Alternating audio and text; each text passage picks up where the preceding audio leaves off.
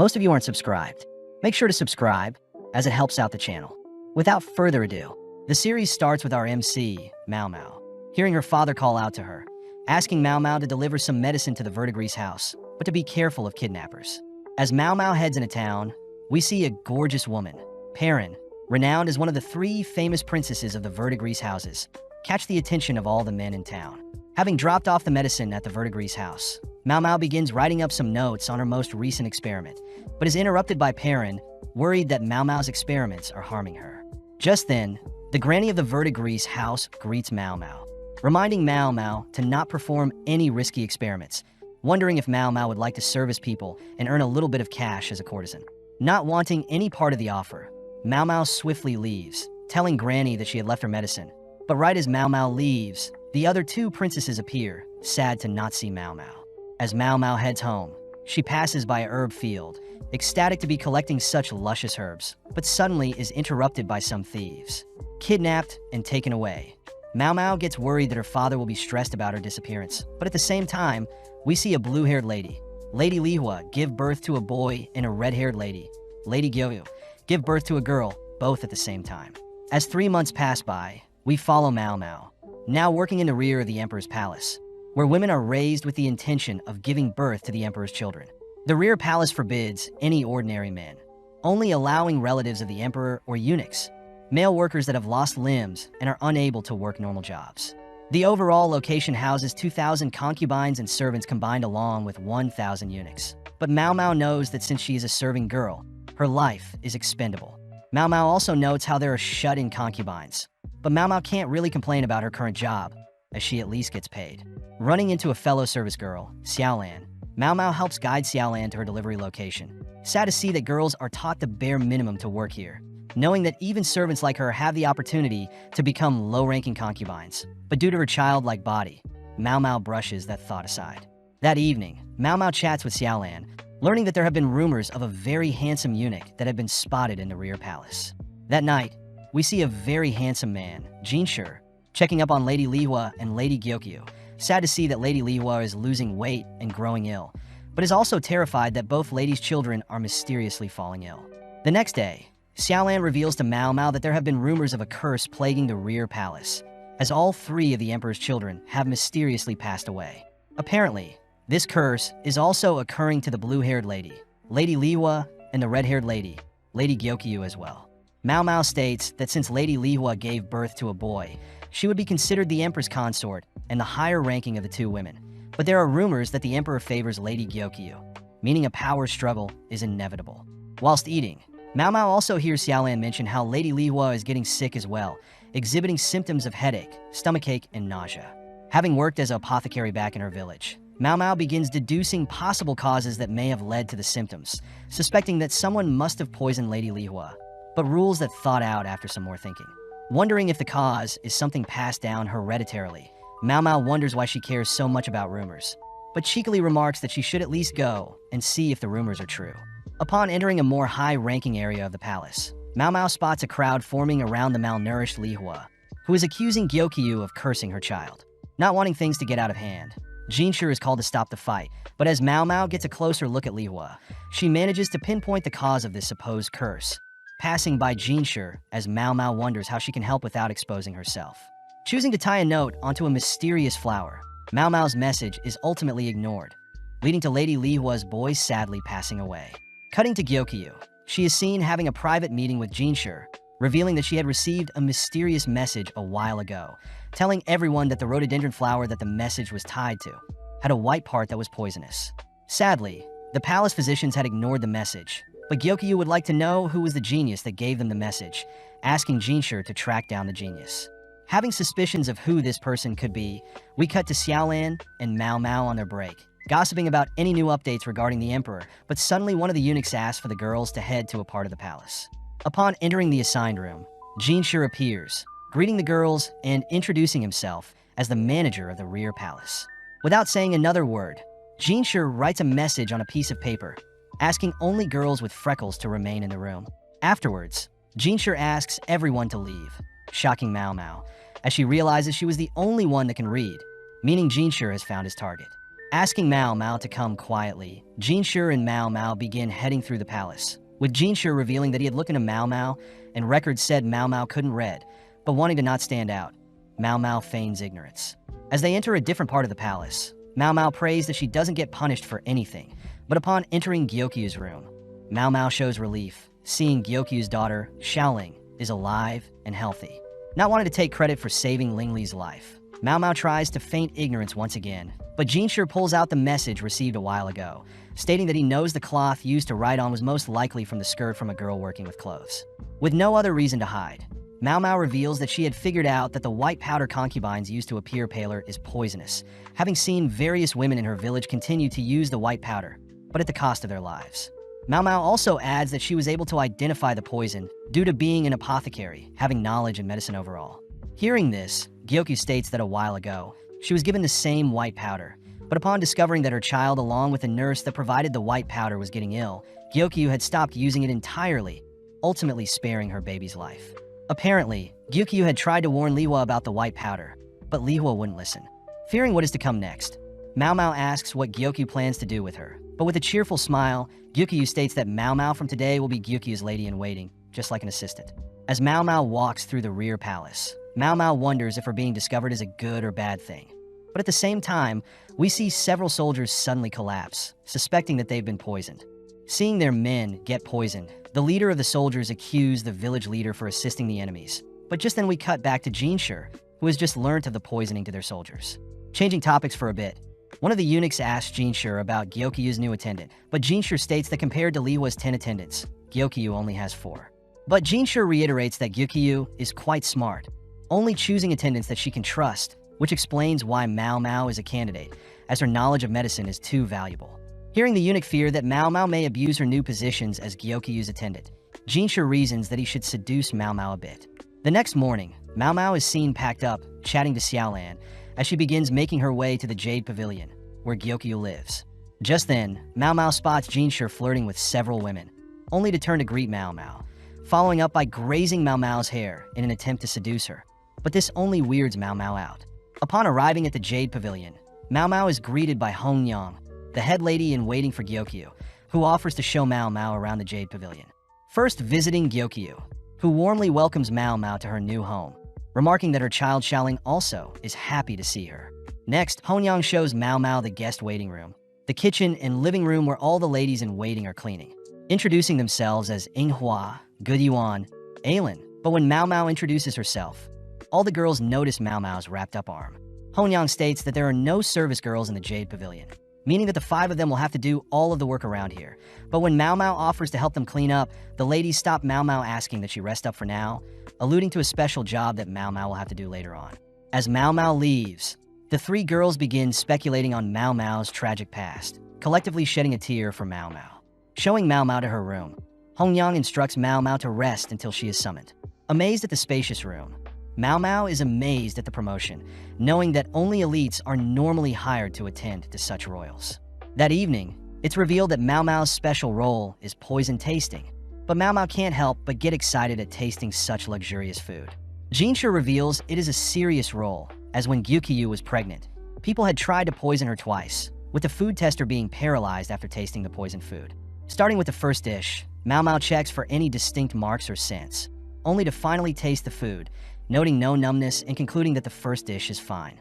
As Mao Mao makes her way through other dishes, Mao Mao thinks about how she would run various experiments using poison when she lived with her father, meaning that she has grown immune to most poisons. That night, Mao Mao advises Hongyang to switch the ceramic dishes for silver, as silver will react with most poisons. Amazed, Hongyang reveals that they had purposely used ceramic dishes to test Mao Mao's logic, wondering why Mao Mao doesn't reveal that she can read, write, and has knowledge in medicine and poisons. Mao Mao states that her kidnappers take most of the money she makes, intriguing Hongyang as she knows Mao Mao doesn't want to give the kidnappers any more money. Turning to Mao Mao, Hongyang hands Mao Mao a large teapot, dropping it before Mao Mao can grab a hold of it, only to wink at Mao Mao as Hongyang states that she'll have to deduct damages out of her normal pay. But since she helped with poison testing earlier, Hongyang hands Mao Mao a payment equal to her regular salary that can't be touched by the kidnappers, impressing Mao Mao as it's a loophole that Hongyang is using to help her. The next day, Mao Mao is told to once again rest, only called to test meals that may be poisoned, but easily gets bored. Just then, Mao Mao is called by Gyukyu and Shir, who once again tries to seduce Mao Mao, but no luck. Showing Mao Mao a case of baozi buns, Shir asks for Mao Mao to check the authenticity of the food, but upon smelling the buns, Mao Mao detects an aphrodisiac in the food. Amazed, Shir admits that he knew of the aphrodisiac in the food, which weirds Mao Mao out, believing that Shir wanted her to eat it, making Gyokyu laugh. Getting serious, Shir reveals that a group of soldiers had reported being poisoned not so long ago, exhibiting signs of nausea, difficulty breathing, and other ailments. Due to suspicions, the soldiers had planned to punish the head of the village, but luckily one of the officers convinced them otherwise, putting the punishment on hold. Asking if the soldiers ate outside, Mao Mao realizes the cause of the issue, heading to a nearby rhododendron flower to explain.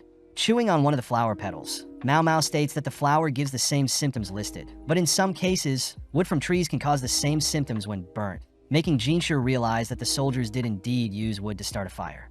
Relieved that the soldiers didn't harm the innocent villagers, Shir wonders if Mao Mao can make him an aphrodisiac. Hearing this, Mao Mao gets excited, knowing that she'll finally get to experiment with making various drugs, replying that she can try given the proper equipment. That night, as Shir returns to his office, a random concubine attempts to seduce Shir, but Shir blatantly rejects her offer. Chatting with an eunuch, Shir reveals that he has been stationed here by the emperor to test the loyalty of his concubines. But it's sad to see that most concubines end up betraying the emperor's trust. As Shir thinks about Mao Mao, he admits that Mao Mao is the only girl that is not attracted to him, making Shir curious as to what may convince her otherwise. The next morning, Mao Mao visits the quack doctor, running into Gaoshun, Shir's assistant. As the quack doctor judges Mao Mao for being a mere servant, Gaoshun guides Mao Mao to a storage room, overwhelming Mao Mao as she gets to experiment with all sorts of materials. As Mao Mao is gleefully dancing, Shir interrupts, forcing Mao Mao to get to work. As Mao Mao begins writing up some things, she's amazed at how much paper she gets to use, pleased that Gaoshun is a quick learner compared to Shir, who's standing idly by. Upon checking to see if there is enough cacao, Mao Mao is disappointed to see a lack in supply, but Shir reassures Mao Mao that he can easily obtain more. Back at the Jade Pavilion, Mao Mao has gathered milk, butter, sugar, honey, and powdered cacao, intriguing the other girls, as those are all expensive ingredients. As Hongyang orders the other girls to stop slacking, we see Mao Mao finally begin to craft the aphrodisiac, stating that she had tasted cacao only once in the past, in the form of chocolate, which is considered an aphrodisiac. With everything mixed, Mao Mao leaves the concoction to harden, but Mao Mao also gets the idea of turning the leftovers into brownies, setting them on a shelf as she cleans up the mess. As Mao Mao passes through the courtyard, she suddenly spots various herbs growing on the field, distracted by the various herbs, only to rush back to the kitchen where she sees everyone waiting for her. Apparently, the three girls had snacked on the brownies and are now too exhausted to work. Presenting her chocolate and brownies to Gyukyu and Shir, Mao Mao warns that the aphrodisiacs are quite potent and that they are 3 times as effective as most stimulants. As Gyukyu leaves, she remarks that Mao Mao is not only knowledgeable with medicine but also can make drugs. With Shir and Mao Mao alone, Shir kisses Mao Mao on the back of her neck, only to leave. That night, we follow a lady walking through the palace, only to spot a mysterious figure high up on the palace walls, malnourished and pale. Cutting back to earlier, we see Shir talking with Lady Fuyo, but their conversation ends with Fuyo storming out. That night, a lady is seen dressed in all white, approaching another lady, terrifying the innocent bystander.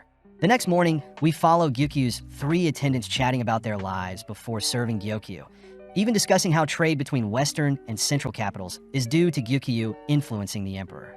The ladies also mention how stressful it was when Gyukyu was pregnant, as many people were against a princess from a foreign land, giving birth to a child of the emperor. Following Mao Mao, we see Inwa check up on her, impressed that Mao Mao even knows how to make cold medicine. Upon seeing Mao Mao's wrapped up arm, Inwa checks to see if Mao Mao needs any help, reminding Mao Mao that she can vent to her if she needs. Changing topics, Inghua asks if Mao Mao is aware of a spirit haunting the rear palace, intriguing Mao Mao as she asks Xiaolan about the rumor. Xiaolan states that the ghost lady was sighted a few weeks back, only appearing at night near the Easter castle walls. Mao Mao notes how there are gates on the north, south, east, and west of the palace, but each gate is heavily guarded and surrounded by a moat. Xiaolan states that the corpse of the ghost lady supposedly exists at the very bottom of the moat, But Mao Mao notes how that is simply a cliche of all ghost stories. Visiting the quack doctor, Mao Mao is amazed that the doctor is now treating her like a normal human being, ever since discovering that she is knowledgeable in medicine as well. When the quack doctor attempts to serve Mao Mao snacks and tea, they are suddenly interrupted by Shir, who asks to join them. As Shir sits beside Mao Mao, Mao Mao wonders what Shir's role in the palace is, thinking dirty thoughts, only to be brought back to reality. As the doctor returns with tea and snacks, Shir sends the doctor away to search for items, leaving Shir alone with Mao Mao once again. Now alone, Shir asks Mao Mao about the ghost girl rumor, catching Mao Mao's attention when Shir mentions sleepwalking. Moving in close, Shir asks if Mao Mao can cure sleepwalking, but when Mao Mao states that she doesn't know how, Shir annoys Mao Mao until she agrees to give the problem a go. That night, Gaoshan guides Mao Mao to the eastern palace walls, but on the way asks if Mao Mao can stop glaring at Shir as if he were an insect. Shocked to see that Gaoshan knows of her disgust for Shir, but Gaoshan reveals that Shir tends to fantasize about Mao Mao when he's in his office. As they make it to the eastern wall, Mao Mao is captivated by Lady Fuyo, who is dressed in all white, marvelously dancing in front of the moon. The next morning, Mao Mao speaks with the quack doctor, learning that Fuyo was supposed to serve the emperor. But when she had failed to perform in front of the emperor, she chose to shut herself away from the world, ultimately scheduled to be a reward for a military officer. Knowing that she needs more information to cure Fuyo's supposed sleepwalking, Mao Mao asks for directions to Fuyo's room. But before Mao Mao leaves, she learns that Fuyo is from a poor country, which the quack doctor believes that Fuyo doesn't want to go back to. As Mao Mao and Gaoshan spy on Fuyo, Mao Mao is surprised to see Fuyo so timid, reminding her of the Fuyo cotton rose, a flower that remains white during the day, but turns deep pink during night. Returning to Xiaolan to ask for any more details, Mao Mao learns that the ghost lady had originally been spotted on the north side of the palace, but has since moved to the east. Believing that she has found the solution, she wonders if she should operate on solely speculations, but still chooses to present her findings to Gyukyu and Shir. Mao Mao starts by recounting a tale of a concubine that lived in the town near her village, being a cheerful and skilled poet at first, but upon learning that she would be bought, had purposely acted demonic to avoid being bought. Additionally, Mao Mao adds that the person attempting to purchase the lady was a wealthy merchant that had a wife and kid. Hearing this, Gyukyu wonders if Fuyo was the same, but Shir smirks, asking if Mao Mao is telling them everything she knows. With nothing else to add, Mao Mao states that since that day, Fuyo had been forbidden to leave her room, but Mao Mao hopes that everything works out. As days pass by, people start noticing Mao Mao more quiet than usual, leading all the way until the day of Fuyo's departure with her assigned military officer. Having a private chat with Mao Mao, Gyukyu asks for Mao Mao's true answer to Fuyo's sleepwalking, convincing Mao Mao to reveal the rest of her solution. Apparently, Mao Mao believes that the military officer and Fuyo are childhood friends, having heard reports of the military officer insisting on Fuyo as his reward. Mao Mao hypothesizes that Lady Fuyo had purposely failed at her dance performance in front of the emperor to avoid any attention. Next, Fuyo had faked her sleepwalking symptoms as a way to devalue herself as a woman and give people reasons to get her out of the palace. Finally, Lady Fuyo's dance on the Eastern Palace walls was most likely her way of praying for her military childhood friend to return safely from the eastern battlefields. As Fuyo leaves the palace, she shows her relief to finally reunite with her childhood friend, showing that Mao Mao's deductions were spot on. That evening, Mao Mao is seen wondering what it must be like to fall in love, but at the same time, a man asks Gyukyu a favor involving Mao Mao. Cutting to Mao Mao, we see several of Liwa's ladies in waiting scolding Mao Mao, having pushed Mao Mao down and begun berating Mao Mao for trying to feed Liwa such disgusting food. Flashing back, we see that the emperor is visiting Gyokyu, having Mao Mao taste the food for poison. But before Mao Mao can leave, after confirming that the food is not poisoned, she's surprised to see the emperor personally ask for a favor. Apparently, the emperor had asked for Mao Mao to solve and cure Liwa, as Liwa is acting strange, and since it's a request directly from the emperor, Mao Mao has no reason to refuse. Cutting back to the present, Mao Mao begins cleaning up the spilled food she had made for Liwa, only to be kicked out by Liwa's lady-in-waiting. Having lunch with Xiaolan, Mao Mao tells Xiaolan about Liwa's sick state, reasoning that the white powder must still be running through her body, but luckily, the white powder, along with the flower that it has come from, has been banned from the rear palace. Xiaolan is amazed that Mao Mao was personally asked by the emperor to cure his concubine, but Mao Mao notes how strange it is that the emperor is asking her instead of the quack doctor. Finishing up her meal, only to head to the kitchen. Knowing that she needs to expel the existing poison from Liwa's body, Mao Mao decides to create a better-looking porridge, but gets refused and kicked out by Liwa's lady-in-waiting. Trying once again, Mao Mao has no luck, but catches a glimpse of Liwa's normal prestigious meal, noting how the food may be delicious, but it's way too heavy for a sick person to be eating. As Mao Mao is kicked out, we see Shir off to the side observing her, watching as Mao Mao continues to try and serve Liwa, but her ladies-in-waiting continue to refuse Mao Mao's help. One day, as Mao Mao tries to bring food to Liwa, Shir appears, asking if Mao Mao needs any help, but seeing Mao Mao defeated, Shir charms Liwa's lady-in-waiting, allowing Mao Mao to finally serve Liwa a porridge. Slowly feeding Liwa the porridge, Mao Mao is happy to see that Liwa can still digest food on her own, but as Mao Mao wipes a stain from Liwa's face, she realizes that Liwa is covered in a white powder, similar to the poisonous one that had been banned. Getting serious, Mao Mao walks to the leader of the ladies-in-waiting, demanding to know who was in charge of applying the white powder to Liwa. When one of the leaders steps up, remarking that she was the one, Mao Mao slaps the lady to the ground, dragging her towards the draw, where she finds a poisonous powder. Dumping the powder on the lady, Mao Mao reiterates that the powder is poison, and that the lady's cocky know-it-all attitude is causing Liwa to slowly die. As Mao Mao orders Liwa's ladies-in-waiting to clean up the white powder, Shir can't help but admire Mao Mao's serious sudden tone, which Mao Mao quickly corrects. Getting to work, Mao Mao dilutes her porridge, as Liwa is in worse condition than she thought. Next, Mao Mao opened up windows to allow ventilation, as the incense set up by Liwa's ladies were simply making it hard for Liwa to breathe. Mao Mao also orders Liwa's ladies to help wipe down and clean Liwa, only for Mao Mao to hydrate Liwa with tea to help flush out any toxins within Liwa's body. With Mao Mao spending more time taking care of Liwa, Liwa started to recover, allowing Mao Mao to begin adding fruits to the meal. As Mao Mao continues to take care of Liwa, it's revealed that the leader of the ladies in the meeting was punished and confined, having hid the poisonous powder from everyone. Checking up on Mao Mao, Shir unveils a little treat for Mao Mao, who pleasantly accepts the gift, munching on the meal, but knows that the gift was from Gaoshan. Shir asks Mao Mao if they can help with Liwa's recovery, prompting Mao Mao to ask Shir to begin constructing a steam bath, stating that sweating will help Liwa as well. Returning to Liwa's side, Mao Mao suddenly hears Liwa speaking. Leaning in close to hear Liwa ask why Mao Mao is helping her, stating that she doesn't want to live. Mao Mao reveals that she knows Liwa doesn't want to die, prompting Liwa to agree, as she thinks about the memories she had with her baby. With days passing by, we see Mao Mao help fuel the steam bath, where Liwa is instructed to sit in. Afterwards, Liwa is taken to her room, cleaned off, and fed, only for Liwa's ladies to help Mao Mao clean off and dry Liwa's dirty sheets. That evening, the leader of Liwa's ladies had returned from confinement, declaring that she'll be taking over Liwa's recovery, promising to never mess up again. Hesitant to speak to Liwa, the leader of the ladies is relieved, seeing how much Liwa has recovered. With 2 months passing, Mao Mao is happy to report that Liwa is recovering well, even able to wander the palace gardens all by herself. Seeing Liwa admire the garden's flowers, Mao Mao admits that she thought Liwa would be arrogant and rude after the loss of her child, but it seems as if Liwa has accepted the loss, making Mao Mao realize how pleasant of a lady Liwa truly is.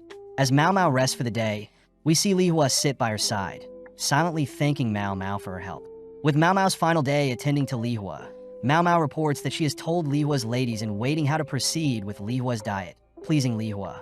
Before Mao Mao leaves, Liwa asks Mao Mao if she's capable of having another child, believing that the emperor no longer loves her, but Mao Mao reveals that she was personally sent here by the emperor to make sure Liwa lives.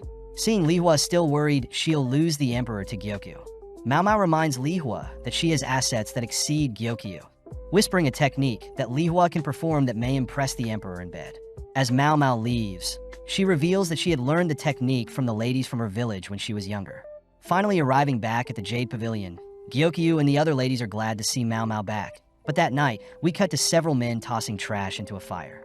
Out of nowhere, the fire erupts, changing into different colors that end up burning one of the men, who believes that he's been cursed. Sitting down and observing his wounds, the man begins to break down, terrified of the curse, but just then we cut to Shir on his morning training. Able to out-trade Basin, Shir commends his fellow eunuch, as Basin has greatly improved his swordplay. Getting cleaned off, Shir asks Gaoshan about Mao Mao. Happy to hear that Mao Mao is recovering well ever since returning to the Jade Pavilion. Cutting to Mao Mao, we see her digging through a garden, ecstatic to finally find some rare mushrooms, wondering where she should hide them. Just then, Mao Mao remembers that she has something to do, heading over to deliver Xiaolan some spare meals that Mao Mao was gifted. Sparking up a conversation, Xiaolan asks if Mao Mao had heard of a palace servant seducing a military officer, revealing that the servant had used an aphrodisiac, reminding Mao Mao of the chocolates she had created. Heading over to the quack doctor, Mao Mao reveals the matsutake mushroom she's dug up, exciting the quack doctor. As they both start grilling the mushrooms, they both secretly enjoy the delectable taste of the mushrooms. But just then, a man barges into the room asking if the quack doctor can cure his curse. Inspecting the man's burned hands, Mao Mao offers to make an ointment for the burns, all whilst the man recounts what happened. The man says that 2 nights ago, he was burning trash by the east side of the palace as he normally would, only to stumble onto a discarded women's dress that had both sleeves burnt off and several wooden tablets. Knowing that he shouldn't waste time, the man simply tossed the dress and tablets into the fire, but out of nowhere, the fire began changing colors, and next thing he knew, his hands were burnt. Seeing the man in utter shock, Mao Mao takes out a stick, lighting it on fire, only to sprinkle chemicals to make the flame change color. When the man confirms that the color of the flames were the exact same, Mao Mao states that the chemicals are similar to what they use for fireworks. And as for the marks on the man's hand, Mao Mao reasons it's probably due to the man growing a rash from the wood. As Mao Mao hands the man an ointment, the man expresses his gratitude. But just then Shir appears, prompting the quack doctor to leave and prepare tea for Shir. Seeing such a happy smile on Shir's face, Mao Mao gets annoyed, asking what Shir wants, but Shir gets serious, asking Mao Mao to come with him. Setting up chemicals in front of Mao Mao, Shir asks Mao Mao how many colors he can make with the chemicals and how to apply them. Mao Mao states she's not too sure, but she knows some chemicals can be dissolved in oil and some in water. Before Mao Mao can leave, Shir asks for the chemicals to be teapot steamed, shocking Mao Mao, as Shir had found out she was hiding something. As Mao Mao leaves, Shir orders Gaoshan to find everyone that had suffered rashes from holding wooden tablets, but Mao Mao knows that the wooden tablets were most likely used to decode a secret message. Heading back to the Jade Pavilion, Mao Mao wonders why everyone is in a rush, forced to try on a dress, only to learn that twice a year a garden party is held for the emperor and the high officials. On top of the emperor, his 4 upper-ranking concubines, the prestigious consort, Gyokyu, the wise consort, Liwa, the virtuous consort, Li Shu, and the pure consort Aduo. Hongyang states that last time, Liwa and Gyokyu couldn't attend due to giving birth, but this time, Gyokyu will be showing off her child, Princess Lingli, for the first time.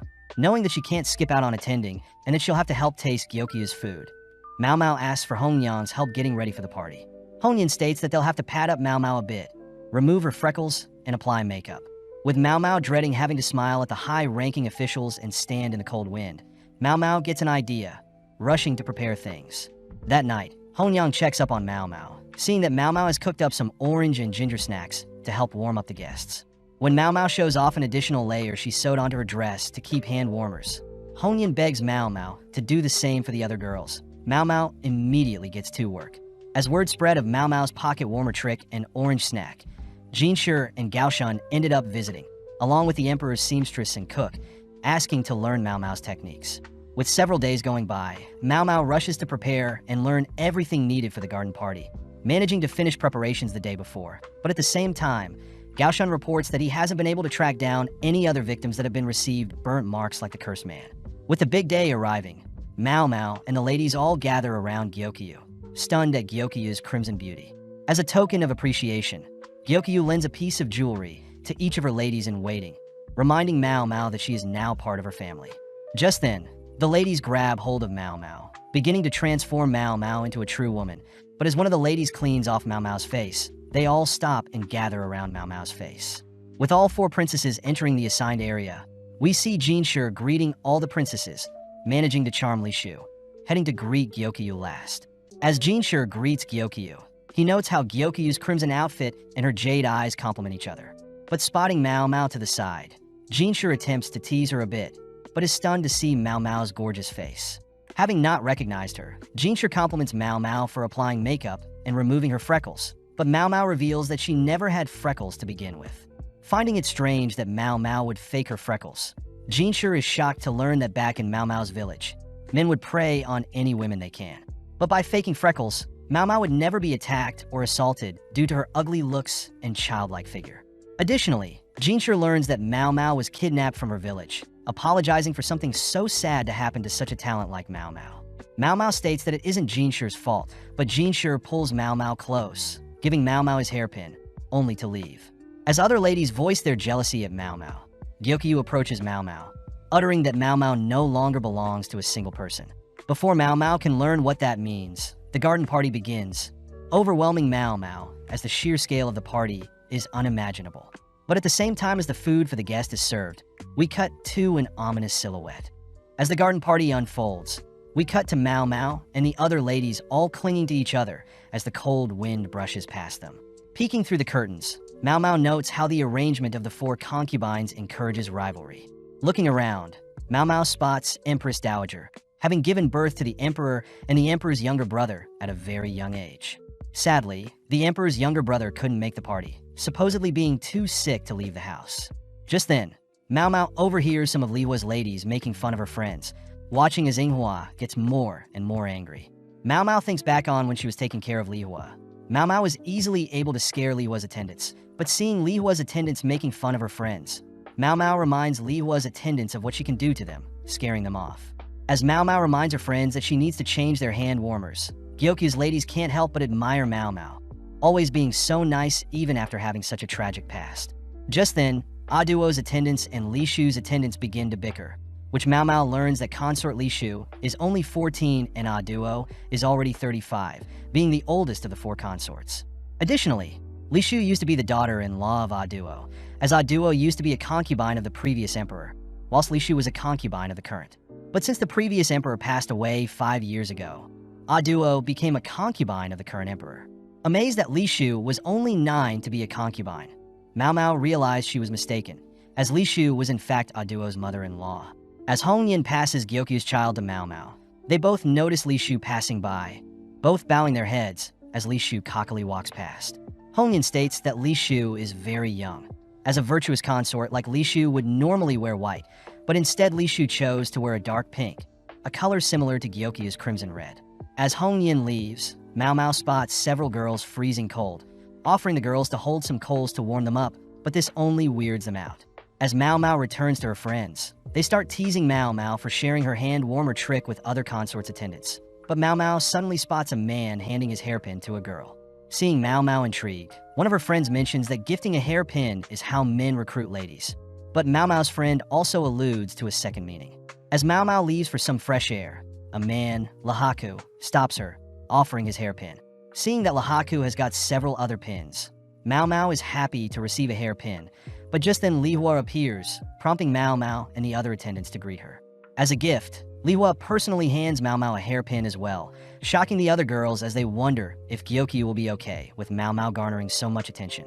With Mao Mao now preparing to test the food for poison, Mao Mao spots Gaoshan in the crowd, amazed that he is quite high-ranking. Also, Mao Mao spots Lahaku is also quite high-ranking, but wonders where Jin Shir is compared to the others. With the first soup dish served, Mao Mao notes that there is no strange clouding appear, along with no peculiar smell from the soup. Upon drinking the soup, Mao Mao chases the soup with some water, confirming nothing strange with the dish, but upon seeing another fellow food taster so stressed, Mao Mao feels sorry for them, noting how she must be the only one that yearns for the taste of poison. Up next is a vinegar fish and vegetable dish, a favorite of the emperor's, but instead of blueback fish, there is jellyfish. With nothing too outlandish, Mao Mao pans over to see Li Shu sweating at the thought of eating fish, but forces herself to eat it as she is in public. But as she looks at Li Shu's food taster, Mao Mao spots the food taster smirking while staring at Li Shu. At the same time, one of Lahaku's friends asks Lahaku to watch one of the food tasters, realizing that it is Mao Mao from earlier. Slowly watching as Mao Mao sensually slurps and enjoys the next dish. But as Mao Mao finishes enjoying the dish, she declares that the dish she just tasted was poisoned, quickly walking off. As Jin Shir begins slowly walking to the stage, he makes it just in time to see another person collapse from tasting the dish, but spots Mao Mao running off somewhere. Checking up on Mao Mao, Jin Shir is shocked to see Mao Mao so happy, grabbing and dragging her to the infirmary. Mao Mao notes how she would have loved to swallow the poison, but states that the poison would have easily paralyzed her. But hearing this, Jin Shir gets weirded out. Jin Shir states that another official had tried the dish themselves, making Mao Mao wonder what idiot would do so, offering to give Jin Shir a bag of drugs that will help the people poisoned to throw up and get the poison out of their systems. Accepting the drugs, Jin Shir continues to drag Mao Mao along, but Mao Mao notes how Jin Shir has gotten a new hairpin, wondering why he wasn't at the party until now. Upon reaching the palace infirmary, Mao Mao is instructed to vomit the rest of the food in her stomach, ultimately impressed by the palace's drugs. Moving on to a more serious topic, Shir wants to know if Mao Mao suspects the person that may have wanted to poison Gyokyu, but Mao Mao asks for Shir to bring Li Shu. Being able to charm Li Shu into coming, Shir introduces Li Shu and her food taster to Mao Mao. Spotting Li Shu scratching herself, Mao Mao rushes to unveil her dress, spotting rashes scattered along Li Shu's arm. Mao Mao confirms that Li Shu is indeed allergic to fish, commenting how she herself is allergic to buckwheat and could never build up a tolerance to it. Asking if Li Shu is handling the fish okay, Mao Mao states that the vinegar fish dish she tasted earlier had jellyfish, meaning that Lady Gyokyu's dishes and Lady Li Shu's dishes were swapped. Upon confirming that Li Shu is allergic to mackerel, Mao Mao glares at Li Shu's food taster, speculating that although the food taster knew Li Shu was allergic to mackerel, she still allowed Li Shu to eat a dish with mackerel. Having written up several other foods that Li Shu should avoid, Mao Mao personally hands Li Shu's food taster the list, glaring and warning the food taster to not act out, or else she may disappear. With Shir asking Mao Mao what just happened, Mao Mao feigns ignorance, but before Mao Mao leaves, she states that there may have been other attempts at poisoning. Now alone, Gaoshan asks Shir if the poisoning is somehow related to the wooden tablets, alluding to a lady in waiting that visited earlier not having any burns on her hands. The next morning, Mao Mao is seen dreaming of her father, wondering if he's alright. Apparently after the party, the other attendants ordered Mao Mao to get plenty of rest, ultimately leading to Mao Mao sleeping until noon. Reporting to Gyokyu, Mao Mao apologizes for sleeping in, but Gyokyu states that Mao Mao could have taken the day off. Upon seeing Mao Mao's face, Gyokyu wonders why Mao Mao has added freckles to her face, but Mao Mao states she's more comfortable with them on. Changing topics, Gyokyu tells Mao Mao that Gaoshan has been wanting to speak with Mao Mao, assigned to pluck some weed in the meantime. Greeting Gaoshan, Mao Mao hears that Shir wanted to give Mao Mao the poisonous soup in the cup Gyokyu was supposed to drink. Upon confirming that no one has touched the silver cup up until now, Mao Mao heads to retrieve some cotton, powder, and a brush. Taking some cotton and dabbing it in the powder, Mao Mao begins patting the silver cup with the powder, brushing off the excess to reveal some fingerprints. Mao Mao reveals that the oils that excrete from the human body easily stain silver, hence why silver utensils are cleaned thoroughly. Suddenly realizing something about Li Shu and her food taster, Mao Mao quickly hides her realization, explaining to Gaoshan that 4 people in total touched the silver cup. Since they already know that someone must have poured, carried, and tasted the soup, it leads Mao Mao to assume that the 4th person must be the one to have poisoned the soup. Hearing this, Gaoshan wonders why Li Shu's food taster is touching Gyokyu's dish. But Mao Mao reveals that Li Shu's food taster had swapped Li Shu's and Gyokyu's dishes to bully Li Shu. Shocked that a lady in waiting will bully a high-ranking concubine, Gaoshan listens to Mao Mao's reasoning. Learning that Li Shu's lady in waitings must have personally recommended Li Shu to wear a similar color to Gyokyu, only to purposely wear white themselves, making Li Shu seem childish and disrespectful towards Gyokyu. Sadly, Mao Mao knows that concubines can only rely and trust their ladies in waiting. But for Li Shu, it seems that the people she can trust the most are nothing but bullies. The bright side was that, since Mao Mao tasted the poison meant for Li Shu, Mao Mao was able to save Li Shu's life. When Gaoshan wonders what would have caused the ladies in waiting to turn on Li Shu, Mao Mao suspects that the ladies are not only jealous that Li Shu was able to become a concubine to the previous emperor at such a young age, but they also believe Li Shu is disgusting for choosing to leech off the existing emperor after the previous emperor passed away. Seeing as the mysterious 4th person's fingerprints are near the edge, Mao Mao suspects it to be another lady in waiting. But before Mao Mao leaves, Gaoshan asks why Mao Mao didn't reveal Li Shu's food taster's crime of swapping and bullying Li Shu. Surprised that Gaoshan found out, Mao Mao reveals that she knows how rough it is to be a food taster, so Mao Mao reasons that remaining Li Shu's food taster is enough of a punishment. Reporting to Shir on his findings, Shir praises Gaoshan for getting the truth out from Mao Mao, but complains that he hasn't gotten any time to rest, as he's trying to figure out the culprit. Choosing to rest at his desk, Gaoshan reminds Shir to act more professional, but ends up helping Shir to remove his hairpin, something only a special individual can wear. As Gaoshan leaves for the night, Shir perks up, stating that he can finally get to work. The next day, Mao Mao sits with Xiaolan, who is excited to hear that Mao Mao received several hairpins, mentioning that Mao Mao can finally leave the rear palace. Shocked to hear this, Mao Mao learns that with a hairpin, Mao Mao can as the hairpin owner to assist Mao Mao temporarily or permanently leave the rear palace. Seeing as there is really only one man she can turn to, We cut to Lahaku, who is busy training, stopping as he has received a message from Mau Mau, wondering how he should turn her down, having only given out the pins as a formality. Choosing to privately chat with Mau Mau, Lahaku is shocked to see Mau Mau is completely different without makeup, but asks why Mau Mau had summoned him. Upon hearing that Mau Mau would like Lahaku to vouch for her to visit her home, Lahaku gets pissed, wondering what Mau Mau can give in exchange. As a trump card, Mau Mau reveals that she has special vouchers to the Verdigris house, a super-renowned brothel that would normally take up 1 year's worth of Lahaku's salary. Seeing Lahaku hesitant at first, Mau Mau chooses to play hard to get, taking back the vouchers only to show off 2 of her other hairpins. Upon realizing that the 2 other pins are far superior than his, Lahaku has no choice but to accept Mau Mau's offer, fearing that he'll never get a chance like this again. Reporting the good news to Gyokyu and the other girls, Mau Mau promises to bring back souvenirs. But Gyokyu and Hongyan note how Mau Mau probably doesn't know the full extent of what the hairpin means. As Mau Mau leaves, we see Shir finding out that Mau Mau had left the rear palace with another man, but Gyokyu adds that it'll only be for 3 days. With Mau Mau and Lahaku traveling by carriage, Mau Mau reveals that the town near her village is renowned as the Pleasure District, with the 3 princesses of the Verdigris house idolized by the whole country. Upon arriving at the entrance of the Verdigris house, Mau Mau rushes to hug Granny, but instead receives a swift blow to her stomach. Mau Mau reassures Lahaku that she's fine, as Granny used to perform the trick to allow Mau Mau to spit out all the poison she would test and consume. Happy to see Lahaku has lots of muscles, Granny assigns Lahaku Perrin, finally alone with Mau Mau. Wondering why Mau Mau left for 10 months, Mau Mau states that she had sent a letter, which the Granny confirmed she got. That's why she chose to service Lahaku for a discount. Taking out the money she earned at the rear palace, Mau Mau apologizes for not making enough to afford Perrin, but Granny states that Mau Mau simply needs to bring in more young guests like Lahaku, so they can squeeze them for all their money. As Granny leaves, she tells Mau Mau to quickly return to her father, heading back down the street that she grew up on.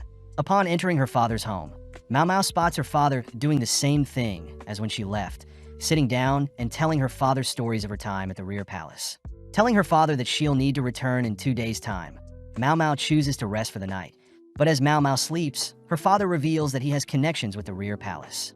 The next morning, Mau Mau wakes up, remembering that she is home, but notes how she is quite sweaty. Seeing that her father isn't home, Mau Mau reasons that her father is probably out in the herb field, wishing that her father would stop working at his age.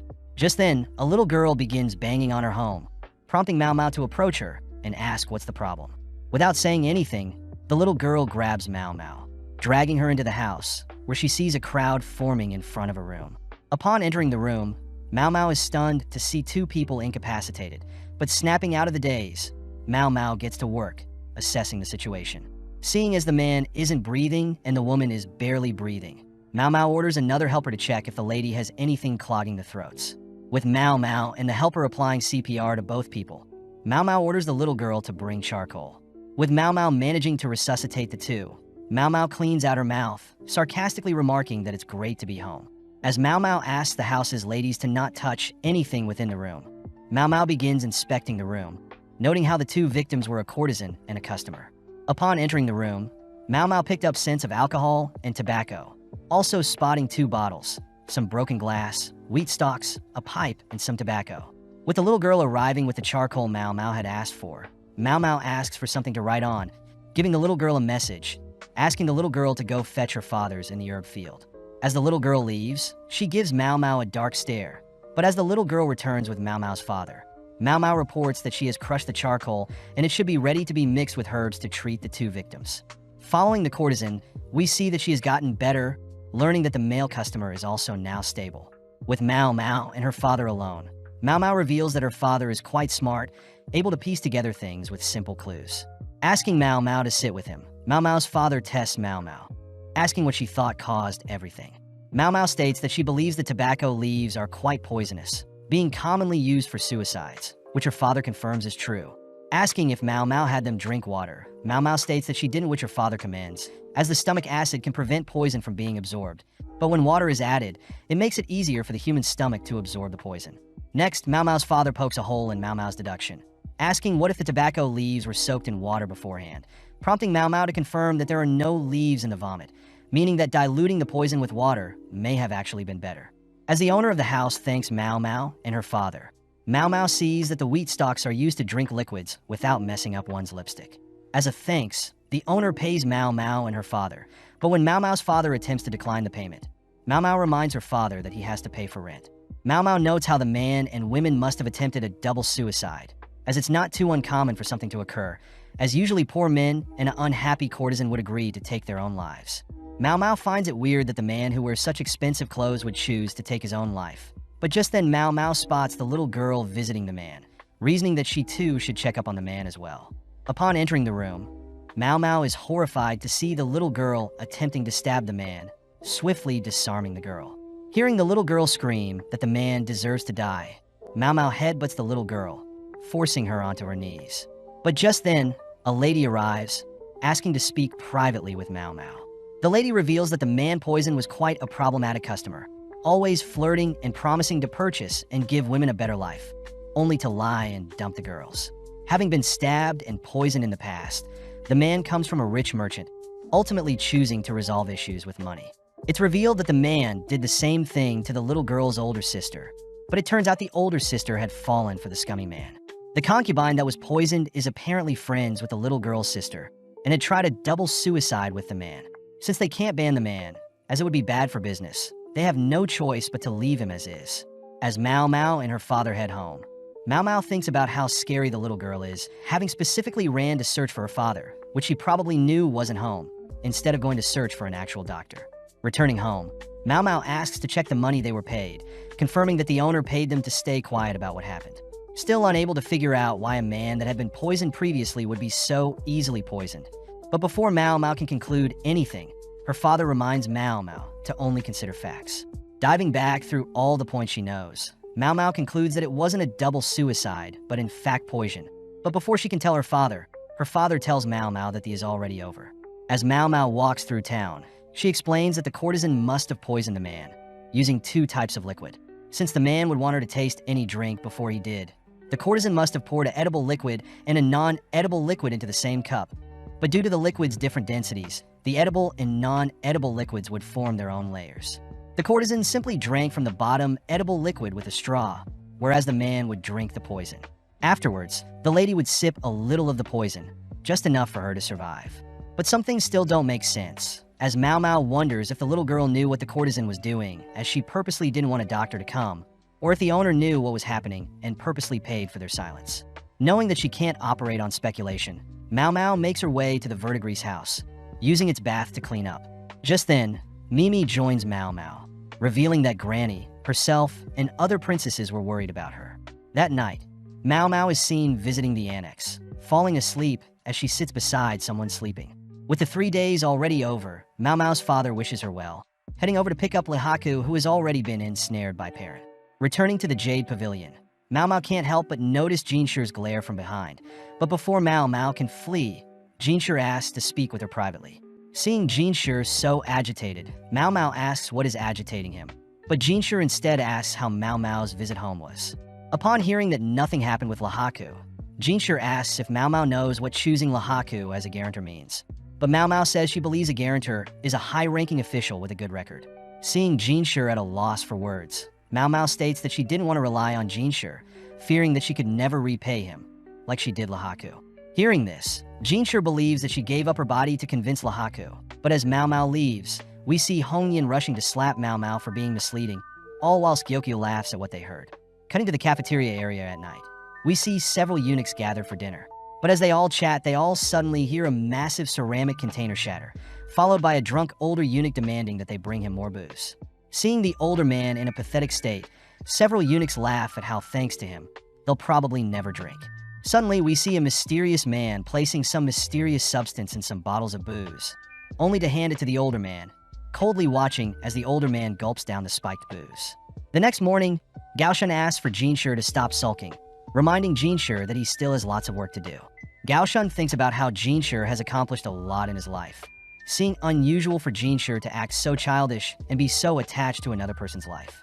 As Gaoshan hands Jean Shir some paperwork, Gaoshan thinks about how he managed to convince Gyokyu to explain to Jean Shir that it wasn't Mao Mao that offered her body to Lihaku, but instead Mao Mao asked another experienced lady to repay the favor. Still, Gaoshan admits how unlucky it was for Jean Shir to put so much effort, freeing up time to mess with Mao Mao, only to hear that Mao Mao left to spend time with another man. As Shir and Shan begin working through the papers, they both note how nobles try to pass bills to benefit themselves, but it's ultimately up to Shir to verify them. As they both work on the papers all throughout the day and into the night, they are suddenly interrupted by an eunuch, revealing that Sir Conan has passed away. The next morning, Shir reports the bad news to Gyokyu and Mao Mao, both sad to hear that a high-ranking man had passed away. As Mao Mao hears that Conan had drunk himself to death, Mao Mao has no sympathy for him, but Shir suddenly asks if Mao Mao thinks Conan truly drank himself to death. Speaking with Shir, Mao Mao reiterates that heavy drinking does ultimately poison and weaken one's organs, explaining Conan's death. But Shir tells Mao Mao that Conan was celebrating during a party by drinking out with friends. Wondering why Shir would tell her that, Shir adds that Conan easily handled his alcohol, but he wasn't liked by many people. Taking out some booze, Shir pours Mao Mao a cup of booze, exciting Mao Mao, but Shir adds that unfortunately the last jar of booze Conan drank from was shattered and the booze was lost.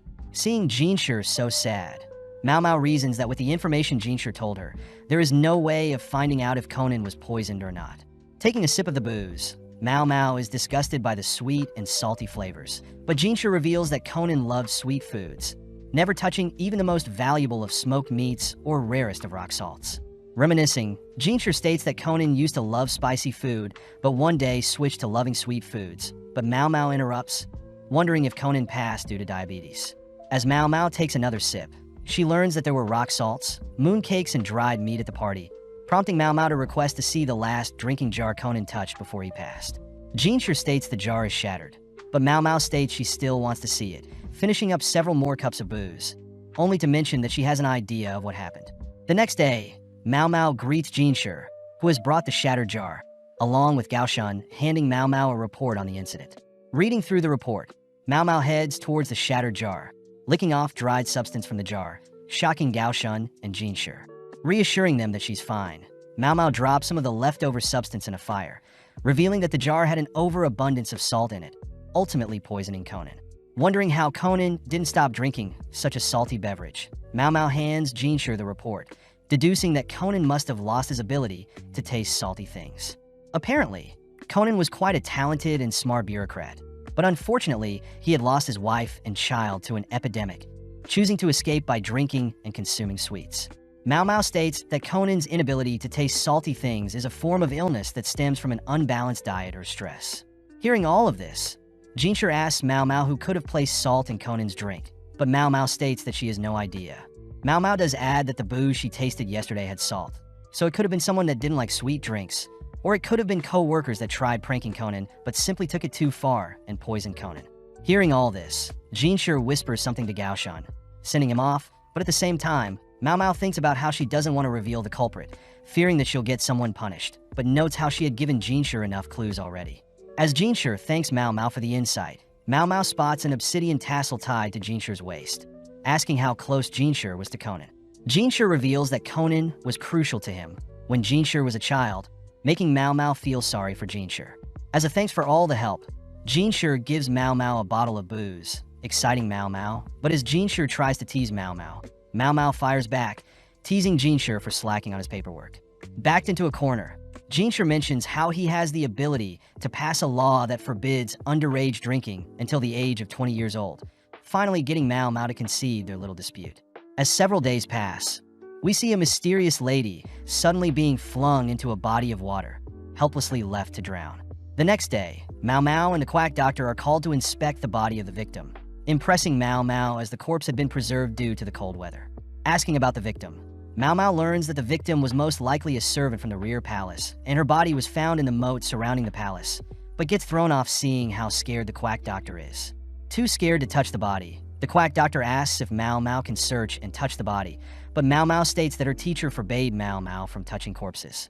Just then, Shir appears, asking Mao Mao more on the reason she can't touch corpses, but Mao Mao shyly remarks that humans can become ingredients as well, and her father had foresaw Mao Mao experimenting with human corpses, forbidding Mao Mao from doing something so inhumane.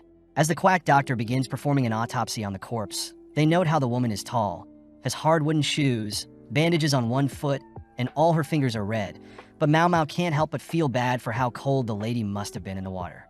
That evening, Shir tells Mao Mao that the lady was fine yesterday, suspecting that she must have climbed the palace walls and threw herself into the surrounding moat. Mao Mao states that it can't just be suicide, as Mao Mao couldn't find any ladder or way up on the walls by herself, but notes how there are intrusions on the palace wall that can help people climb up there, revealing that Fuyo used the intrusions to climb the wall by herself. Since the victim's feet were bound to appear more small and beautiful, meaning that murder is not completely off the table either, as Mao Mao suspects the victim had tried to climb out of the moat whilst drowning, but failed, hence her red fingers. Pondering for a bit, Mao Mao thinks about how cruel the world is, as people aren't able to choose when they die, especially if they fall prey to other people. As Mao Mao begins going through her traumatic past, she asks if Shir were to ever to execute her, that he would at least choose poison. Confused as to the sudden dark tone, Shir states that he would never execute her, but Mao Mao reminds Shir that she is simply a commoner, and that the world is quite cruel to commoners. Seeing as she maybe soured the mood, Mao Mao excuses herself, but it's later revealed that the victim had also attended the garden party, and people had found a written will, meaning people deemed the case as suicide. As several more days pass by, we cut to Gaoshun finally reporting that he has finally found someone with burns on their arms, revealing it to be Fengming, the head lady in waiting for concubine Aduo. Heading to chat with Xiaolan, Mao Mao listens to the rumor Xiaolan has heard, believing that the servant that drowned belonged to the Garnet Pavilion. People suspect that the servant was ordered by concubine Aduo, but Xiaolan also reveals that Aduo will probably be replaced by a younger concubine eventually. This is because Aduo is 1 year older than the emperor, being 35 years old, and although Aduo was able to conceive a baby boy, it sadly passed away long ago. Hearing this, Mao Mao thinks about how trapped ladies are in the rear palace, solely being used to give birth, wondering if Lady Liwa will grow old and be replaced, or if Gyokyu will be abandoned by the emperor. Before Xiaolan leaves, Mao Mao hands Xiaolan some leftover food from their most recent tea party, exciting Xiaolan. But as Mao Mao returns back to the Jade Pavilion, she learns that they'll be having another tea party. Seeing as everyone is more busy than usual, Mao Mao learns that Lady Li Shu will be attending the tea party. With everything set up, Lady Gyokyu greets Lady Li Shu, both already tense as Mao Mao notes how they both are more wary than when the emperor was here. Watching Gyokyu conversate, Mao Mao is impressed, as Gyokyu is able to control and steer the conversation with her polite manners. Mao Mao heard that Gyokyu constantly sends messages to her family, making sure to be aware of current events in the outside world, making her an intellect worthy to be a concubine. As Mao Mao glances at Li Shu's food taster, Mao Mao feels bad as the food taster is scared to death of Mao Mao. And on top of that, Li Shu's other lady in waiting doesn't seem to be paying attention. To ease the conversation, Gyokyu asks if Li Shu would like some snacks, delighting Li Shu. Unveiling their sweet drink, Gyokyu shows Li Shu a drink that will warm her up, consisting of boiled orange peels and honey. But hearing the ingredients, Li Shu's face drops, prompting Mao Mao to deduce that Li Shu is allergic to honey, all whilst Li Shu's lady in waiting mock Li Shu for being a picky eater again. Intervening, Mao Mao sips the orange and honey drink, signaling to Gyokyu that they should offer another beverage, opting for some hot ginger water instead, pleasing Li Shu. Seeing Li Shu's lady in waiting annoyed that Li Shu wasn't forced to consume the honey, Mao Mao confirms that Li Shu is still being bullied. As everything wraps up, Mao Mao is forbidden from helping clean up the tea party, running into Shir, whom Mao Mao suspects set up the tea party. Before Mao Mao can leave, Shir asks if Mao Mao had heard about the rumors regarding the attempted poisoning being tied to the servant who drowned.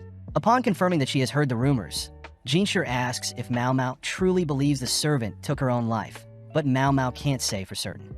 Shir also asks why a mere servant would poison Li Shu, but Mao Mao reiterates that she doesn't know. With no other choice, Shir reveals that Mao Mao will be working under Aduo, stationed at the Garnet Pavilion for the next couple of days. As Mao Mao heads over to the Garnet Pavilion, Mao Mao notes how unlike Gyokyu's comfy Jade Pavilion and Liwa's refined Crystal Pavilion, Aduo's pavilion feels simple. Greeting Mao Mao and some other servants, Fengming, the head lady in waiting, states that they'll be working here for the next 3 days, only to be interrupted by Aduo herself. Glancing at Aduo, Mao Mao is mesmerized by Aduo's masculine and feminine appearance, wondering if Aduo is truly 35 years of age. As Aduo thanks the servants for the extra help, she heads elsewhere, but Mao Mao notes how she reminds her of someone. As Fengming guides them around the Garnet Pavilion, Mao Mao notes how Fengming is quite approachable, believing Fengming would be more entitled and from a noble family. Fengming asks Mao Mao and the other girls to begin dusting off some old items, but Mao Mao spots Fengming has bandages wrapped around her arm. Getting to work, Mao Mao notes how many items are in the room, heading outside with some books, impressed that the servants are all working hard, unlike Liwa's ladies-in-waiting. Individually spreading out and opening up the books, impressing Fengming, which Mao Mao notices is very fit to be head lady-in-waiting, giving plenty of compliments as well as being very observant. With a tough day of cleaning over, Mao Mao slowly waddles to report her finished work, impressing Fengming as she has given Mao Mao and the other servants a huge room to rest, even lighting a scented candle to set the mood. As Mao Mao lays next to the other girls, she wonders about Shir's reason for sending her here, having not told Mao Mao to do anything in particular. The next morning, Mao Mao watches on as all of Duo's servants continue to work hard, even spotting Fengming set an example, joining in to ease the workload. Seeing this dedication, Mao Mao wonders if Fengming ever considered marriage or if Fengming chose to serve Duo for life. Mao Mao reasons if Fengming was deeply loyal to Duo, it could possibly explain Li Shu's poisoning, as Fengming feared Duo would be replaced, choosing to free up a spot by taking out another fellow concubine. As Mao Mao is called to help elsewhere, she notes the abundance of honey, learning that Fengming's family owns a bee farm, explaining the sweet candle scent last night. Beginning to move the honey elsewhere, Mao Mao spots Lady Li Shu and her food taster, both acting frightened, wondering why they are here at the Garnet Pavilion and if it has anything to do with honey. With her 3 days up, Mao Mao reports back to Shir, annoyed that Shir is acting so nonchalant and asking vague questions. Getting serious, Shir asks who would be most qualified to contact the outside world, out of the ladies in the Garnet Pavilion.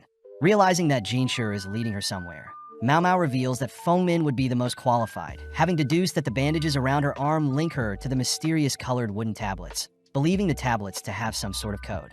Happy to hear that Mao Mao is on the same page, Shir dips his finger in some honey, slowly approaching Mao Mao as he intends to give her a reward. Creeped out, Mao Mao begins to back away, only to be cornered, calling out to Gaoshan for help, but no reply. Wondering if she should just give in or escape. But as Shir slowly moves his fingers closer to Mao Mao, he utters that it's not honey but an aconite syrup. Upon hearing this, Mao Mao begins realizing something. Realizing Li Shu's allergic reaction, the servants drowning along with realizing Fengming's involvement are all tied to syrup. Luckily, Gyokyu catches Jishin in the act, scaring Shir off, checking to see if Mao Mao is alright. Still mad that Gaoshan let Shir get away with such an act, Mao Mao asks to visit Li Shu, accompanied by Gaoshan. Li Shu is sad to see that Shir isn't visiting, but allows Mao Mao to speak her mind, prompting Mao Mao to ask if Li Shu is allergic to honey. Li Shu is surprised that Mao Mao knows, revealing that when she was younger, her nurses forbid honey, believing it was life-threatening. Before Li Shu can say anything further, one of Li Shu's lady-in-waiting butts in, scolding Mao Mao for digging into Li Shu's private life, followed by another lady-in-waiting asking Li Shu to kick Mao Mao out. Seeing Li Shu being manipulated by the ones so close, Mao Mao declares that she is simply following Shir's orders, getting the girls to back off. Getting serious, Mao Mao asks if Li Shu is aware of Fengming, spotting Li Shu's being terrified upon hearing that name. As Mao Mao and Gaoshan head back, Mao Mao asks if she can learn about past events in the rear palace, prompting Gaoshan to search previous court documents, wondering what Mao Mao has figured out. Sifting through the documents, Mao Mao realizes 17 years ago, the current emperor had their now deceased son with Duo. Apparently at the same time, the current emperor's father had a son as well, the current emperor's little brother. The documents state that Duo and the current emperor were raised by the same parents, making them foster siblings. But most shocking of all, the baby that passed away was delivered by Dr. Luo Min, Mao Mao's father. Sadly, Mao Mao had already suspected this, spotting herbs that she saw her father growing when she was younger, and can only be found in different regions. The documents state that Luo Min was expelled, leading Mao Mao to wonder the reason for her father being kicked out. The next morning, Mao Mao heads to visit Fengming, telling Fengming that she has brought a gift for Duo from Gyokyu. But when Mao Mao shows what's inside the gift, Fengming gets serious, inviting Mao Mao in. As Fengming begins cooking up some snacks, Mao Mao spots several pieces of luggages packed up, confirming her suspicions. As Fengming serves Mao Mao her snacks, Fengming asks Mao Mao what she's looking for, but Mao Mao immediately asks when Fengming will be leaving. With Fengming impressed, Mao Mao continues, revealing that she knows the cleanup for the Garnet Pavilion was simply preparations to welcome the new high-ranked concubine and that Duo must leave soon. Mao Mao also states that she suspects Duo can no longer give birth, but Fengming states that's none of Mao Mao's business, only for Mao Mao to reveal that her father, Luo Min, was the one that delivered the babies at that time. Mao Mao suspects that since the former emperor and the current emperor had babies at the same time, Duo was ultimately left to give birth alone, as Mao Mao's father was forced to prioritize the previous emperor. With Fengming by Duo's side, Duo was luckily able to give birth to a baby boy, but at the cost of her uterus. As Fengming glares at Mao Mao, Mao Mao states that Duo's baby passed away shortly after, deducing that Fengming was the one taking care of the child instead of Duo. Praising Mao Mao for figuring everything out, Mao Mao adds that people believe the baby passed away from toxic white powder, just like Liwa's baby. But Mao Mao suspects it was another issue. With a serious glare, Fengming listens to Mao Mao as she notes Fengmin is quite smart, having kept the baby away from the white powder, unveiling the gift, revealed to be a flower and some honey. Mao Mao states that the nectar from flowers can be very poisonous, especially to newborns, revealing that Fengmin had unknowingly fed Duo's child nectar, believing that it would be good for the child, but sadly, it was poisonous. Mao Mao says that her father, the head doctor at the time, was ultimately blamed for the death of Duo's baby and kicked out of the rear palace. But later Fengming found out that she was the reason, choosing to hide it from Duo. Sadly, Fengming had discovered that Li Shu was aware of such side effects of honey, so Fengming decided she would eliminate Li Shu. At the time, Li Shu was quite close with Duo, as Li Shu was a child with no parents, and Duo was a mother that had lost her child, both naturally gravitating to one another. One day, Li Shu had tried to tell Fengming about honey being dangerous to newborns, shocking Fengming as she didn't want Duo to ever hear, driving Li Shu away from the rear palace. On top of that, when the previous emperor had passed away, Li Shu was no longer wanted in the rear palace, relieving Fengming. Unfortunately for Fengming, Li Shu was reinstated as the current emperor's concubine, meaning that Li Shu was once again capable of revealing the truth of Fengming poisoning Duo's child with honey, prompting Fengming to poison Li Shu's soup during the garden party. With everything revealed, Fengming asks what Mao Mao wants, but as Mao Mao stares at the butcher knife behind Fengming, Mao Mao replies that she doesn't want anything.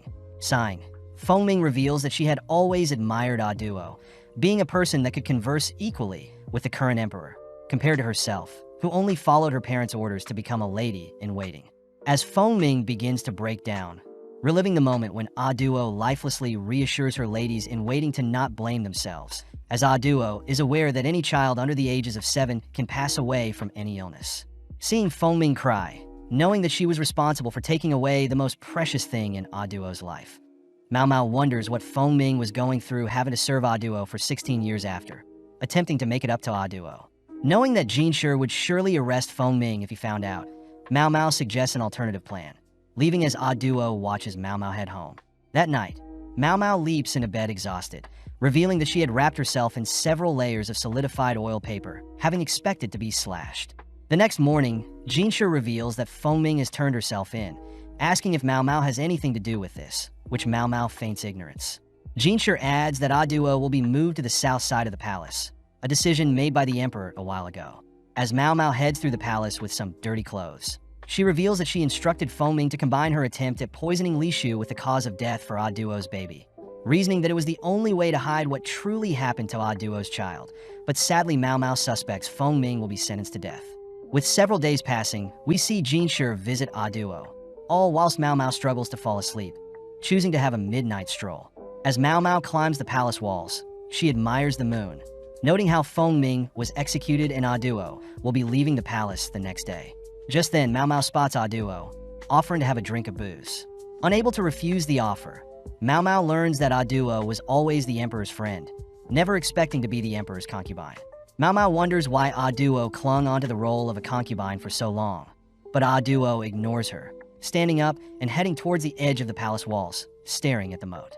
Duo notes how cold it must have been and how stupid the person must have been, leaving Mao Mao alone. As Duo leaves, Mao Mao realizes that the servant that drowned truly was a suicide, and that Fengming had secretly helped the servant, even against Duo's order. Seeing as it's too cold, Mao Mao begins heading back down the wall, but gets startled, falling off, only to realize it's Shir. Attempting to leave, Mao Mao gets pulled for a hug from Shir, revealing that he was forced to drink by Duo, only to be thrown out. Feeling sorry for Shir, Mao Mao tries to escape, but spots Shir tearing up, allowing Shir to cling on a little longer. The next morning, Duo returns her crown, signifying the pure consort, handing it to Shir. Seeing the two next to each other, Mao Mao realizes that Duo reminds her of Shir, remembering that Aduo never said her child passed, but instead left her. Mao Mao wonders if Aduo had purposely swapped babies with the previous emperors, knowing that her child would get a better life. And the reason she stayed in the rear palace so long was to ensure that her child would grow up right, also explaining why her father was punished for not noticing, and explains why the emperor's younger brother is never seen. But Mao Mao notes she shouldn't just speculate, spotting Li Shu calling out to Aduo all whilst a single lady in waiting chases after her. Happy to see Aduo comfort Li Shu, Mao Mao leaves as it's getting cold, but at the same time, we see Shir investigate Feng Ming's family along with Mao Mao's past. Reviewing what happened after Feng Ming's execution, Shir notes how Feng Ming's family was ultimately punished as well, but Aduo was deemed innocent as Feng Ming claimed all wrongdoings. Going through the list of family members connected to Feng Ming, Shir notices the types of business the related families owned, along with 80 children belonging to those various families, all present in the rear palace. Out of those 2,000 people connected, 80 were children, and sadly one of the families was the one that bought Mao Mao after she was kidnapped. Seeing Shir frustrated, Gao Shan mentions how they could simply cover the fact that Mao Mao is connected, but Shir knows that Mao Mao is a righteous person, and if she ever found out, Shir fears Mao Mao would hate him for keeping her in the rear palace. Not wanting to be hated by Mao Mao, Shir is suddenly reminded by Gao Shan that Mao Mao is nothing but a pawn to him, snapping him out of his days. Cutting to Mao Mao, we see her chatting with Xiaolan, learning that those connected to Feng Ming will most likely be let go, scaring Mao Mao as she hasn't been able to send any more customers to Granny. Fearing that if she returns home now, Granny will probably sell her off, prompting Mao Mao to begin running through the palace, checking to see if there are any connections between the merchant family that bought her after her kidnapping and Feng Ming's family. Out of breath and still unsure of her situation, Mao Mao spots Shir, running over to him and asking if they can chat. Moving to a private location, Shir hands Mao Mao the list of people that will be let go, which Mao Mao realizes she will be one of those being let go. Asking how Mao Mao feels about the situation, Mao Mao thinks about how life is quite pleasant in the rear palace, being able to taste all sorts of foods as Gyokyu's lady-in-waiting, whilst also having access to all sorts of herbs through the quack doctor. Sadly, Mao Mao knows she shouldn't beg, telling Shir that she knows she's a servant, so she'll happily accept whatever happens to her. Even though she knows she shouldn't, Mao Mao asks to stay and in exchange take a pay cut, but Shir has to be stern, officially relieving Mao Mao of her duties in the rear palace. With Mao Mao packed up, we cut to Shir sulking in the corner, with Gao Shan attempting to cheer him up with no progress.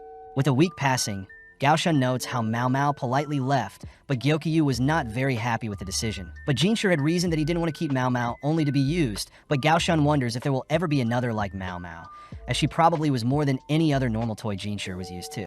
With Mao Mao returning to the pleasure district, she is immediately assigned to attend a party with the 3 verdigris princesses, shocked to hear that a noble was able to afford all 3 princesses at once. As Mao Mao gets ready for the party, she reveals that she was paid a good amount when she was fired, able to avoid being sold off, and instead is assigned to attend the upcoming party to help the verdigris princesses stand out. As Granny barges in to order the girls to hurry up with preparations, Granny notes how beautiful Mao Mao is, asking if Mao Mao would reconsider being a courtesan. As Mao Mao and the others head towards the nobles' party, Mao Mao notes how she doesn't have the features nor the talent to play the part of a courtesan, ultimately arriving at the noble party. Upon entering, Mao Mao is amazed at all the antique and valuable goods littered around the noble's palace, entering a room filled with young nobles that apparently Lahaku had introduced. With the verdigris princesses spotting their next prey, Mao Mao and several other ladies head to work, entertaining, dancing, singing, and serving the nobles. As Mao Mao makes her rounds, she suddenly spots a depressed nobleman, checking to see if he's okay. Surprisingly, it's Shir, who is surprised to see Mao Mao here, all dolled up and among other courtesans. Mao Mao reveals that their part-time job is a courtesan, shocking Shir, but Mao Mao reassures him that she's still pure. Seeing as this is the perfect chance, Mao Mao asks if she can work at the rear palace again, but Shir notes how he thought Mao Mao didn't like working there. Mao Mao corrects Shir, having tried to convince him to let her stay, but Shir fired her regardless. As Mao Mao begins listing the great memories she had in the rear palace, Shir laughs, apologizing for the miscommunication. Shir states that Mao Mao isn't the best at communication sometimes, which Mao Mao already knows, but this makes Shir reach towards Mao Mao's face, prompting Mao Mao to naturally pull away. Knowing that Shir is quite persistent, Mao Mao allows Shir to touch with only fingers, watching as he smears Mao Mao's lipstick onto his fingers, only to kiss his fingers, flustering Mao Mao. As the other concubines notice Shir and Mao Mao flirting, Mao Mao realizes that Gao Shun is also present, ultimately forced to explain what happened to her 3 verdigris sisters. Returning to being an apothecary, Mao Mao begins working at the verdigris house, recounting her life over the past year, being kidnapped, sold off, promoted, and finally fired. Just then, Granny appears, asking if she can help out with a patient, only to head to wash off. Spotting Granny join her, Mao Mao notes how the brothel and the rear palace are quite similar, promising to pay off her debt, but unsure what the future entails. That night, Mao Mao struggles to fall asleep, telling her dad that she needs to get some fresh air, heading into the garden, only to reminisce about her time in the rear palace, all whilst it begins to snow. The next day, Shir arrives at the verdigris house, offering Granny a huge amount of gold, along with a strange insect, all in exchange for Mao Mao. Flashing back, we see Shir sitting with the Emperor, asking Shir to personally attend to his garden. Knowing how cunning the Emperor is, Shir notes how he can barely outperform a regular person with intellect and martial arts, but he's grateful to be given looks more beautiful than any other. Being offered some wine by the Emperor, Shir gulps down the cup of wine, accepting the Emperor's offer to manage the rear palace. Cutting to the present, we see Mimi gifting Mao Mao all sorts of accessories, but Mao Mao notes how she doesn't have to look all nice to go to work. Scolding Mao Mao, Mimi states that Mao Mao should at least put in a little effort, as Mimi believes that she has to show gratitude for such an opportunity. Mao Mao thinks about how Mimi can basically retire with no worries, but her popularity as a courtesan persists, as Mimi is very intellectual, able to entertain customers through song, chess, and go. Just then, Perrin and Joka arrive. Joka wishes Mao Mao the best with her new job, but they also ask that Mao Mao send them some wealthy customers as well. As Mao Mao begins heading through the streets of town at night, she begins thinking about how she was lured in by the caterpillar fungus Shir had offered her. But Mao Mao also feels bad for leaving her father again. Mao Mao notes how her father did say he would allow her to do whatever she wants. But as Mao Mao heads back home, she greets her father, who is shocked at all the items she got from the verdigris princesses. Wondering how she'll bring her mortar, pestle, and notebook, Mao Mao's father notes how Mao Mao isn't a doctor, and by carrying around those heavy-duty items, it'll seem like Mao Mao is plotting something. Seeing as tomorrow is the big day, Mao Mao and her father head to sleep, with Mao Mao scooching close to her father. Seeing Mao Mao guilty for leaving, Mao Mao's father reassures Mao Mao that she can return anytime she wants, knowing that her father, her granny along with her 3 big sisters will be waiting for her. With the big day arriving, Shir is shocked to see Mao Mao being delivered by Granny and the 3 verdigris princesses, but before Mao Mao leaves, Granny reminds Mao Mao to bring back wealthy guests. With Mao Mao entering a carriage with Shir, Mao Mao blames Shir for drawing so much attention, but before Shir can say anything, he gets nervous, choosing to ride in silence. As they reach the rear palace gates, Shir spots Mao Mao catching the eyes of fellow guards, asking Mao Mao to put back on the freckles while she's working. At the same time, we see a man playing Go all by himself. Learning that Shir had recently bought a courtesan, intrigued that the lady was from the verdigris house. Upon reaching their destination, Shir is very protective of Mao Mao, revealing that Mao Mao will be working at Shir's house. Gao Shun explains that since Mao Mao was fired from the rear palace, Mao Mao will now be working in the outer court, compared to the rear palace, which is considered the inner court. Upon entering the premises, an older lady helps take Shir's jacket, introducing herself as Surian, Shir's attendant, explaining that she has heard of Xiao Mao, Mao Mao's supposed alias. Showing Mao Mao around, Surian states that there are 2 separate buildings and that one building has an office and the other is the personal residence. Surian mentions Shir as a young master, piquing Mao Mao's interest, but as Mao Mao is shown her room, she notes how luxurious her room is, especially for a servant like her. Speaking to Shir states that Mao Mao won't be a servant and instead would like Mao Mao to take the court lady exam. With no other option, Mao Mao wakes up early the next day, applying her freckles makeup, along with wearing her newly cotton garment, heading outside. Upon spotting some smoke nearby, Mao Mao heads to greet Surian, offering to help cook breakfast, but Surian reassures Mao Mao she's almost done. Mao Mao learns that there aren't any other attendants, as Surian is quite strict on the type of food Shir gets served, shocked to hear that the previous attendants hired ultimately didn't last. As Surian tells Mao Mao horror stories of past attendants, Mao Mao heads to help wake up Shir, amazed at the wasted potential of Shir's beauty. Just then, Shir offers Mao Mao a different room, but Mao Mao is curious why the sudden offer, spotting Gao Shun trying to tell her something. Asking for a room with a stable and a well nearby. Shir unfortunately can't provide stables, but we cut to later that day. As Mao Mao and Gao Shun walk through the palace, Mao Mao notes how Shir is actually quite busy, always wandering around the rear palace. But as Mao Mao and Gao Shun head through the palace, Gao Shun asks Mao Mao to avoid other military officers at all cost. Being led around the outer palace, Mao Mao struggles to remember all the locations, ultimately stopped by the Director of Waters, the department responsible for rivers, demand, and water projects. Checking out the area, Mao Mao notes the lack of herbs in the outer palace, noting that it must have been her father that planted herbs in the rear palace. Gao Shun reminds Mao Mao to stay focused, as she'll be working in the outer palace when she becomes a court lady. Upon returning to Shir's home, Mao Mao spots Surian cutting up some charcoal and is asked to deliver the charcoal to Shir. Upon entering his office, Mao Mao is amazed as Shir's office is filled with top-class items, wondering how high up Shir truly is. As Mao Mao leaves Shir's office, she spots several court ladies eyeing her down, reasoning that it's quite normal to check out the new girl.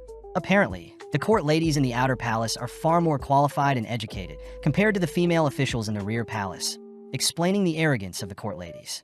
As Mao Mao stops to clean a dirty spot on the palace walls, the court ladies walk up to Mao Mao, demanding to know why Shir was assigned such a frail-looking girl. Thinking of a way to resolve things, Mao Mao utters that they're simply jealous of her, but this gets Mao Mao slapped.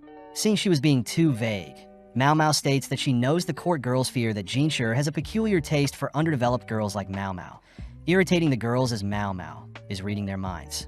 When one of the court ladies asks for the exact reason for Shir hiring Mao Mao, Mao Mao unveils her left arm, disgusting the ladies, as Mao Mao was performing various experiments on her arm recently. As the court ladies leave, Mao Mao realizes Shir was listening in on their conversation, checking to see if Mao Mao has been studying, but Mao Mao simply sneaks away to do some chores. With Mao Mao studying all night, she gets distracted easily, ultimately leading up to exam day, where Shir is disappointed to see Mao Mao had failed the exam. Now assigned as Shir's personal servant, Mao Mao goes on a walk through the palace, noticing a particular alleyway with various herbs, ultimately heading towards a large green hill.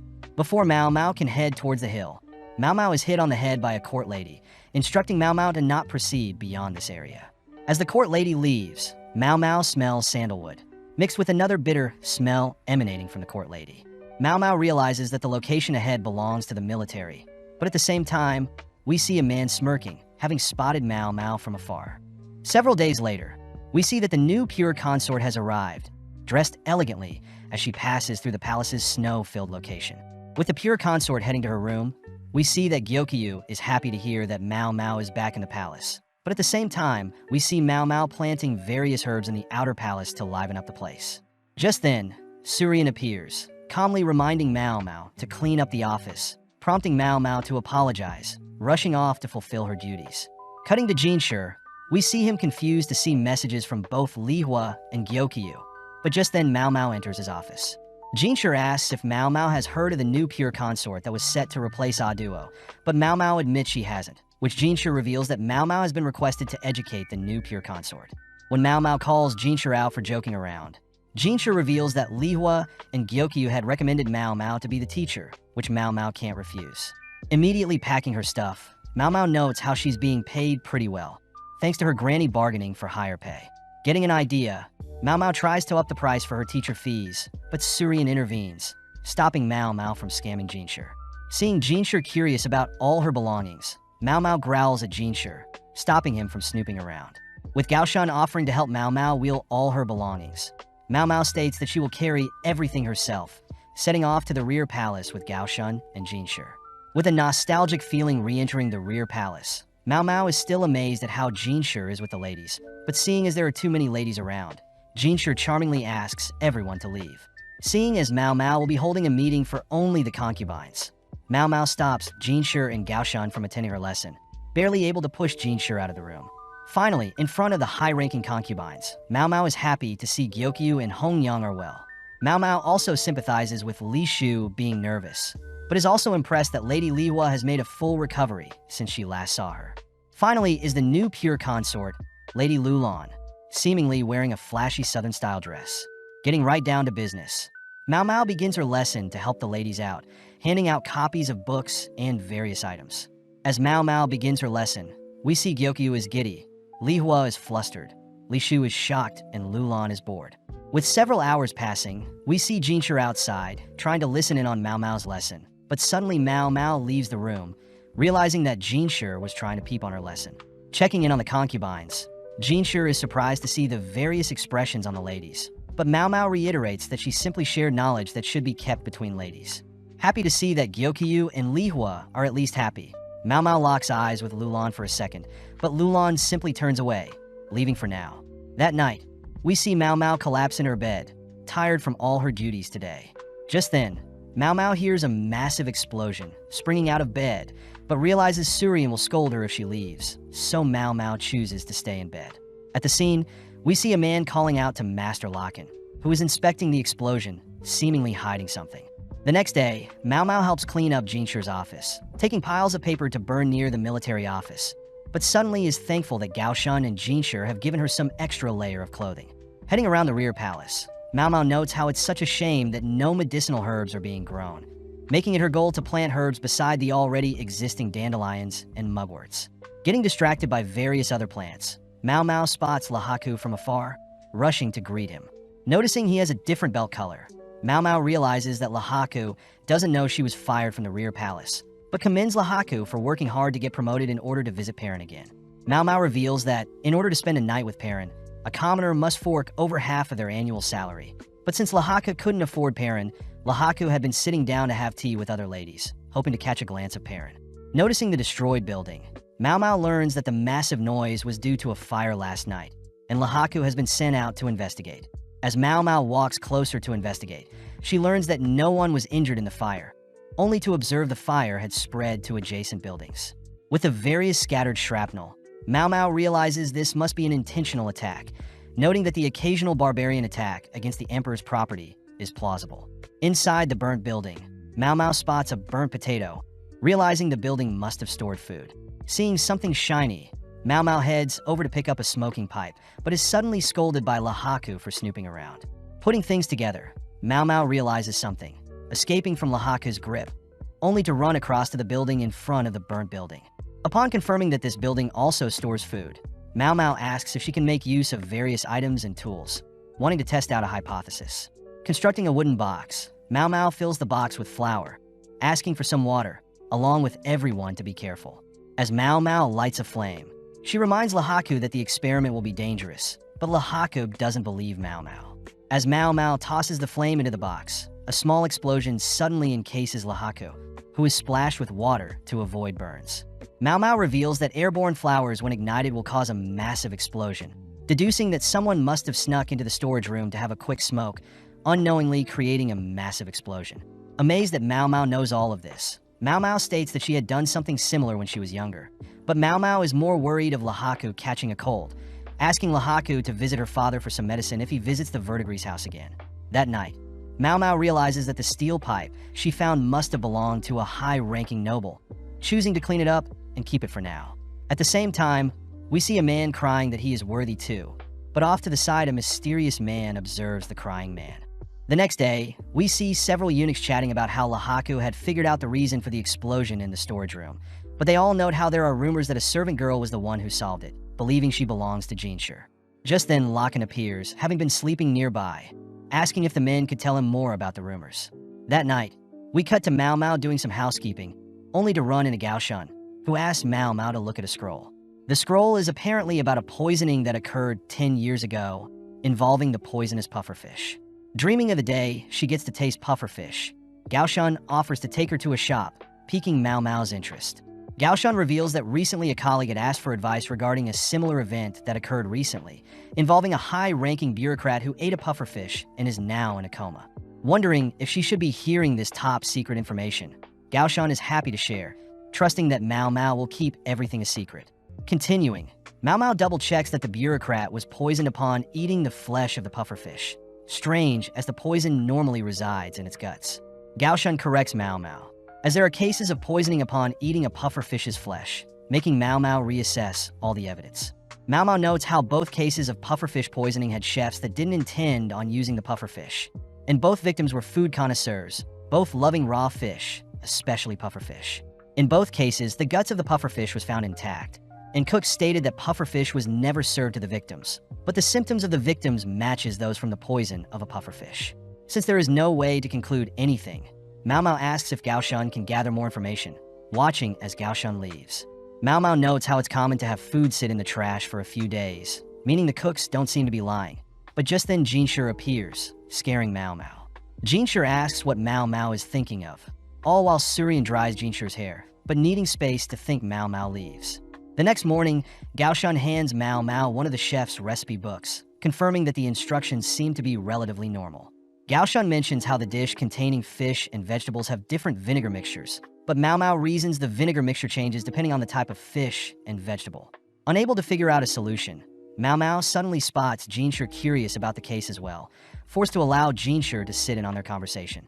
Mao Mao learns that the bureaucrat poisoning happened a week ago, believing the vegetables used must have been radish or carrots, but upon hearing that the vegetable used was seaweed, Mao Mao smirks, asking to inspect the kitchen. Quietly walking through the palace, Mao Mao greets Basin, quietly following Basin into the carriage. Basin states that once they arrive at the kitchen, the servants will show Mao Mao around, impressing Mao Mao as Gao Shun was able to arrange a visit so quickly. Glancing at Basin, Mao Mao notes that Basin looks familiar but brushes it aside. Upon arriving into the kitchen, Mao Mao gets to work inspecting the area, but just then an angry man marches into the kitchen, demanding that everyone leave. Intervening, Basin states that they've been granted permission to inspect the kitchen, calming down the man, who is revealed to be the poisoned bureaucrat's younger brother. Getting back to work, Mao Mao notices that the cooks washed all the tools and kept their kitchen clean, but spots several vases on the shelf. Upon opening a vase, Mao Mao smirks, learning that the vase stores seaweed that is the bureaucrat's favorite food item. With the younger brother nagging everyone to leave, Mao Mao gives in, heading back into the carriage with Basin. Basin asks why Mao Mao left so easily, but Mao Mao reveals she stole some of the seaweed, finding it weird that the seaweed is able to be preserved for so long. Mao Mao hints at the fact that the seaweed must be imported from somewhere south, asking Basin to investigate where the seaweed came from. A couple hours later, Basin reports to Jin Shir and Mao Mao that the seaweed was indeed not the chef's regular seaweed, but the chef still used the imported seaweed, believing it isn't poisonous. Mao Mao reveals that poisonous foods can initially start out poisonous, but after some process can become edible. An example is that eels are originally poisonous, but after draining their blood or cooking them, they become edible. Same case is true for this imported seaweed, as it needs to be soaked in lime water first. Having one pure batch of seaweed and one batch soaked in lime water, Mao Mao munches on the pure batch first, but Gao Shun and Jin Shir feed Mao Mao the emetic agent to force Mao Mao to throw up. Moving on, Mao Mao states that the issue is the person that imported an irregular food item that no one is used to, meaning the poisonous seaweed was the culprit. But so is the person who imported the seaweed. Several hours later, Gao Shun reveals to Mao Mao that the younger brother of the bureaucrat was the one that imported the poisonous seaweed, revealed to have hated his older brother for getting all the attention. Mao Mao finds it weird that a man would have stumbled onto something so dangerous, but learns that the younger brother learnt of the poisonous food through a mysterious man at a tavern. Back to house chores, Mao Mao is sad that she didn't get to try the poisonous seaweed, but is reminded of the insect mushrooms Jin Shir had gifted her, wondering if she should make an alcohol or a pill. Just happy to have access to such rare items, Mao Mao gleefully greets Jin Shir, but Jin Shir is clearly weirded out, hitting his head on a pillar to calm down. Sitting down, Jin Shir reveals that he is quite busy, but worst of all there is a man annoying him. Jin Shir states that that man is a high-ranking military official that comes from a wealthy family, but is past his 40s and hasn't married yet. Jin Shir states that the man is only interested in go, shogi, and stepping in on other people's business. But hearing all of this, Mao Mao realizes something, choosing to suppress her thoughts for now. The next day, Mao Mao is seen pondering on the strange man Jin Shir told her about. But following Jin Shir, we see that Locken is the man giving Jin Shir issues. Jin Shir deduces that Locken is wondering why Jin Shir bought a courtesan like Mao Mao. But Locken begins rambling on about a verdigris girl that he used to play go and shogi with. Curious as to who the girl was, Locken ignores Jin Shir's question, stating that he was tempted to purchase the verdigris courtesan, but other men outbid him. Locken states that the courtesan treated everyone equally, revealing that he could never forget about her, uttering that he used a dirty trick to devalue the expensive courtesan. Before Locken reveals what he did, Locken asks about Mao Mao, having heard that Mao Mao is quite smart. Locken mentions how he had a metalworker friend that passed away recently, adding that the metalworker had 3 kids, but wasn't able to teach the kids their trade secrets before they passed away. Instead, the metalworker left behind a confusing will, asking if Mao Mao could help him solve the metalworker's secrets. With no other choice, Shir asks for more details, all whilst Mao Mao notices a storm is brewing. Later that day, Mao Mao sits before Shir, noting that Shir looks more bothered than usual. Apologizing for the inconvenience, Shir tells Mao Mao about a metalworker that had passed away without telling his sons his techniques. Techniques that only the metalworker would know. Intrigued, Mao Mao continues listening, prompting Shir to reveal that the metalworker had 3 sons that were all the metalworker's apprentices as well. Apparently, the metalworker had assigned his shack to the oldest son, the furniture to the second son, and a fishbowl to the youngest. Additionally, there was a final note, asking all 3 sons to have a tea party, which both Mao Mao and Shir acknowledge is very strange. Shir mentions how the sons don't know what it means either, which makes Mao Mao try to find a link between the shack, furniture, and fishbowl. Seeing as the value of item goes in descending order, Mao Mao asks more details on each item, but Shir admits that he has no idea, instead handing Mao Mao the address Locken had provided, weirding Mao Mao out as it's like Shir read her mind. Asking for some time off, Mao Mao meets Basin, who once again instructs Mao Mao to behave and not step out of place. With Mao Mao and Basin keeping the chatting to a minimum, they head to the address, greeting a man who shows Mao Mao and Basin around the home, telling Mao Mao that the owner used to collect strange materials. The man takes Mao Mao and Basin to the main house, revealing that the shack is used as a tea house for the craftsmen. Upon entering the main house, Mao Mao greets the 2 older brothers, realizing the man showing them around was the youngest brother, but both Mao Mao and Basin notice the room's furniture is arranged weirdly. Seeing everything placed in the middle of the room, Mao Mao notes how the table strangely brings everything together, but spots a nicely crafted chest of drawers. Inspecting the drawer, Mao Mao sees fancy metal work around the corners, 3 rows on the top drawer, a keyhole in the second row with a different metal, but also notices that the drawer is bolted onto the ground. Just then, the second son warns Mao Mao to not touch his furniture, prompting Mao Mao to promise not to touch anything. Upon seeing the calm expression on the eldest son, Mao Mao wonders why a window is placed so high up in the room, completely ruined by the chestnut tree obstructing the sun from getting in. Suddenly, Mao Mao realizes that there is an imprint on the furniture, wondering what is missing. Just then, the eldest son demands to know if Basin and Mao Mao can truly figure out what their father left behind, but Mao Mao signals to Basin to ask for more information from the 3 brothers. The eldest son reiterates that he was left behind the shack. The second eldest was left the chest of drawers, and the youngest was given a glass fishbowl, an item that Mao Mao knows is quite expensive, having expected it to be made of ceramic or wood. Speaking up, the second son berates his father for also leaving him a useless key that doesn't work on the keyhole in the second row, nor any other keyholes on the drawer. Agreeing, the eldest son is annoyed he can't get the second son's chest out of his shack, but hearing his 2 older brothers talk bad about their father, the youngest son tries to interject. Sadly, the 2 older brothers talk over the youngest son, stating that the youngest is lucky to even be given an item that he can sell, but hearing all of this, Mao Mao can't help but feel sad for the youngest son. Suddenly, their mother appears, ordering the oldest sons to stop being negative, apologizing to Basin and Mao Mao, only to serve everyone some tea. Mao Mao realizes that the brothers have a set position in the room, perfectly allowing the sun to hit the chest in a few minutes. But Mao Mao notices that there is no sun damage on the chest. Realizing something, Mao Mao gets up and heads over to the drawer, noticing something is stuck in the drawer's keyhole. Seeing Basin following her around, Mao Mao realizes Basin looks like Gao Shan, but turns to the second brother, learning that the drawer used to open and that there is only 1 key. The second son also mentions that their father said whatever is inside will break if the sons force the lock open, giving Mao Mao enough pieces to begin thinking. Re-evaluating all the information the brothers had given her, Mao Mao stumbles onto a possible solution, asking the youngest if the fishbowl was originally placed near the window. The youngest son confirms that the fishbowl did indeed sit in front of the window, and even had a fish, as during winter the fish would be placed in front of the window to keep warm. Mao Mao rushes off to fetch some water, filling the fishbowl with some liquids, only to turn the markings on the fishbowl inwards.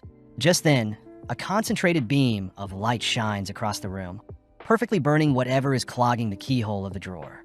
With the sun now retreating behind the chestnut tree, the beam of light disappears. Smelling something strange from the drawer keyhole, Mao Mao asks the second son to open the chest drawer, confirming that the metalworker suffered from persistent anemia, stomach aches, nausea, and depression. Taking out the middle drawer, Mao Mao spots a key, realizing that the beam of light must have melted a piece of metal and reshaped it into a usable key. Using the key to open the remaining drawers, Mao Mao recognizes the material from when the youngest son gave her a tour, but the second and oldest son are complaining that they don't know what is happening. Mao Mao sees that the youngest knows what one of the metals are, being a mixture of lead and tin, reminding Mao Mao of a time when she tried to copy her father's medicine, but ended up poisoning herself. Mao Mao wonders if the youngest son knows what his father was truly trying to convey, knowing that solder will melt faster than other metals, noticing that 2 of the 3 pieces of metal are lead and tin.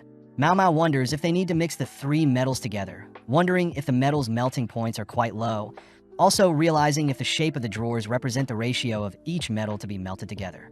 Annoyed at these random items, the second and oldest brother begin to storm off, but the youngest brother speaks up, stating that he believes their father wants the 3 of them to work together. The oldest brother reminds the youngest that their father only cared about the youngest, but the youngest reveals that their father always believed the eldest son to be reliable and accurate, whilst the second son was always good with people. With nothing else to do, Mao Mao and Basin take their leave. But before Mao Mao leaves, Mao Mao tells the youngest son to visit her father if he ever gets ill. Several days later, Locken thanks Shir for the intel, but Shir knows that Locken already figured out what the metalworker wanted for their sons. Apparently, the youngest son will take over their father's craftsmanship, whilst the oldest will focus on bookkeeping and the second son will focus on getting more clients. Shir wonders what Mao Mao did to convince the brothers to begin working together, but can't help but wonder what Locken is planning, as Locken utters that talent shouldn't be hidden away. Shir actually agrees with Locken's statement, noting how Locken was able to find talent and climb the ranks. Changing topics, Shir asks to know the remaining part of the courtesan story, but Locken utters that he should find out for himself. As Locken leaves, Gaoshun personally asks Shir something, but as we cut to later that night, Shir is seen asking Mao Mao to apply makeup on him. With Swearin leaving Mao Mao and Shir alone, Mao Mao notes how Shir doesn't need makeup to appear more beautiful, joking that Shir would topple a nation and seduce everyone if he were any more beautiful. Stating that he's serious, Shir asks Mao Mao to make him less beautiful, asking Mao Mao to give him freckles. Happy to help, Mao Mao reveals that she mixes dried clay with oil, but as Shir tries mixing a mixture for his face, he learns that the lacquer chemical can permanently change his looks. Hearing that Shir wants to become a commoner, Mao Mao says that she can help out, staying up late and creating multiple mixtures that can help with Shir's disguise. The next morning, Mao Mao visits Shir, jealous to see that Shir is gorgeous, asking Shir once again if he wants to disguise his beauty. With Shir reiterating that he wants a disguise, Mao Mao leans in close, sniffing Shir's hands, surprising Shir, Gaoshun, and Swearin. Mao Mao states that Shir smells like expensive incense, and his outfit still imply that Shir is a noble of some sort. Surprised that Mao Mao can detect his faint incense, Mao Mao reveals that she is capable of detecting smells from medicinal and poisonous herbs. Additionally, Mao Mao adds that at the brothel, customers are defined through their scents, with rich people being covered in multiple scents, but usually very sexually active. Whereas on the other hand, those with more potent smells are poor as they usually can't afford showers. Therefore, most new visitors are told to leave. Turning to Gaoshun, Mao Mao asks Gaoshun for some clothes that haven't been washed yet. Next, Mao Mao mixes oil and salt to help roughen up Shir's luscious hair. As Mao Mao applies the oil and salt to Shir's hair, Mao Mao follows up by tying Shir's hair with a piece of throwaway cloth, reasoning that commoners use whatever they can. With Gaoshun returning with some dirty clothes, Mao Mao nonchalantly confirms that the clothes will work, asking Shir to take off his clothes. As Shir unveils his muscular body, Mao Mao is impressed at Shir's well-proportioned body, asking Swearin and Gaoshun to wrap Shir with some towels to make Shir's body less perfect. Having finished stuffing Shir's body, Mao Mao moves on to changing Shir's face, beginning to apply several dye mixtures to darken Shir's complexion. Inspecting Shir's face, Mao Mao is jealous at Shir's hairless and poreless face, wondering what Shir would look like with feminine makeup. Taking out the lipstick that Mimi gifted her, Mao Mao gives Shir some makeup, but seeing Shir's expression, everyone is glad that Shir's beauty is hidden from most people. Back on track, Mao Mao adds random blotches to Shir's face, along with eye bags and various moles. Additional blotches are added around Shir's body and under Shir's fingernails, but seeing Shir's masculine hands, Mao Mao realizes Shir has calloused hands, most likely from wielding a sword. Next, Mao Mao unveils a potent mixture, asking Shir to drink it in order to change his voice, as the drink is made from several irritants. Finally, Mao Mao asks Shir to stuff his cheeks with cotton to change his face structure, revealing Shir's new look, but Mao Mao is still amazed that Shir is quite good looking, even after all of her hard work. Cleaning up all her tools, Mao Mao mentions how she's heading home to visit her family, but gets scared seeing Gaoshun smiling.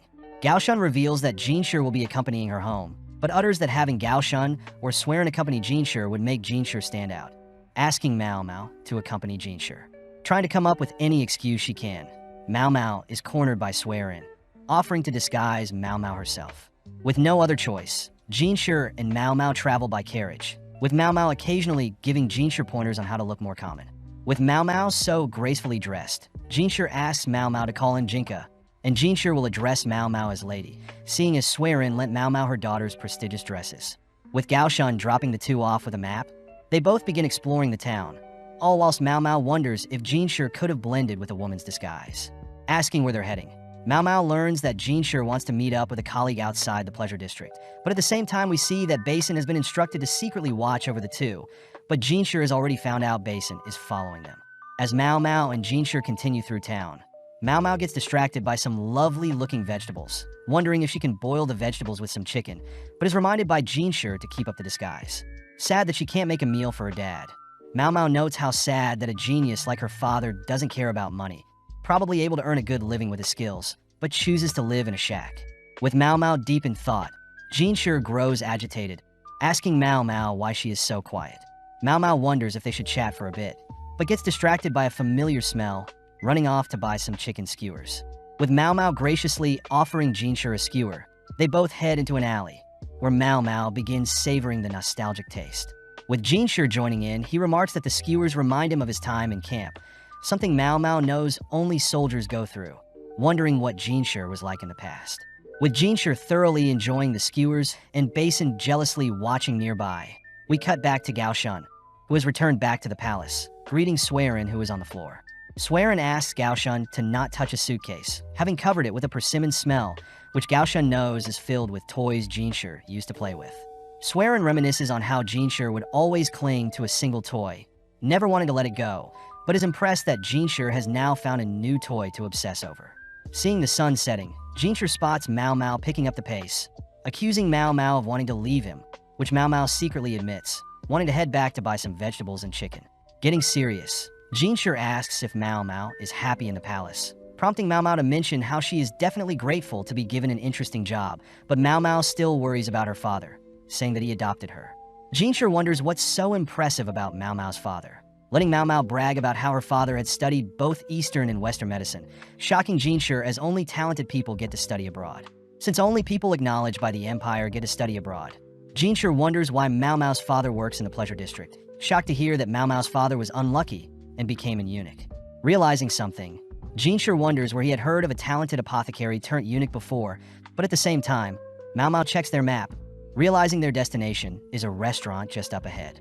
Seeing several ladies clinging onto wealthy men nearby, Mao Mao realizes why Jinshir needed a disguise, uttering that Jinshir could have just come to the pleasure district instead. Seeing as Mao Mao has caught on, Jinshir asks if Mao Mao can tell him the names of the frequent customers at the verdigris house, but upon hearing that Mao Mao can't tell him due to customer privacy, Jinshir boldly asks Mao Mao how someone can devalue a courtesan. Insulted by Jinshir's question, Mao Mao gives in, mentioning that there are multiple ways, since all girls are trained even when they are still servants. Afterwards, the girls are split into beautiful and non-beautiful, with the less fortunate having to sell their bodies. The beautiful and talented are given more opportunities to learn and grow, ultimately skyrocketing their value as a lady, until the day they are bought. Mao Mao reveals that a courtesan's value is based on their purity, meaning the less pure drop in value in a pregnancy will completely devalue a courtesan. Having told Jinshir everything she can, Mao Mao leaves, only to be stopped by Jinshir, but Mao Mao utters that if she joins Jinshir into the restaurant, Jinshir's plan will be ruined. With Jinshir letting Mao Mao go, Mao Mao notes how she was able to hide her emotions, spotting Jinshir enter the restaurant. That night, Mao Mao has a nightmare of a disheveled lady, holding a child down, seemingly ready to slay the child. Waking up, Mao Mao wonders if the nightmare was when she was a child, but blames Jinshir for making her remember.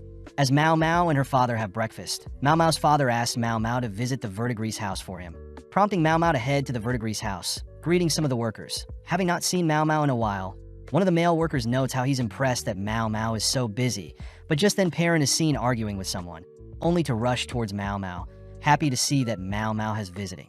Seeing Granny storming after Perrin, Mao Mao states that Perrin seems busy as well, watching as Perrin and Granny argue.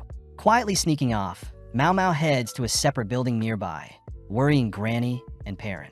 Quietly heading into a building, Mao Mao greets the lady inside, revealing that the lady used to chase her off, but is now comfortable with Mao Mao bringing her medicine. Knowing that the lady is suffering from an illness, Mao Mao feeds the lady some of her dad's medicine, worried that the medicine won't even help relieve the lady's pain. Cutting to Granny, we see her worried that a customer has appeared again, asking for Mimi to keep the customer busy. At the same time, Mao Mao thinks about how popular the verdigris house is today, as the verdigris house used to be a place of shame with most courtesans catching syphilis due to unsafe practices.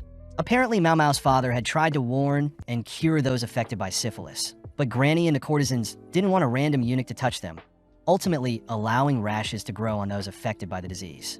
The lady in this room was one of the victims, locked away from society, which is better than being thrown away.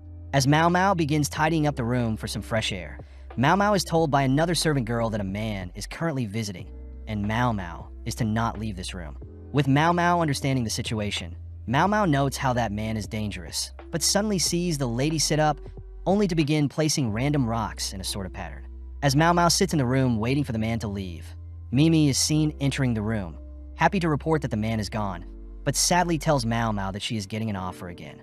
With Mao Mao and Mimi heading back, Mao Mao wonders how Mimi can speak to such a strange man, but Mimi notes how as long as the man pays, she's happy to serve him. As Mimi and Mao Mao head to a nearby bathhouse, Mimi wonders if she should take retirement seriously, which Mao Mao notes that retirement age for courtesans is around 30, and Mimi is not even 30 yet. As the two relax in the bath, Mao Mao hears that Mimi plans to stay a courtesan for a little while longer, curious as to whether Mimi is in love or not. Mao Mao thinks to herself about the last time she felt love, but Mimi suddenly offers to scrub her back, followed by the other verdigris princesses joining them. Several days later, we see that Shir has returned home, shocked by the types of things offered to him in the pleasure district.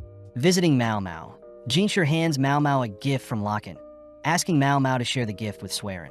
Cutting their conversation short, Mao Mao heads to work, but Swearin notices that Shir and Mao Mao seem to be on bad terms.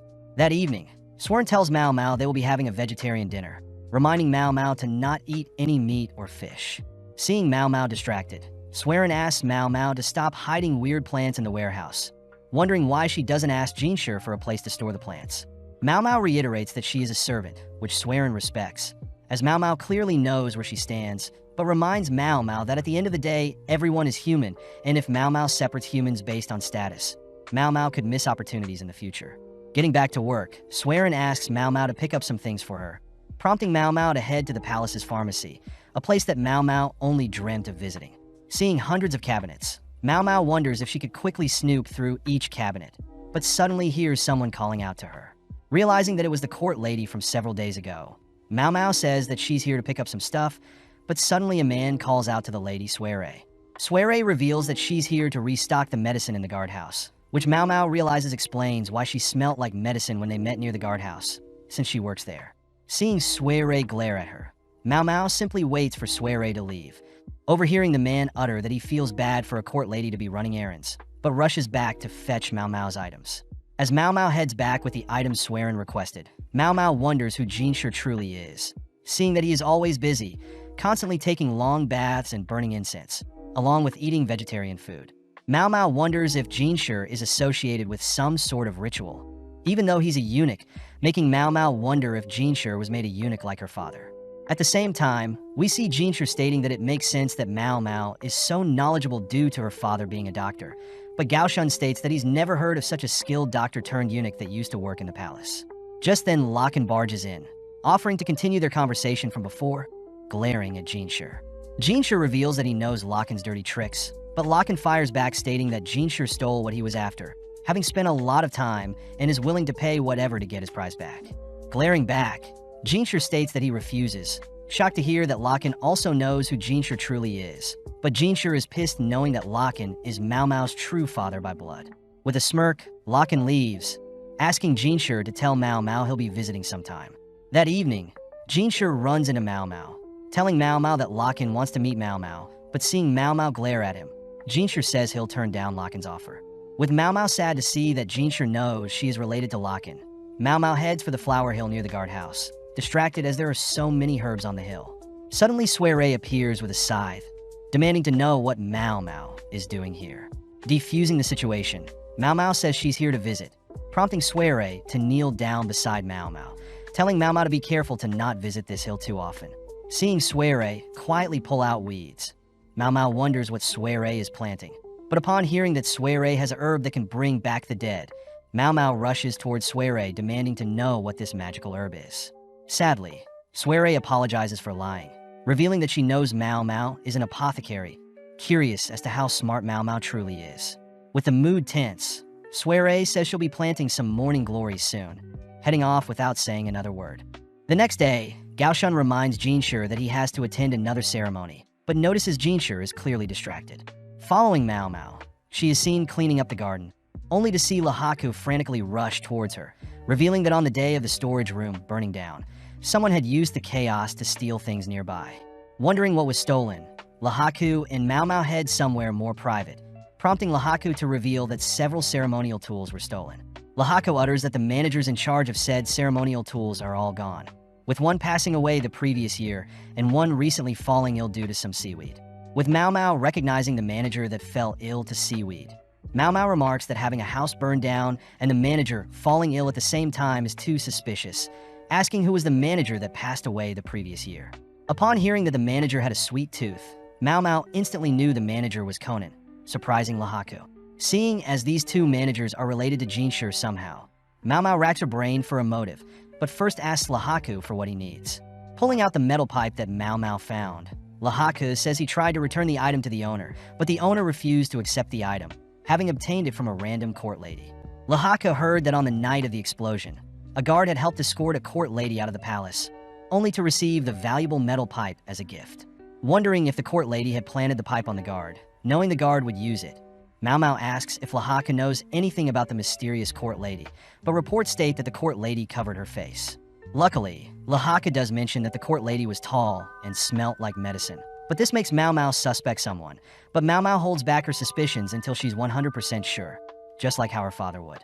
With Mao Mao asking if anything else occurred during the night of the explosion, Mao Mao points out that 2 or 3 things happening at once isn't too abnormal, but Mao Mao hints at the fact that Lahaku should search for this tall court lady, fearing that she may cause more issues. Happy to hear Mao Mao's advice, Lahaku gets too close, spotting Jinshi spying on them, prompting Lahaku to leave for now. Back in Jinshi's office, Jinshi notes how close Mao Mao is to Lahaku, but Mao Mao simply says Lahaku was asking for some advice. Wondering if Jinshi knows anything, Mao Mao chooses to explain everything she spoke about with Lahaku, telling Jinshi that it's almost like someone had laid out several traps, hoping for a certain outcome. Hearing this, Jinshi and Mao Mao both agree that these incidents could still be coincidences, but Jinshi notices that Mao Mao is not excited about this mystery, stating that she doesn't want to step out of line. Getting an idea, Jinshi reveals that he had received some ox bezoar recently, completely catching Mao Mao's attention, being a very important item to obtain. With Mao Mao completely captivated, Mao Mao asks if she can have the item, which Jinshi promises to give to her, as long as Mao Mao continues to work hard. Heading to work, Mao Mao learns that the manager that was food poisoned originated from the Board of Rights, a division that Mao Mao doesn't recognize. As a man helps bring Mao Mao studying material, Mao Mao asks the man if he knows what the Board of Rights is, shocked to hear that the division deals with ceremonies. Realizing that Jinshi and the 2 managers are connected by ceremonies, this means that the theft that stole the ceremonial tools weren't a coincidence as well, prompting Mao Mao to begin digging deeper into the ceremonies that take place in the palace. Seeing Mao Mao focused, the man provides Mao Mao a picture of a ceremonial building near the west end of the outer court, deemed the altar of the sapphire sky. The man points out that there is a pillar in the middle of the building, along with several banners that are hung during ceremonies, which makes Mao Mao wonder why the man knows so much about the ceremonies. The man embarrassingly reveals that he also used to work in the Board of Rights, having been demoted for stepping out of line once, but comments that he's happy that the building is holding up fine. Elaborating, the man says that the central pillar in the building always seemed sketchy, as it seemed as if it would break and collapse on whoever was underneath. But when the man brought up the issue, he was demoted. Hearing this, Mao Mao realizes someone very important could be killed if things went wrong, suddenly realizing something horrible will happen. Demanding to know when the next ceremony will take place, Mao Mao is shocked to hear that a ceremony is occurring as they speak, instantly rushing out the door, believing that this is the work of an evil genius. As we see a man walking towards the middle of the ceremonial building, Mao Mao realizes that the several traps laid out will eventually cause something catastrophic to happen today, finally reaching the ceremony building. As Mau Mau dashes past some guards, Mau Mau ultimately gets stopped and questioned, but Mau Mau cries that the guards need to stop the ceremony or else something terrible will occur. With the guard reminding Mau Mau that she is a slave, Mau Mau realizes she's a hypocrite, but seeing as someone's life is at stake, Mau Mau once again asks the guards to stop the ceremony. Coming up with an idea, Mau Mau smirks, accusing the guard to be working with the perpetrator and praying for the downfall of the person inside. But this only causes the man to whack Mau Mau to the ground.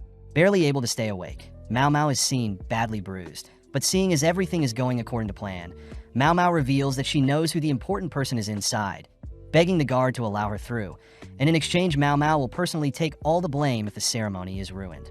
With the guard still refusing Mau Mau's offer, a man suddenly speaks up, shocking everyone, as Locken scolds the guard for injuring Mau Mau. With Locken personally granting Mau Mau permission, Mau Mau has no time to think about what Locken is planning, rushing through the ceremony building, only to stop in front of the ceremony room. Knowing that she has to avoid being beheaded, Mau Mau steals her resolve, rushing directly at the person in the middle of the ceremony, tackling right as the massive pillar above them collapses. With the important person revealed to be Shir, Mau Mau notes how she has injured her leg, asking if she can be rewarded with the ox bees or now. Before Mau Mau can explain everything, Shir begins tearing up, realizing how beaten up Mau Mau is crying as Mau Mau falls unconscious. With a serious glare, Shir carries Mau Mau out of the building, passing by Locken, but upon seeing Shir appear, every single person in the vicinity bows their head to Shir, shocking Locken, as Shir is clearly a very important person. Suddenly waking up, Mau Mau recognizes Shir's incense smells, wondering how she got here. Happy to see Mau Mau awake, Swearin tells Mau Mau that Shir brought her here, handing Mau Mau a drink and apologizing as Mau Mau needs to get dressed to explain the situation. With Basin, Gaoshun, and Shir meeting with Mau Mau, Shir asks to know how Mau Mau found him and knew that the pillar would fall. Mau Mau begins going over all the coincidences that ultimately allowed her to figure out what the perpetrator had bet on. First was Conan's death, a member of the board right and had passed 1 year ago. Next was the fire at the warehouse along with the ceremonial tools being stolen. Finally was the manager that was poisoned.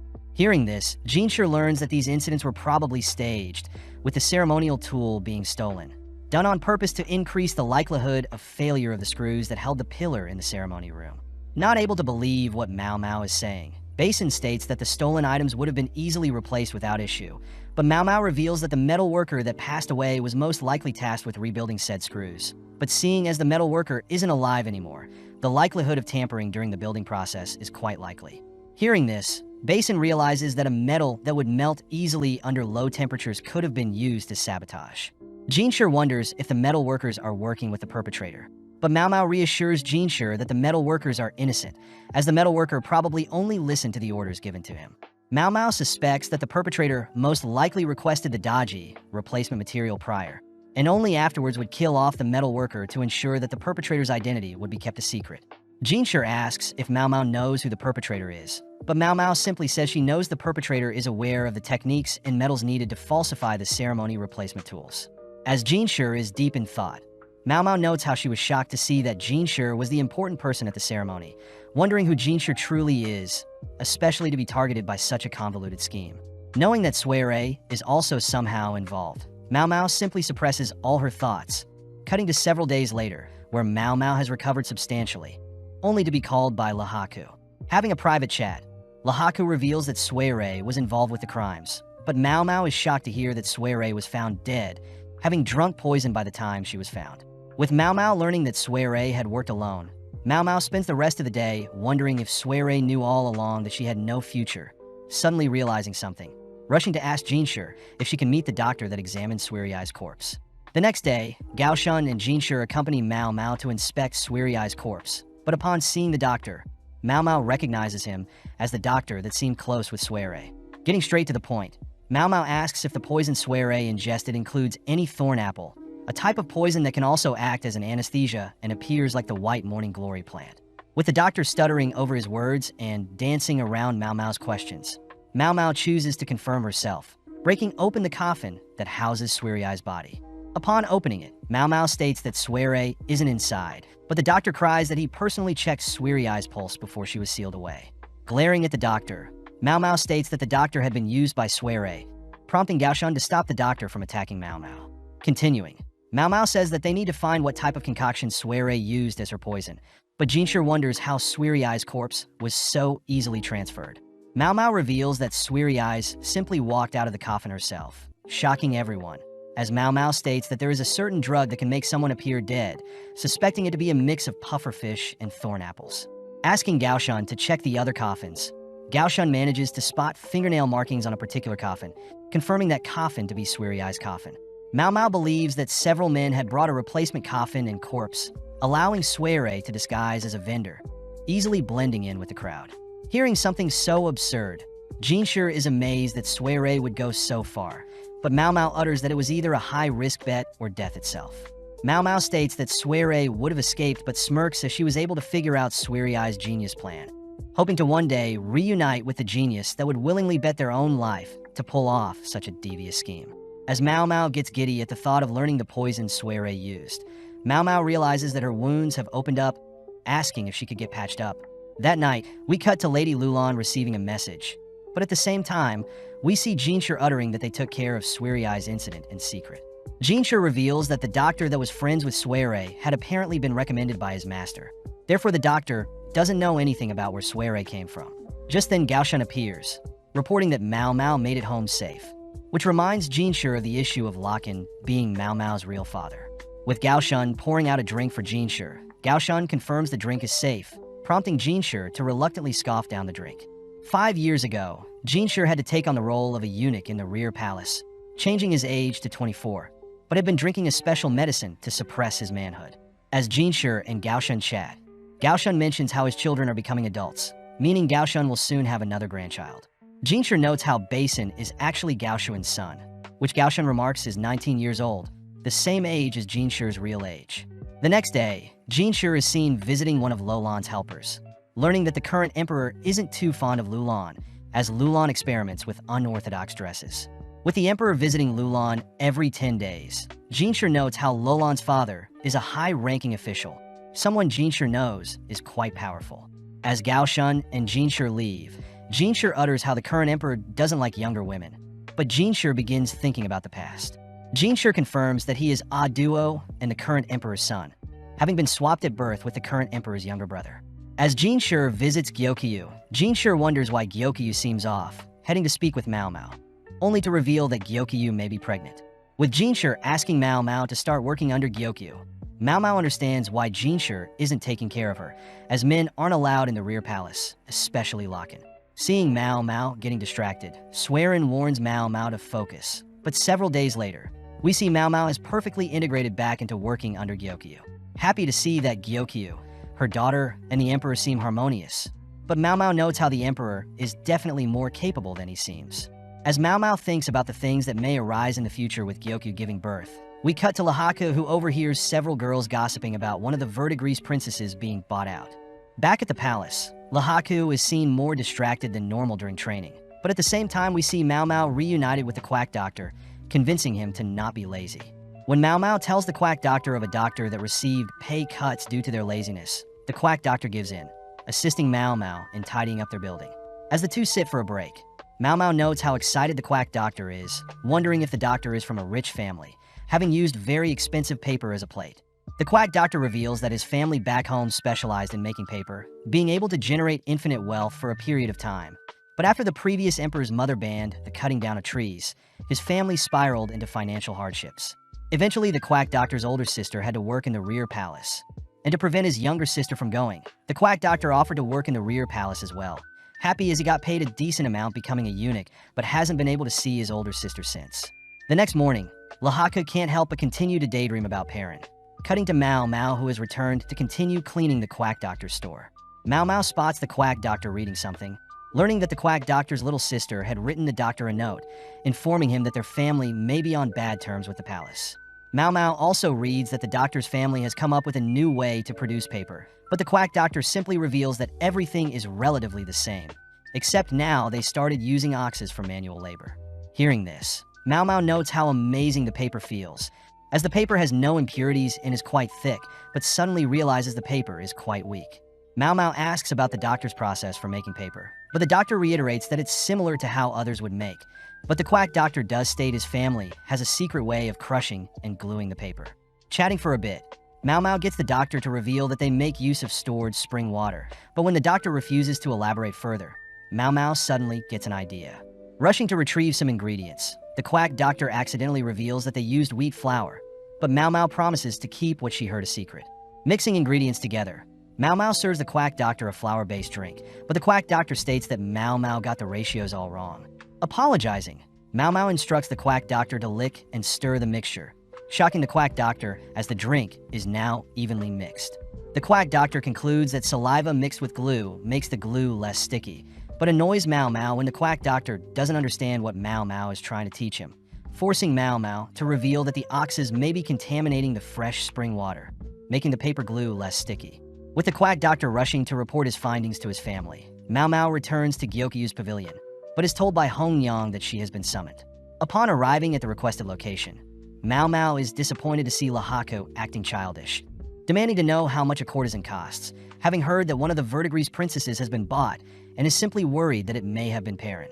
Running through various calculations, Mau Mau reveals that there are only 2 candidates that come to mind that can afford to purchase a high-ranking courtesan, and these include a wealthy older merchant, whilst the other is a high-ranking official in his 30s. Mau Mau also reveals that Perrin gained the nickname of Warlord in the bed, being very lustful, but does note how before she was adopted, it was the 3 princesses and Granny that took care of her, thankful for Perrin as Perrin breastfed Mau Mau, even though Perrin never gave birth. Mau Mau also begins factoring Lahaku as a candidate, noting how although Lahaku isn't the smartest, he definitely is a hard worker and has sufficient stamina to satisfy Perrin. Getting straight to the point, Mau Mau asks how much Lahaka makes in a year, deducing that it's around 1,000 silver, sadly revealing that one of the 3 verdigris princesses are worth a minimum 10,000 silver in cash, whereas more basic courtesans are worth 400. Completely at a loss for words, Lahaka wonders if Perrin will accept him if he manages to scrape together the amount, but seeing Lahaku so desperate, Mau Mau offers to help. With Mau Mau asking Lahaku to strip, Mau Mau begins inspecting Lahaku's muscles, impressed as Perrin does prefer a manly body. With most of Lahaku's body perfect, Mau Mau asks to inspect Lahaku's private area, but just then Jinshir enters, demanding to know what is happening. With Jinshir speaking to Mau Mau privately, Jinshir gets frightened, hearing that Mau Mau was summoned to inspect Lahaka's body, but fails to mention that she was inspecting Lahaka's body to see if he would match Perrin's taste. With Jinshir misunderstanding the situation, Jinshir asks what Mau Mau thinks about Lahaku, prompting Mau Mau to reveal that Lahaku is quite above average in terms of looks and physical features. Jinshir wonders how Mau Mau could discern so much simply looking at Lahaka's body, but Mau Mau reveals that back at the verdigris house, the girls had to learn how to quickly discern the capabilities of clients, simply by glancing at the clients' bodies. Getting jealous, Jinshir asks if Mau Mau could inspect his body as well, but Mau Mau refuses, stating that Perrin wouldn't be interested in Jinshir's body, shocking Jinshir. Following Lahaku, Lahaku continues to train his body, sad to know that Perrin is slowly slipping out of his grasp, but is suddenly summoned. Now sitting before Jinshir, Lahaku is clearly intimidated, knowing very little about Jinshir, except that Jinshir is loved by the Emperor. Seeing Jinshir's grin, Lahaka hears Jinshir mention that he heard Lahaka plans to buy a courtesan, annoyed as Lahaka believes Jinshir is mocking him. Out of nowhere, Jinshir offers to pay Lahaka 20,000 in cash, shocking Lahaku. But Jinshir reassures Lahaku that Mau Mau believes Lahaku is a reasonable candidate for her big sister. Lahaku asks if Mau Mau is comfortable around him, but tenses up, seeing Jinshir glare at him for thinking such things. Jinshir reveals that he is very aware that Lahaku came from a good family, but failed at becoming a military officer, having made it so far with his sharp-eyed strategies. Hearing Jinshir's praise, Lahaku reveals that he was simply lucky, but Jinshir continues to beckon Lahaku to accept his offer. Seeing Jinshir's cold glare, Lahaku reasons that he doesn't need the full 20,000 in cash, thanking Jinshir for the offer, but refuses the money, declaring that Perrin is the love of his life, and he wouldn't be a man if he bought her with someone else's money. Impressed, Jinshir wishes to speak with him soon, heading off as he confirms that he was worried for nothing. Now with a goal in mind, Lahaku continues to work hard, ultimately deciding to send a letter to Perrin, only to cut to Mau Mau, who had received a letter from Perrin, stating that she will be waiting for her prince to come for her. Mau Mau reveals that Lahaku won't need the full 10,000 if Perrin likes him, but gets distracted learning that a certain person recently offered to buy several people out. Mau Mau can't help but think about that man, but just then we cut to Lakin, being called to a meeting, but he seems to be distracted by blue roses. With spring arriving, Gyokyu began to show obvious signs of pregnancy, something that Lingli began to take notice of as well. As Lingli cuddled with Gyokyu, Mao Mao and the other ladies can't help but adore Lingli, making Hongyang consider getting married and birthing a child of her own, but Mao Mao notes how the other ladies would never let that happen. With several minutes of the girls adoring Lingli, Mao Mao thinks about how boring it was to have spent 2 months with Shir, but suddenly Lingli approaches Mao Mao with a piece of paper. Happy to play with her, Mao Mao begins drawing a poisonous mushroom, but gets scolded by Hongyang, asking Mao Mao to draw Lingli some flowers instead. At the same time, we cut to Locken and Shir chatting, with Locken uttering that he loves the gorgeous blue roses that used to appear around the palace. Smiling back, Shir states that he's never heard of such a rose, but Locken reassures Shir that they exist, asking if Shir can look into them. As Shir agrees to search for these blue roses, Locken leaves, asking Shir to prepare the roses by next month's garden party. With Locken gone, Gaoshan scolds Shir for taking requests even though he's very busy, but Shir asks Gaoshan to ask around. Sadly, after visiting every florist nearby, Gaoshan reports that roses aren't in season, forcing Shir to turn to Mao Mao for help. Shir asks if Mao Mao knows anything about blue roses, shocking Mao Mao, as she remembers a time when she had sold fake blue roses for some quick cash. Mao Mao jokingly asks Shir if the people who saw the rose were hallucinating, but upon seeing Shir's serious expression, Mao Mao asks what Shir needs. When Shir asks if Mao Mao can gather some blue roses by next month's garden party, Mao Mao reminds Shir that roses will only start to bloom in 2 months. Knowing that it's impossible, Shir states that he'll turn down the person who requested the roses, but Mao Mao deduces that the man requesting the impossible is Locken. As Shir confirms this, Mao Mao changes her mind, stating that she'll figure something out, as she knows she can't run away from Locken forever. As Mao Mao asks Shir for several things, we cut to Mao Mao visiting Liwa, thanking Liwa for allowing Mao Mao to use the steam room. In exchange for access to the steam room, Mao Mao sneaks a naughty book to Liwa, only to head outside, running into Shir and Gaoshan who have relocated the steam room. When Shir asks what Mao Mao is planning, Mao Mao reveals that she plans to make the roses go mad, making use of the abundant sunlight and steam. Mao Mao hopes to simulate the correct environment to allow roses to bloom, but can't guarantee any results getting to work. As Mao Mao helps move several plants into the steam room, Mao Mao suddenly realizes her leg's wound has reopened, happy to see that Jinshis and Gaoshan have summoned Xiaolan to help out. With an energetic Xiaolan by Mao Mao's side, Mao Mao begins instructing the eunuchs to place over 100 unbloomed roses in the steam room, happy that preparations are done. That night, Mao Mao mans the steam room, being the only one who knows how to regulate the steam room's temperatures so as to not kill all the roses. On sunny days, Mao Mao takes the roses out of the room, completely exposing them to the sun and lightly feeding the plants water. Just then Gaoshan checks up on the girls, gifting them a light snack, something Xiaolan is grateful for, being able to skip work and hang out with Mao Mao. At the same time, Mao Mao and Xiaolan spot some of Liwa's ladies-in-waiting spying on them, only to run away. With several days passing, Mao Mao instructs Xiaolan and the eunuchs to trim down the number of sprouts in each plant pot to allow even distribution of nutrients for the plant. Seeing as it's beginning to rain, everyone rushes the roses inside the steam room. But as night falls, Mao Mao begins to worry that the roses aren't growing fast enough, staying up all night to regulate the steam room's temperature. With the next day arriving, Xiaolan is shocked to hear Mao Mao get no sleep, offering to watch the roses as Mao Mao sleeps, but Mao Mao can't help but notice Liwa's ladies-in-waiting are watching them again. Mao Mao comes up with something to distract them, giving Xiaolan a manicure, something that spreads among the ladies within the rear palace, and even Lady Liwa. As Mao Mao heads back to Gyokyu's pavilion to taste for poison, Mao Mao learns that Gyokyu won't be attending the upcoming garden party, which Mao Mao knows is to give Lady Lulan a chance to shine along with hiding Gyokyu's pregnancy. Before Mao Mao leaves, the other ladies get worried, seeing Mao Mao exhausted. As Mao Mao heads to her room to sleep, she musters up the strength to continue looking after the roses. But as she approaches the steam room, Xiaolan reveals that a single bud has finally grown, relieving Mao Mao as they may make it in time for the garden festival. With the day of the garden festival finally arriving, Shir asks Gaoshan if there are any updates on the roses, both admitting that they aren't sure, having both been very busy. Just then Mao Mao appears, greeting Shir, but Shir can't help but notice Mao Mao's tired expression. As the garden party begins, various nobles and eunuchs watch as Lady Lulan makes her appearance, the daughter of Master Shir. As Lulan catches the attention of all the men, Lulan stands before the emperor, prompting her father Shir to ask if there is anything Lulan needs to improve on. At the same time, Shir appears, carrying various roses, presenting said roses to the emperor, impressing the emperor. Shir notes how he's receiving glares of envy, something he's very used to. But when Shir spots Shir's blank expression, he remembers that Shir is very cold and calculative, refusing to let his smile drop. As Shir leaves, he wonders what Lakan thinks of the roses, but Lakan is annoyed that Shir managed to pull it off. Following Mao Mao, she's seen resting on Ingwa's lap, but as Shir arrives, Ingwa leaves Mao Mao and Shir alone. Sitting next to each other, Mao Mao apologizes for not getting them to fully bloom, but Shir brushes that aside, asking Mao Mao how she changed the colors of the roses.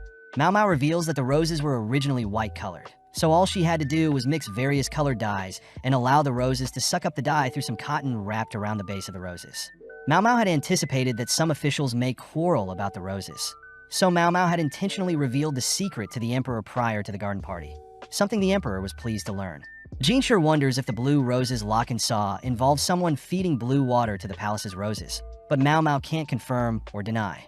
Changing topics, Shir spots Mao Mao had painted her fingers, but Mao Mao notes how she could have mixed balsam and wood sorrel to guarantee a more vibrant red color. Getting up, Mao Mao asks if Gao Shan had prepared the item she had requested, stating that she plans to catch Lakan off guard. Cutting to Lakan, we see him bored with the garden festival, revealing that he sees everyone as ghost stones, with men being black stones and women being white stones.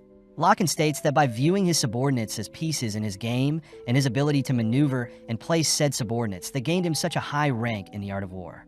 Glancing around, Lakan gets a headache from seeing all the ladies having red manicures, a color he knows resembles balsam, but out of nowhere, Lakan spots Mao Mao appear alongside two other men.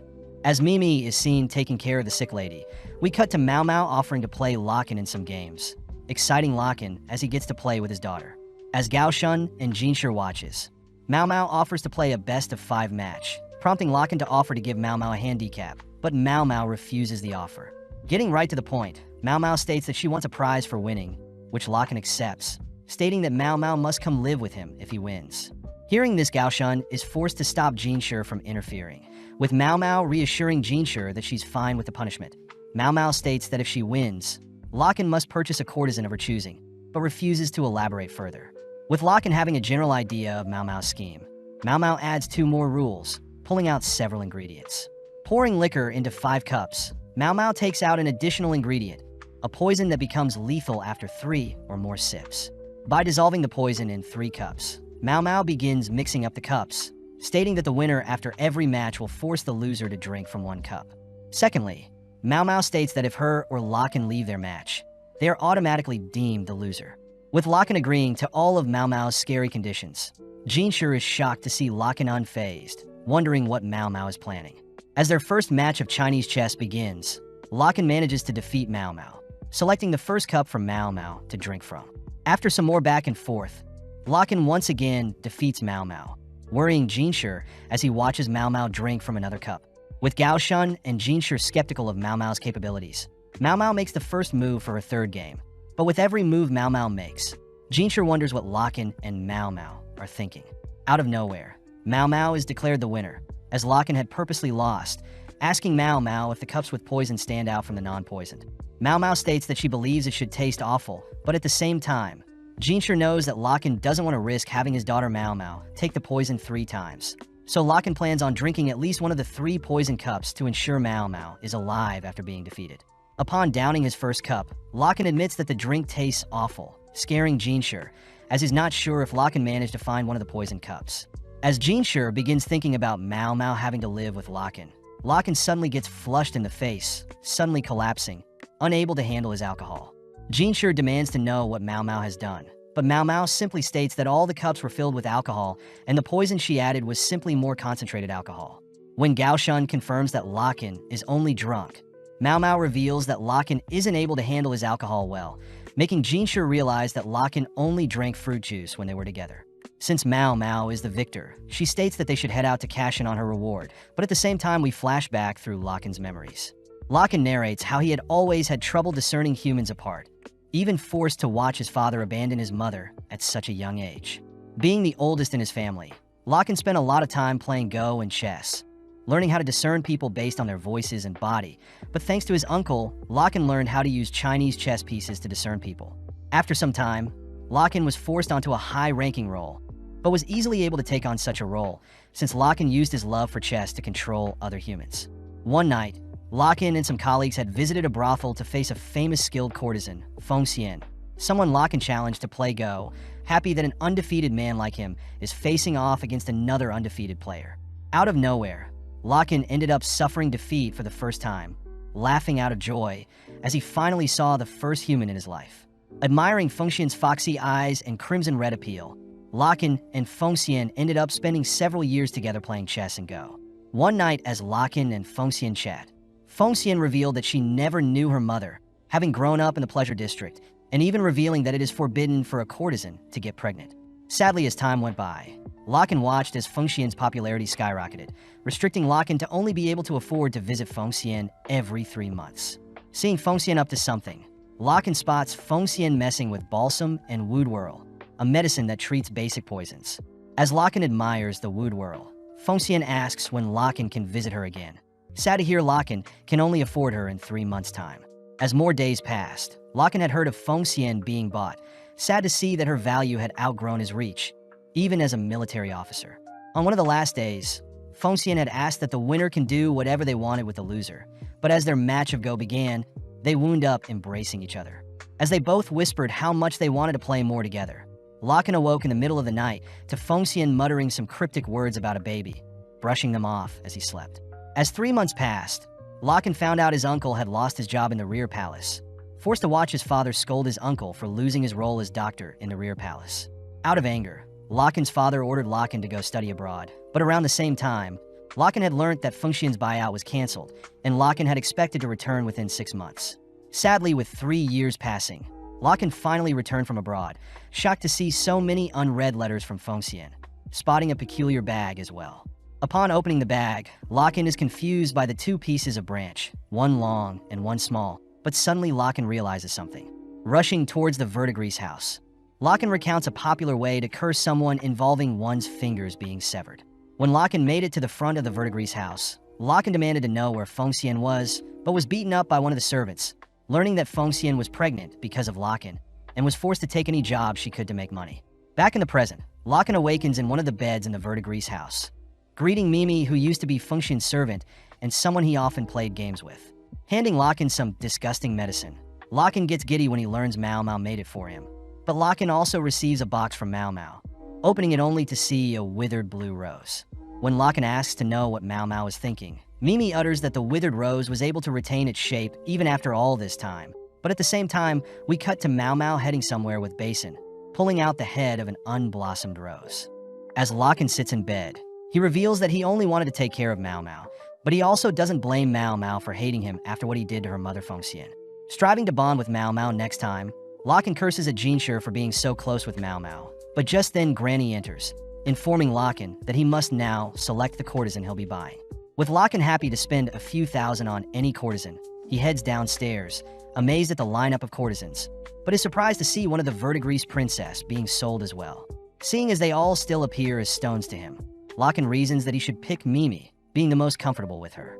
As Locken approaches Mimi, Mimi stiffens up, admitting that she prefers to work at the verdigris house, only to head to some nearby doors, opening them.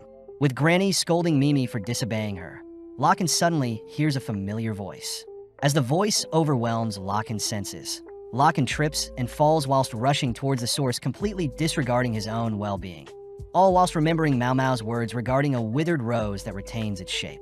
As Locken rushes into the sick lady's room, completely speechless upon spotting Feng Xian, but upon hearing Feng Xian utter such familiar words, Locken sheds tears.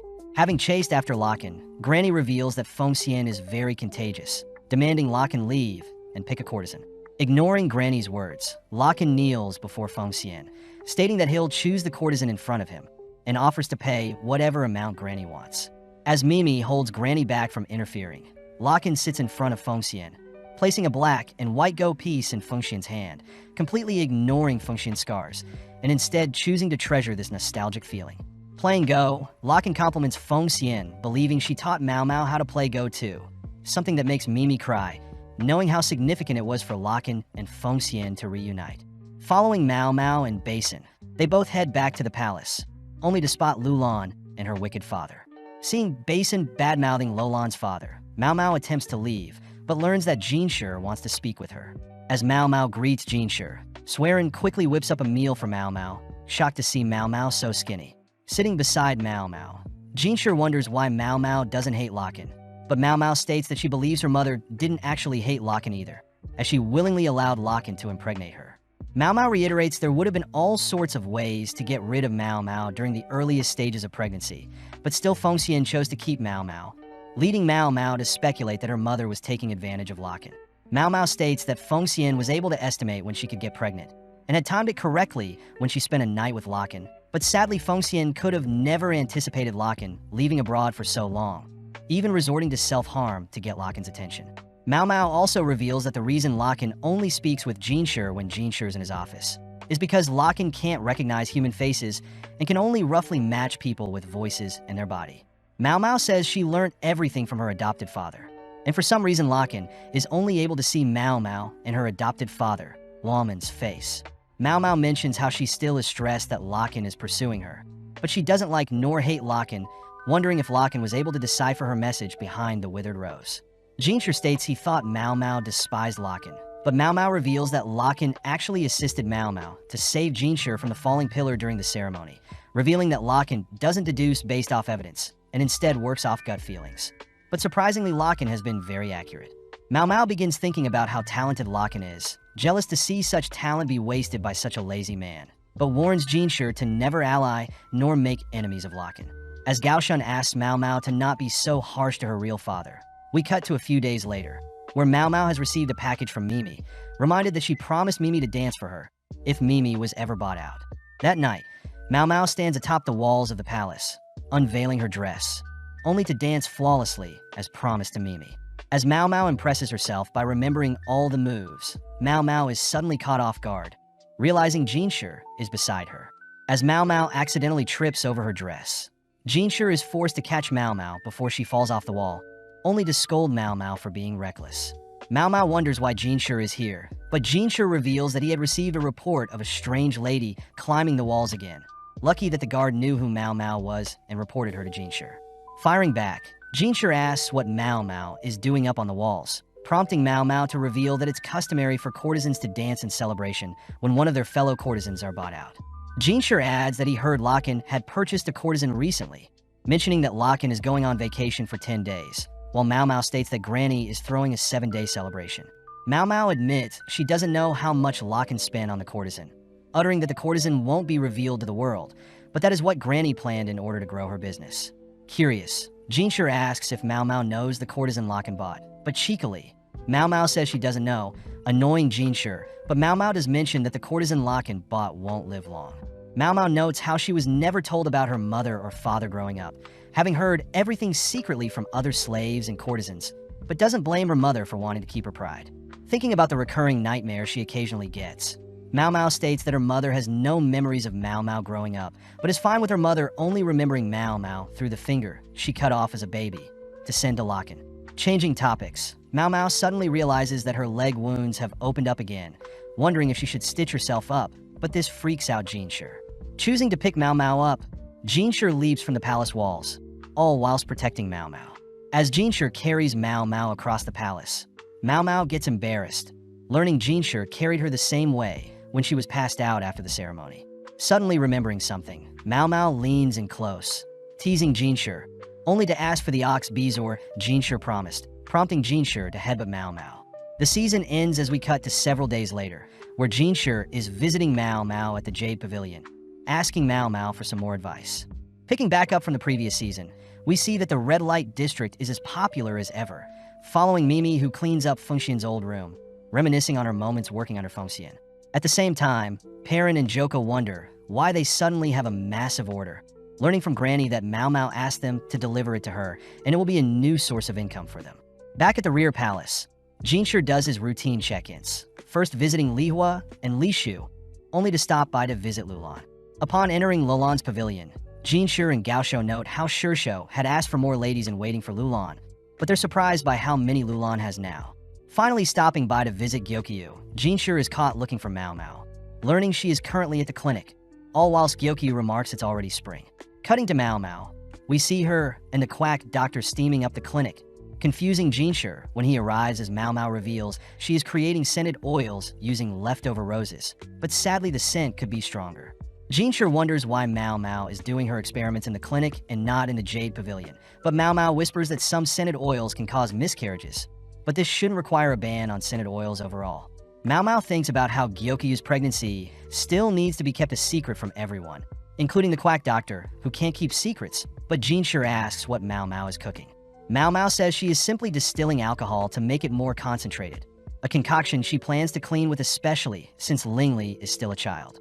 With Mao Mao demonstrating the sanitizer, Shir is impressed by Mao Mao's vast knowledge, reminded that her adopted father studied medicine from the West as well. At that moment, Mao Mao's package arrives, intriguing Shir as Mao Mao silences the quack doctor from revealing anything. When Shir gets more intrigued, Mao Mao blurts out that the package contains pieces of her clothing from back home. But Gaoshun points out that clothes shouldn't be this large or heavy. Backed into a corner, Mao Mao reminds Shir that women in the rear palace are lacking experience and knowledge in bed, making it unfavorable for when the emperor finds someone to their liking, as the women aren't able to meet the emperor's expectations. Shir wonders why Mao Mao bought a huge amount of books, realizing they're the same books Mao Mao gave to the concubines. But Mao Mao thinks about how the emperor had originally wanted to read them, but now she plans on starting a business by selling these books to others. Spotting Gaoshun indulging in the books, Mao Mao gets weirded out, but realizes Gaoshun was admiring the paper quality and craftsmanship. Mao Mao points out brides are normally gifted these books and can interpret the books based on pictures alone, but Shir is intrigued to hear the printing method doesn't use woodblocks and instead metal plates. Seeing Shir sifting through the books, Gaoshun whispers that Shir can keep some for himself, but Shir cries he would never. Clearing his throat, Shir says Mao Mao can keep her books, but must tell him which shop made the books, reassuring Mao Mao he has good intentions. With Mao Mao divulging the shop details, Gaoshun mentions how some books are too explicit and should be censored, confiscating them as both men leave. Later that day, Xiaolan recites a novel she had heard about, asking Mao Mao what she thinks about the novel. Mao Mao is more amazed Xiaolan can read, but Xiaolan corrects Mao Mao, stating that a girl earlier was reading it, and the novel itself has spread throughout the rear palace.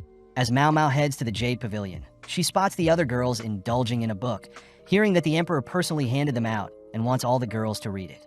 Inspecting the book, Mao Mao notes the stamp shows it's from the same store she received her naughty books, believing Shir must have asked the emperor to circulate 100 copies. Mao Mao wonders why novels are considered low class, and why now of all times are the concubines receiving such an item. Given some time to think, Mao Mao deduces it to be due to politics, overhearing Yinghua report that Gaoshun will hand out the next volume as soon as they're ready. Aylin wonders if they should be keeping such a marvelous gift to just themselves, suddenly stopped by the others as they fear other girls may lose the novels. Mao Mao advises that they make copies, pointing out how Aylin's penmanship is quite exquisite, flustering Aylin. With Yinghua wondering how long it'll take, Mao Mao believes this is what Shir had intended all along, a plan where Shir has the girls improve their literacy and reading in order to read a popular novel. The next day, Xiaolan begs Mao Mao to teach her how to read, mentioning that the girl that would normally read for her lost her voice and instead handed out copies for everyone else to read.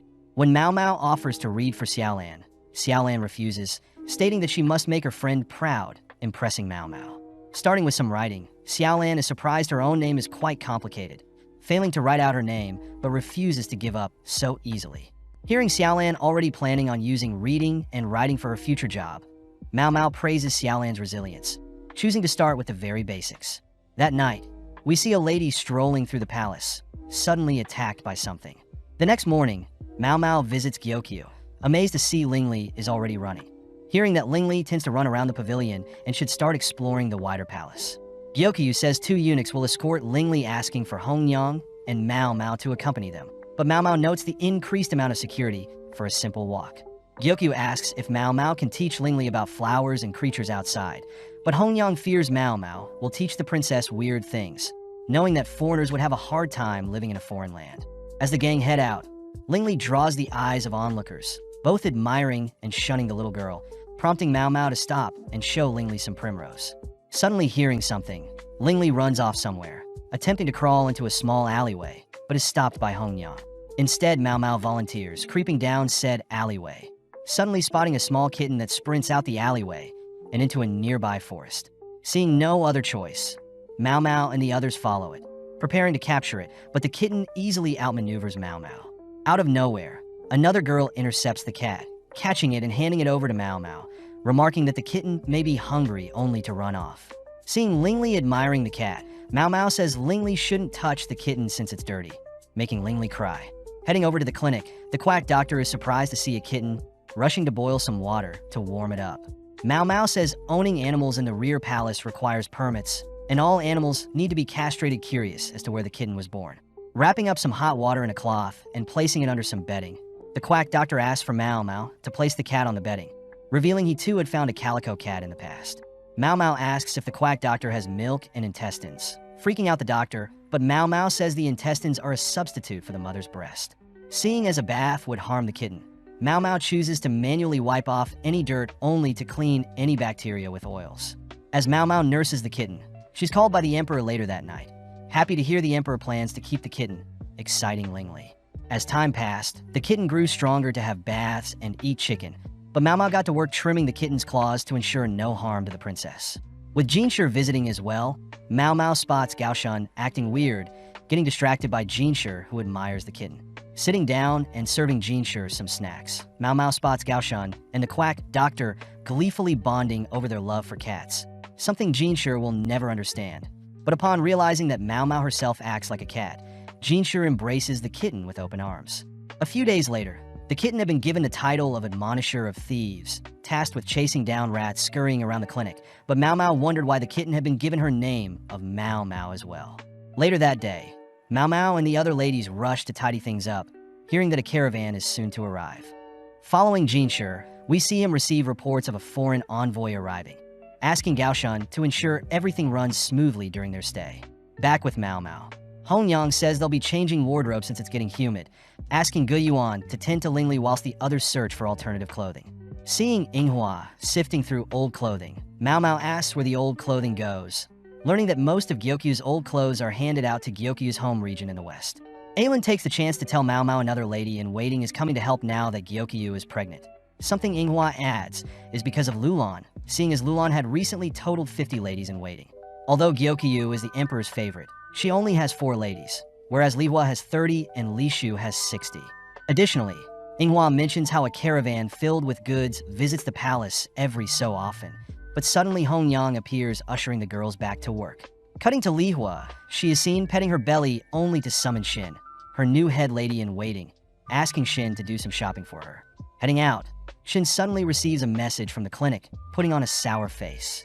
Near the entrance of the rear palace, the caravan has officially set up shop and plans to stay for 5 days, making Xiaolan envious as she wants to buy and try on new clothing as well. Mau Mau notes how strangely peaceful the rear palace is even though there are no stores or doctors except the quack doctor, wondering what a disease outbreak would cause. Mau Mau thinks about the amazing underground waterway that carries waste into the Great River, coupled with the water technology from the west, making most diseases would fail to be contracted. Suddenly hearing Xiaolan mention how she might be free on her last day, Mau Mau says she is glad she has Xiaolan as a friend. That evening, Gyokyu's ladies help display the items Gyokyu bought, worrying Gyokyu as she fears she bought too much, but Mau Mau knows the other ladies definitely didn't hold back either. Seeing as there will be another day of shopping tomorrow, Mau Mau helps clean up the dresses, suddenly spotting something. Seeing all the dresses with belts tied around the chest, Mau Mau states Gyokyu's pregnancy shouldn't be known to the outside, as normal dresses have belts around the waist, and only when pregnant will dresses with belts around the chest be needed. Suppressing her suspicions, Mau Mau hints at Hongyang and Gyokyu to buy more varied dresses to conceal Gyokyu's pregnancy. Before the stores closed on the last day, Mau Mau and Xiaolan explore what is left, exciting Xiaolan as she admires a small drinking cup, prompting Mau Mau to give Xiaolan some hair ties. Graciously hugging Mau Mau, Mau Mau notes Xiaolan could pass off as her little sister, both continuing to explore the stores as Mau Mau is dead set on getting discounts. After several purchases, Mau Mau sets her sights on some jasmine tea, running into the girl from earlier who intends to buy the tea as well. With Xiaolan calling out to Shir Sui, Mau Mau deduces that Shir Sui must be a court lady using the same laundry area. As the three head back to the clinic, the quack doctor is surprised Mau Mau has friends, but the girls are more excited seeing the kitten alive and well. Making jasmine tea with the bud, Mao Mao mentions how it's a special day, watching as Xiaolin indulges in some mooncakes. As the quack doctor mentions how a special envoy from a foreign land is arriving soon, Shir utters that she smells something weird towards the north of the palace, making the others wonder if the waterway got clogged. Xiaolin wonders if Shir works near the north often, but Shir reveals that she often visits the north side to sketch bugs, remarking insects and their eggs can be used for medicine and aphrodisiacs. Since the south is well kept, only the north contains intriguing bugs, exciting Mao Mao as they both grow close due to their strange addiction. That night, a mysterious figure heads to unveil several bottles, cutting to a few days later where the caravan has left. Since then, scented oils became popular in the rear palace, disgusting Mao Mao as intertwined scents are unbearable. But suddenly a dress is accidentally dropped onto Mao Mao. Upon smelling a rose-scented smell, Mao Mao regrets not selling her own rose-scented oils, but suddenly uncovers something. Sniffing other dirty dresses, Mao Mao rushes to the Crystal Pavilion, sniffing Liwa's lady's scents, only to run into Shin. Having received a complaint, Shir warns Mao Mao to not go overboard, but Mao Mao promises to get consent next time. Changing topics, Mao Mao has Shir read out the list of scents she smelt on the court ladies, stating that scents can have harmful effects on pregnant women. Additionally, Mao Mao unveils the spices and herbs sold at the festival, stating that they all increase the possibility of a miscarriage. Mao Mao asks if Shir can ask which merchants sold such harmful goods, but Shir says it'll be hard tracking down the source, prompting Mao Mao to state that this incident is very similar to the toxic white powder craze. Shir is surprised someone would try to bring poison into the palace, but Mao Mao says all the items can be consumed in moderation without issues, but asks Shir to warn the other concubines just in case. With Shir sending Gaoshan off, Gyokyu also has her ladies check their scented oils along with items they purchased, all whilst Mao Mao wonders who the mastermind behind Sweary Eye's disappearance and Shir's attempted assassination could be. Heading back to the kitchen, Mao Mao fears she must be blowing everything out of proportion, noting how everything that caught her attention was coincidental. As Mao Mao indulges in some more jasmine tea, Shir visits, asking Mao Mao why she is drinking tea that could be poisoned, but Mao Mao reminds Shir that all poison can be medicine in small amounts. As Shir sits down, she learns Gaoshan is off delivering messages, prompting Mao Mao to prepare some tea for Shir. Hearing Shir curious as to what jasmine tea could do, Mao Mao utters that the tea can help calm someone and improve their sleep, but can harm pregnant ladies, but overall is more beneficial than harmful. Seeing Mao Mao serve him a different drink, Shir slurps up Mao Mao's cup of tea, heading outside only to discover that concubine Jean of middle rank had passed away due to poison. The next day, Shir and Gaoshan decide to head to the Jade Pavilion, all whilst Gyokyu is notified of concubine Jin's passing due to poisoning. Gyokyu mentions how she heard Jean was sick for a year prior, greeting Shir only to cut to Mao Mao, who is proud seeing Xiaolan practicing her writing. Later that day, Mao Mao learns of a court lady by the name of Tao going missing. Sad to hear she was scheduled to be married, having been given a hairpin by a high-ranking bureaucrat at a garden party, but was heard the matron didn't want her to leave. With the quack doctor reminding Mao Mao that such incidents are quite normal in the rear palace, Mao Mao heads out only to spot Shir and Gyokyu having some tea. Mao Mao praises Gyokyu for hiding her pregnancy so well, suddenly called over by Gyokyu, who asks Mao Mao to assist Shir out, leaving them with Shir as Lingli can be heard crying. Now alone, Shir asks what Mao Mao thinks about the books being spread by the emperor, something Mao Mao thinks highly of as the novels are encouraging the girls to read and write, prompting Shir to unveil the next step in his grand scheme. Shir shows off some blueprints of a penmanship school, a school for servant girls, and an idea Mao Mao fully supports, but this shocks Shir and Gaoshan. Mao Mao gets weirded out realizing Shir wanted Mao Mao to glare at him, but tells Shir the penmanship school will not only help the slave girls, but also help other high-ranking girls find jobs. Mao Mao does wonder why the southern courtyard is so close to the main gate, advising Shir to move the courtyard elsewhere, as lots of prideful concubines gather near the location and wouldn't be too pleased seeing servants begin to be educated. Mao Mao mentions how moving the courtyard north and renovating some rundown buildings would be more suitable, asking Shir to call the school service vocational training to attract those seeking a job, and that snacks should be occasionally rewarded to lure girls back for more. Mao Mao notes how Shir hasn't even thought about his plan all the way, happy to hear he is seeking her personally for advice, but Shir also takes the chance to ask Mao Mao about her mushroom expertise. Mao Mao reiterates that she makes food and medicine with mushrooms, hearing that court ladies frequently get food poisoning when they hunt for mushrooms they aren't too sure about. Shir points out how he knows Mao Mao secretly digs up and devours Matsutake mushrooms herself, something Mao Mao can't refute. Shir asks Mao Mao to solely focus on removing and noting down the poison mushrooms she uncovers, having Mao Mao sit out on all her duties except tasting to ensure things run smoothly. But Mao Mao wonders why he hasn't told Gyokyu any of this. Immediately getting to work, Mao Mao recognizes the locations the court ladies frequent and the entirety of the south side to be already been surveyed, choosing to head north, only for Mao Mao to begin uncovering various mushrooms. Suddenly smelling something tingling her nose, Mao Mao remembers what Shir said about the leaking sewage, wondering if the leak is causing the various mushrooms to suddenly grow. After a long days of scavenging, Inghua asks what Mao Mao has been up to, prompting Mao Mao to mention how she's gathered a bucket load of interesting mushrooms. Rushing to get changed, Mao Mao greets Gyokyu, spotting Gyokyu and Hongyang tying black strings around their wrist, only to be instructed to follow Hongyang after dinner. Heading out, Mao Mao learns that Jin, the upper-middle rank concubine and daughter of a high-ranking noble, had passed, having been sick for the past year and was only seen in her room.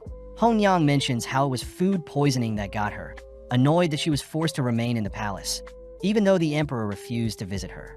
Mao Mao wonders why Hongyang is so passionate when talking about Jin. Hearing Jin was quite rude, always lashing out at lower-class girls, and even was suspected for the poisoning done to Liwa and Gyokyu involving the white powder. Shir was sent to investigate, but with no evidence Jin was left unpunished, something that didn't stick right with everyone as Hongyang expressed how relieved she is for Jin to have finally passed away. Mao Mao suddenly realizes a link between Jin's poisoning and the reason Shir didn't talk about the mushrooms in front of Gyokyu.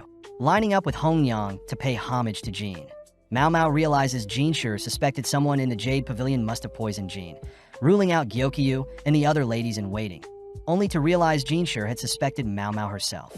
Mao Mao is impressed. Shir was observing her reaction when the topic of poisonous mushrooms were brought up, but suddenly is handed a rose by one of Jin's ladies in waiting, curious as to how the lady received a rash on her hand. Heading to Jin's basket, Mao Mao suppressed her urge to inspect Jin's covered body, heading off only to spot concubine Sun rushing to Jin's corpse.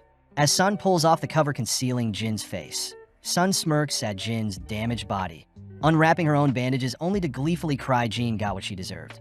Seeing Sun's inflamed face, the rash on Jin's lady in waiting, and Shir's words involving poisonous mushrooms, Mao Mao finally realizes what is happening. The next morning, Mao Mao continues her scavenger hunt, having heard that concubine Sun was a low-ranking concubine from a merchant family. Sun had apparently attracted the attention of the emperor, but 2 years ago Sun was afflicted with an illness, choosing to stay at the palace, seeing as she wouldn't have a life outside due to her weakened body. Mao Mao suspects that Sun believed Jin to be the one who targeted her, heading through the forest with some protective mask only to run into the red mushroom she was searching for. Back at the clinic, Mao Mao asks Shir and Gaoshan to be careful, unveiling a red mushroom she found, a mushroom that is extremely dangerous. Before Shir can lean in for a close look, Mao Mao stops Shir, revealing her own markings from a similar mushroom she encountered in the past.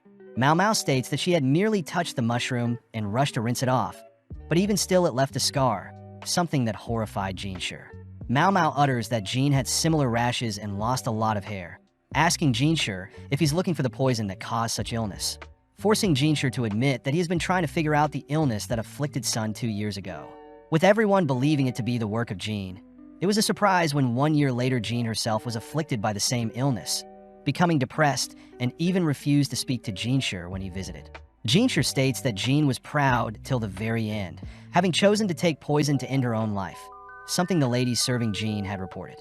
Thinking for a bit, Mao Mao states that the red mushroom before them only causes stomach ache, vomiting, and paralysis, with inflammation being spread inside the mouth, but not onto the face.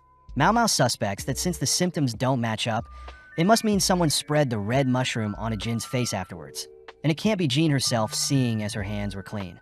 Seeing Mao Mao hesitate to continue her suspicions, Shir tugs Mao Mao close, ordering Mao Mao to let all her suspicions out. Backing off, Mao Mao asks for a few days, requesting that Shir let her borrow some eunuchs to help with physical labor and can work in secret. With Shir and Gaoshan leaving, Shir is excited to hear what Mao Mao comes up with, cutting to the next couple of days where Mao Mao performs her usual routine, only for a particular day where Gaoshan and 2 other eunuchs accompany Mao Mao into the forest, weirded out seeing Mao Mao using her nose to sniff the surrounding area, stopping only to ask Gaoshan and the others to begin digging. In mere moments, everyone is shocked seeing a decayed corpse, surprising even Mao Mao. Later that day, Shir reported that the body belonged to the real concubine Jin, having passed away a year ago when she first received the illness. As for the imposter, Mao Mao suspects the lady to be concubine Tao, holding up a sketch of Tao that closely resembles Jin's face. Mao Mao utters that with the added bandages around Tao's face, only the most observant would realize the discrepancy, meaning Tao conspired with Jin's ladies-in-waiting. With Mao Mao stating she doesn't know any more than that, Mao Mao secretly believes that Jin had gotten jealous that Tao had found love before she could. Mao Mao suspects that Jin would normally abuse Tao, leading to an altercation that led to Jin's passing, forcing Tao to work with Jin's ladies-in-waiting and cover up the incident. When things got too stressful for Tao to keep up the act, Jin's ladies disposed of Tao, but Shir wonders how Mao Mao found Jin's real body.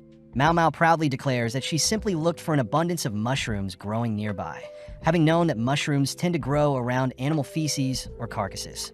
Shir calls out Mao Mao for fiending over mushrooms grown around a human corpse, something Mao Mao realizes is quite weird, but before Mao Mao can defend herself, Shir has Gaoshun confiscate Mao Mao's mushrooms. Now left alone, Mao Mao spots a mushroom that had fallen out of her basket, wondering what a mushroom grown from a corpse would truly look and taste like. That night, we see the Emperor greet some visitors, cutting to the next day, where Mao Mao is shown a massive mirror. The mirror amazes all the girls, as it's a Western invention, making it hard to obtain, especially the one before them, as it would easily be worth another's life. Mao Mao learns that Gyokyu had owned a smaller mirror in the past, but Inghua broke it, intriguing Mao Mao as to how mirrors are made and how they can mass-produce them. Gyokyu tells Mao Mao the mirror is a gift from a foreign envoy, reminding Mao Mao that the foreign stores were in preparation for a special envoy arriving. But Mao Mao also hears that each concubine received an equally expensive mirror, wondering what business this envoy has with their nation. That evening, Gaoshun visits Mao Mao and Hong Yang, asked by Gaoshun to borrow one of their rooms, but Hong Yang is disappointed to hear that Gaoshun is married and has a child. As Mao Mao serves the two some tea, she hears Gaoshun asking for some advice, explaining a story involving a rich family with two daughters. Since the daughters were close in age, they were both loved dearly by their overprotective parents, forcing the girls to remain inside. When a lady-in-waiting was assigned to the girls, the lady would occasionally sneak them out, but when the father found out, he locked the girls inside permanently, stationing men to guard and watch over them. Although the girls grew up introverts and spent their youths embroidering, the father soon discovered his younger daughter was pregnant with the child of a wizard, a story that confuses Mao Mao, as she simply believes the lady had continued to sneak the girls out. Gaoshun corrects Mao Mao, as the lady-in-waiting had been fired to warn future ladies-in-waiting from getting too comfortable. But when Hong Yang wonders if the men watching the girls pulled any moves, Gaoshun states the men would monitor each other as well, forbidden from approaching the daughters. Unfortunately, Mao Mao doesn't know what to make of Gaoshun's story, stating that she knows that people can trick themselves into thinking they're pregnant, having once seen a young courtesan claim she was pregnant with the man she loved. The courtesan had reported skipping her periods and her skin began to grow tender. But this was all in her head, making Mao Mao ask Gaoshun if he's sure the younger daughter was pregnant. Acting strange, Gaoshun states he knows for sure, asking Mao Mao if she can figure out ways the daughters could have snuck out given the surveillance they were under. Showing Mao Mao a map of the daughter's home, Gaoshun points to a separated house where the daughters were kept, and only a corridor connected the daughters to the main house, with a built-in washroom included in the separated house. Gaoshun adds that there are windows opposite of the corridor, with two men at different levels watching each window, but Mao Mao points out how limited the men's vision must have been.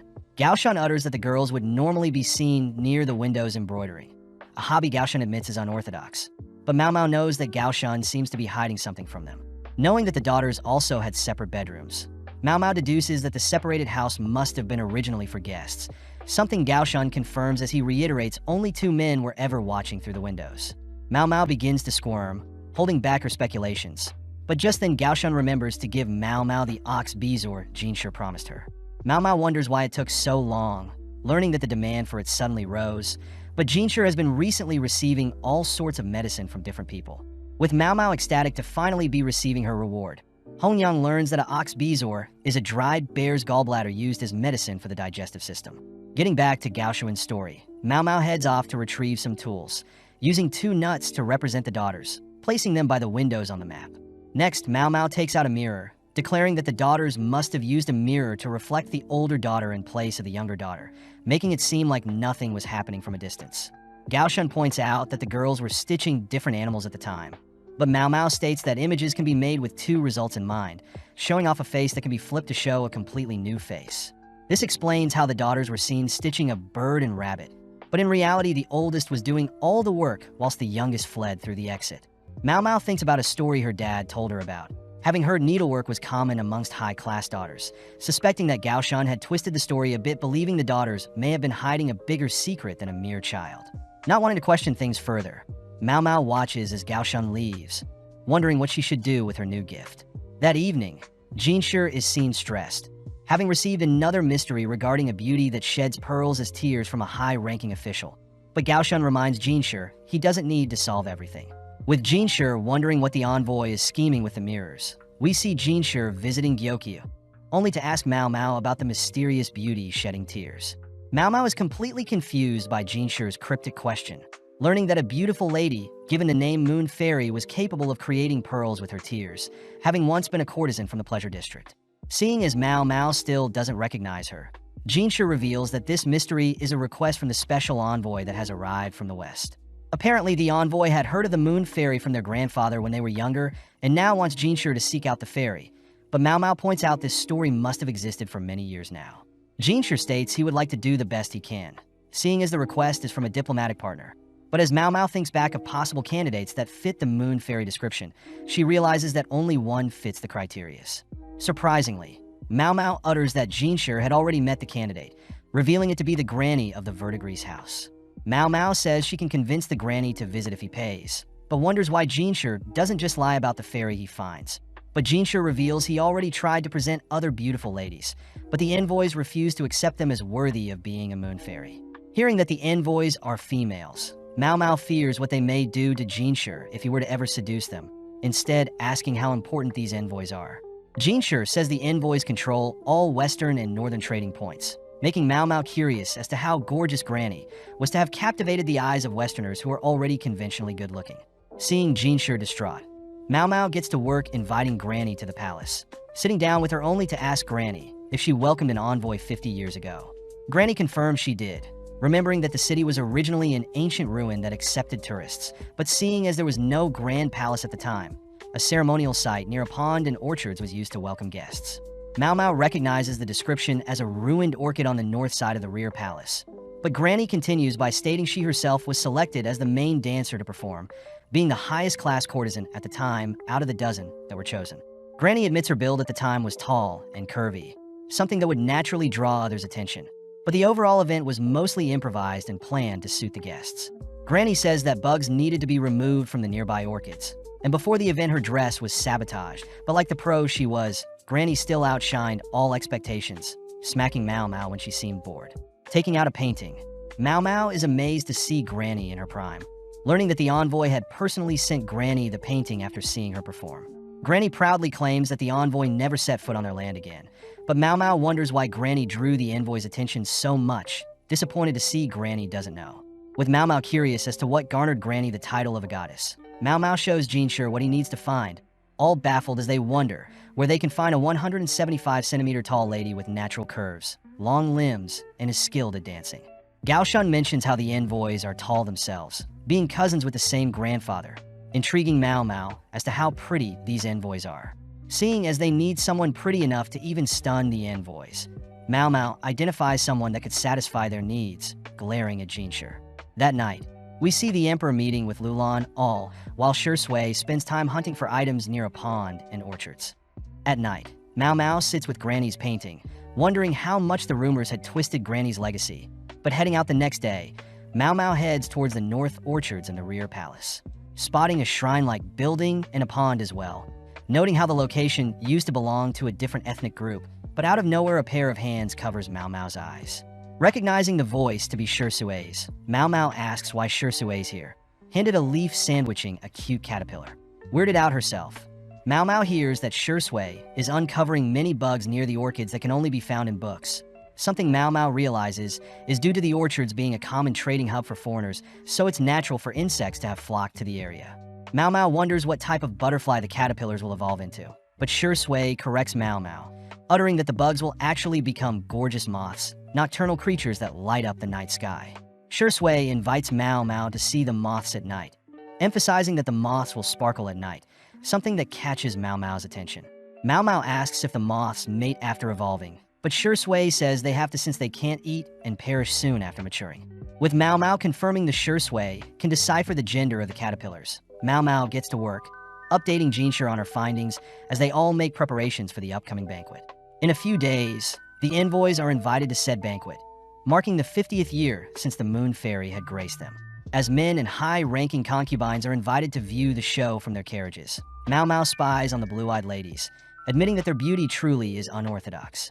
Seeing as the two ladies are also showing their full faces, Mao Mao sees they're quite bold, with Eileen acting timid and quiet whilst Isla seems more confident. As the music and performance begin, Mao Mao sees the ladies are not impressed whatsoever, wondering if the girls are twins, having only heard they were cousins that shared the same grandfather. At that moment, Isla exits her carriage, bowing before the Emperor only to ask to be closer with the Emperor. Isla also asks where the Emperor's brother may be, upsetting several people, as they know Isla and Eileen seem to be after the Emperor and his brother. Before Isla can say anything else, Eileen appears, asking Isla to stop, both bowing as they return to their carriage. Off to the side, Mao Mao wonders if the cousins truly believe there is no one more beautiful than themselves and that the mirrors weren't a gift but a declaration of their beauty. But nonetheless, Mao Mao heads to show them a new Moon Fairy, heading into a shack, only to ask Gaoshan how preparations are going. With no time left, Mao Mao helps escort Shir, all whilst Isla praises the banquet's colorful music, but even still the overall performance is subpar.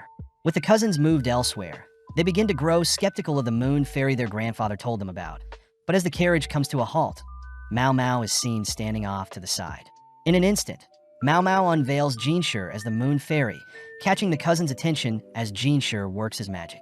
With elegant movements and the night breeze working in his favor, Shir puts on a show, dazzling the girls only to disappear.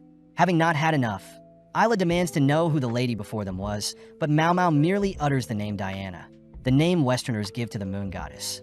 Returning to Shir, Mao Mao reports that the performance was a success, revealing that Shir appearing out of nowhere was due to a black cloth placed and removed over him. As for the bright lights in Granny's painting, Mao Mao says they were simply mature moths, having remembered that Granny was sabotaged when other ladies rubbed insect carcasses on her dress.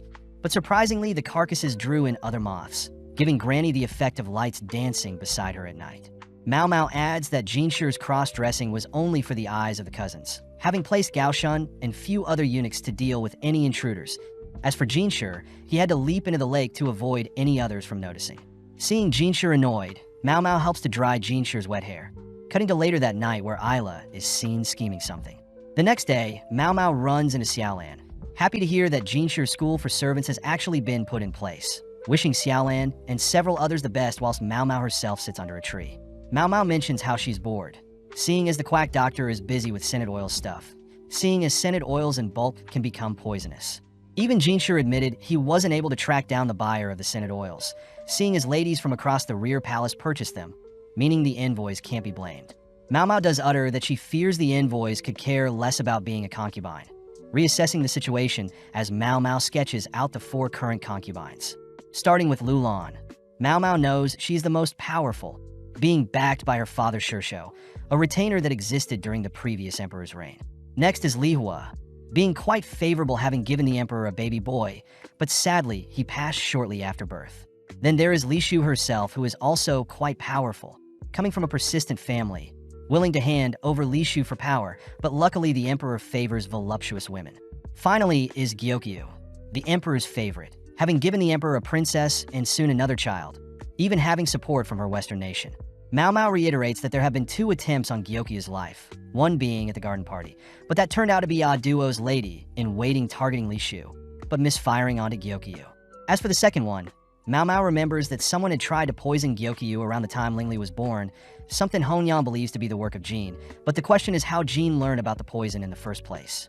Mao Mao also remembers that Suere has still not been found, wondering why Suere had tried to assassinate Shir as well, but seeing as things are getting complicated, Mao Mao goes on a walk. Running into the ladies from the Crystal Pavilion, 3 of the ladies immediately avoid Mao Mao, leaving Shin, who takes her time passing Mao Mao. But Mao Mao realizes that she doesn't smell any scented oils on her, unlike the other ladies in waiting. That evening, Mao Mao learns that Aylin has a fever, offering to give her some medicine whilst Inghua suggests Mao Mao take her to the clinic. Following Aelin, Mao Mao is amazed to discover a new section in the north side of the rear palace, a location Aelin says is near a wash house for dirty clothes. Speaking to Xinlu, an older-looking court lady, Xinlu reassures Aelin that her fever will subside over the next few days, offering Aelin a place to stay as to not infect anyone else. Mao Mao is impressed by Xinlu's efficiency, even amazed that they're heading through a location that has been sanitized with alcohol and nicely ventilated.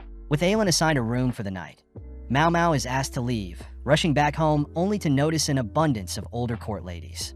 Mao Mao deduces that once a lady has reached a certain age, they're removed from the rear palace, but they also get offered to work behind the scenes, explaining the abundance of older ladies. Just then, Mao Mao bumps into Shir, who asks Mao Mao to pay more attention to her surroundings, but this only annoys Mao Mao. Shir asks what Mao Mao was doing just now, hearing that Mao Mao only recently learned of their current location, but Mao Mao admits she didn't listen when she was given a tour after being sold off. Seeing Shir saddened, Mao Mao asks why the clinic can't be the official medical office, but Gaoshun states that only men can be doctors as anyone can treat small wounds, but only doctors can make medicine and treat major injuries. Mao Mao realizes why she didn't smell any medicine in the clinic, wondering why she is allowed to make medicine, only to hear that Shir is making a special exception for Mao Mao. Seeing as things are quite complicated, Shir wishes he could allow non-eunuchs to create medicine, reminding Mao Mao that the current emperor had banned the surgery that created eunuchs, wondering how long it'll take to be understaffed. As Shir leaves, he advises Mao Mao to keep her medicine practices a secret, cutting to later that night where Aelin is taking the medicine she received from Mao Mao, but at that moment Xinlu appears, asking if Mao Mao was the one who created the medicine. The next day, Gyokyu tells Mao Mao that court lady Xinlu would like to speak with Mao Mao, something Aelin apologizes for as Xinlu found out Mao Mao had given her some medicine. Seeing Gyokyu worried, Aelin reveals that Xinlu wants to borrow Mao Mao, prompting Yinghua to help escort Mao Mao, only to formally greet Xinlu. Seeing Xinlu's green-tinted eyes, Mao Mao wonders if Xinlu is foreign, admiring how intimidating Xinlu appears at the moment.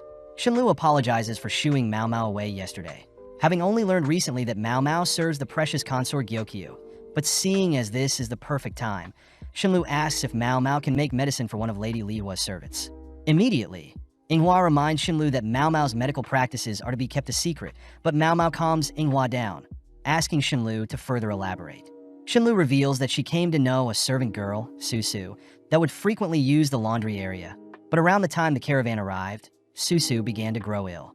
Soon after Susu went missing, but Mao Mao speculates Susu simply uses another laundry area, hearing that it's been half a month and Susu has yet to receive any medicine for her coughs.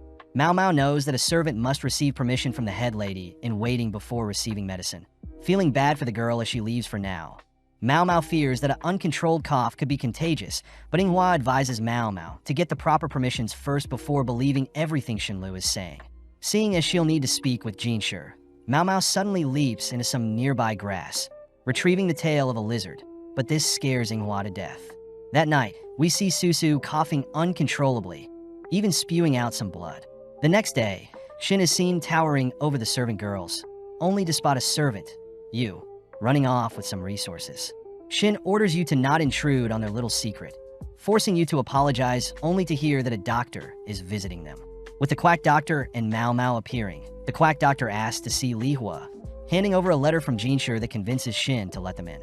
As Xin escorts the two, she states that all who work in the Crystal Pavilion are nobles, suddenly remembering back to a time when herself and Liwa were told to earn the love of the emperor no matter what. Passing through the building, Mao Mao suddenly hears a cough, learning that the Crystal Pavilion has a storage shed for gardening equipment, but there hasn't been any gardening done recently.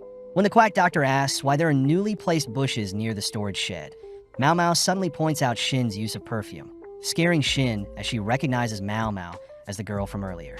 As the quack doctor rushes towards the shed, Mao Mao holds Xin back from interfering, allowing the quack doctor to open the shack, suddenly crying for Mao Mao to come have a look. Upon seeing Susu malnourished and on the brink of death, Mao Mao orders for some boiling water, all while Xin enters the shed as well. Whilst Mao Mao feeds Susu some medicine, she demands to know why Xin is treating Susu like this, but Xin boldly states that she was simply isolating the sick girl to not spread her illness. Mao Mao reveals that the blood stains imply Susu is on the brink of death, pointing out that in the past Xin had burned incense to cover up Liwa's sickness, but today Xin seems to be using the sickness to cover up some incense. Inspecting the storage room, Mao Mao is disappointed to see so many scented oils, even after they've been banned. Stealing her resolve, Mao Mao turns to Shin, demanding to know why Shin is trying to make an abortion drug. Washing away her makeup, Mao Mao is escorted into a room with Shin, Liwa, Shir, and Gaoshan, all confronting Shin for hiding away banned goods. Seeing as Shin is refusing to answer, Mao Mao utters that Shin is actually Liwa's cousin, both sharing amazing features. Speaking up, Shir asks what Shin was doing with the banned goods, but Shin simply utters she was quarantining a sick girl in the storage shed, and that she had no idea the banned goods were in there as well. Mao Mao is disgusted knowing that the servant girl had been used to conceal the banned goods, but Shin continues by adding that it was inappropriate for Mao Mao to enter their shack without permission, plus multiple people have access to the shed, not only herself. Shir asks what would happen if they questioned the servant girl, but Shin states they can't trust the girl since she has a fever, something that makes Mao Mao speak up as she mentions how Shin knew the servant had a fever. Mao Mao also adds that Shin has the smell of incense on her, whereas the other day, she smelt of nothing, choosing to retrieve a scented oil that best suits Shin's current smell. Mao Mao says that the oil Shin used is quite strong, rushing to confirm her suspicions. But before Mao Mao can investigate, Shin slaps Mao Mao, accidentally scratching Mao Mao in the process.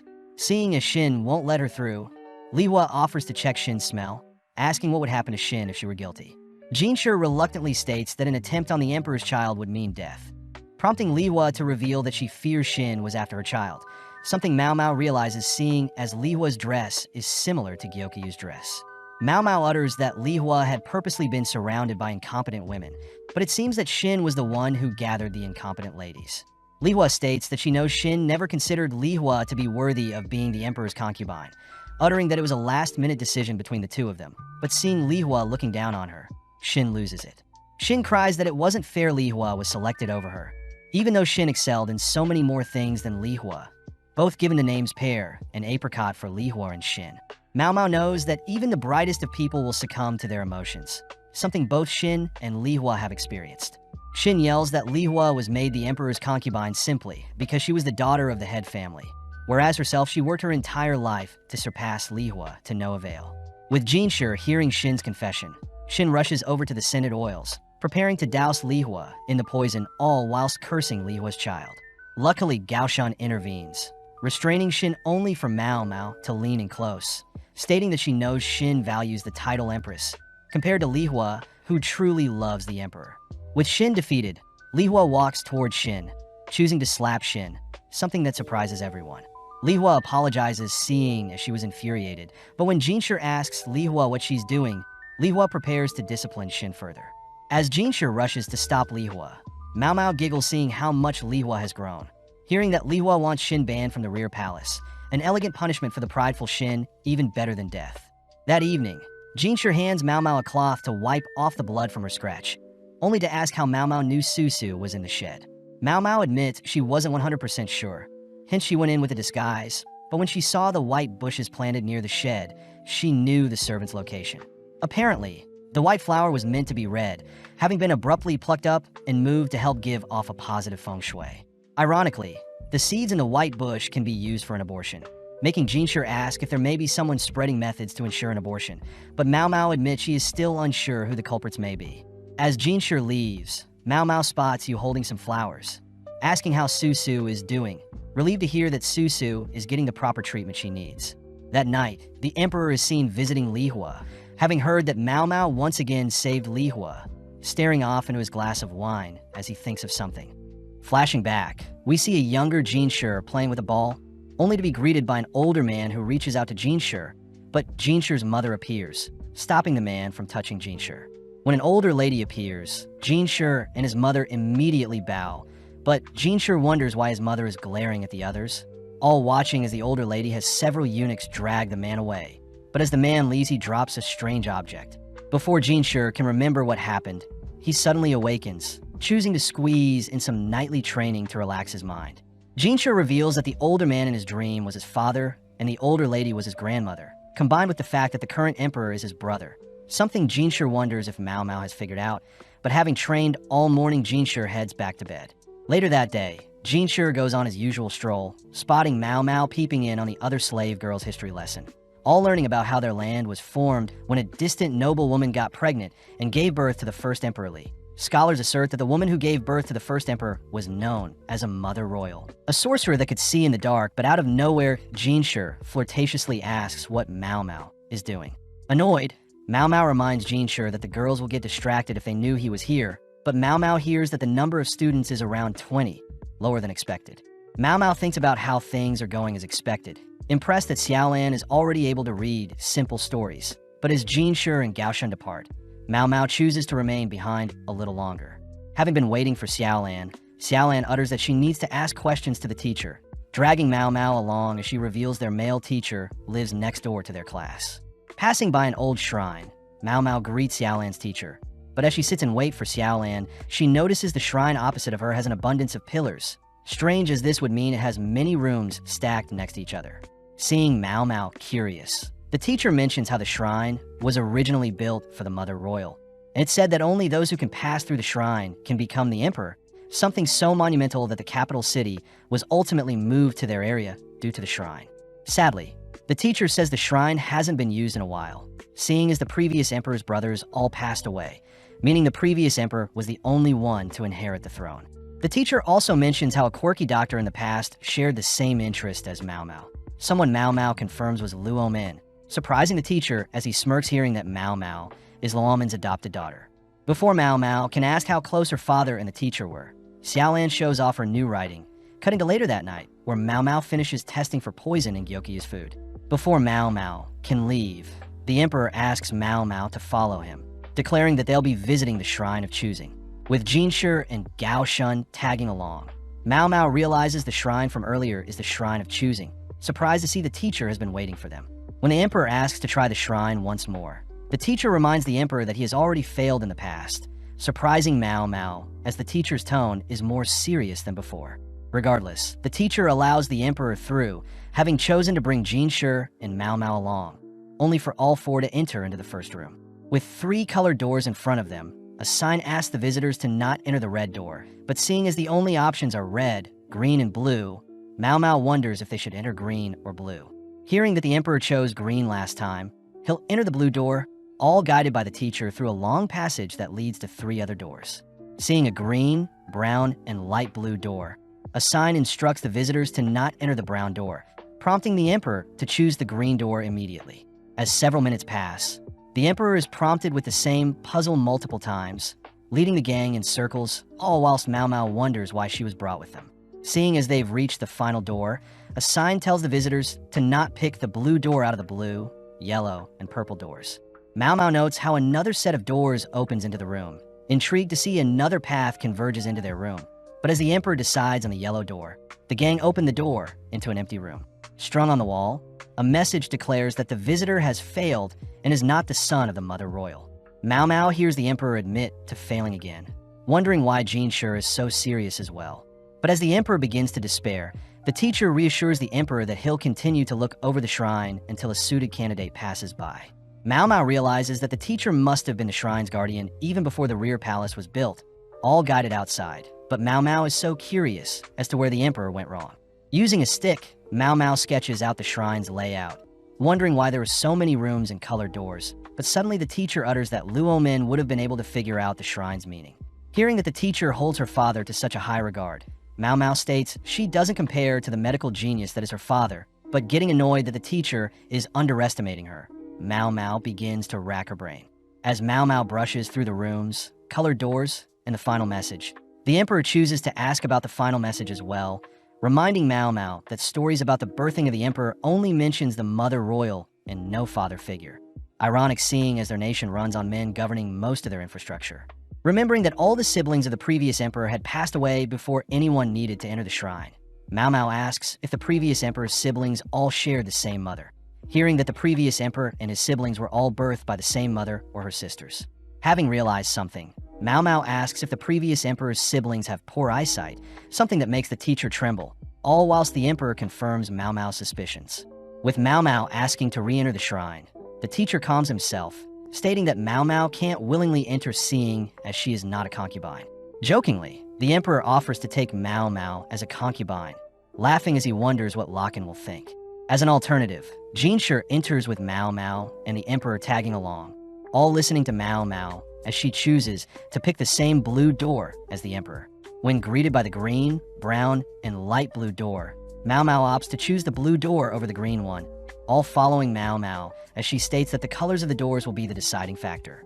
Reaching their 10th room, they're greeted by a white, purple, and green door, all whilst the sign asks the visitors to choose the red door. Seeing as there is no red door, Mao Mao immediately picks the green door, surprising everyone as the door opens up to a balcony overlooking the palace. The teacher congratulates the gang for picking the right path, hearing that in the past the Mother Royal would choose who would become king, even making use of concubines to help them solve the shrine's puzzle. The teacher remarks that it's the first time an outsider like Mao Mao solved the shrine's puzzle, annoying Mao Mao as the teacher asks Mao Mao to explain her thought process. Mao Mao utters that the stories wrote that the royal mother could see in the darkest of nights, meaning that those who carried the Mother Royal's bloodline would share her genetic eyes and not be able to discern colors. Going through the first room, Mao Mao states that both green and blue doors are correct, but with the color genetic defect, true descendants would only be able to recognize the blue door as the correct option.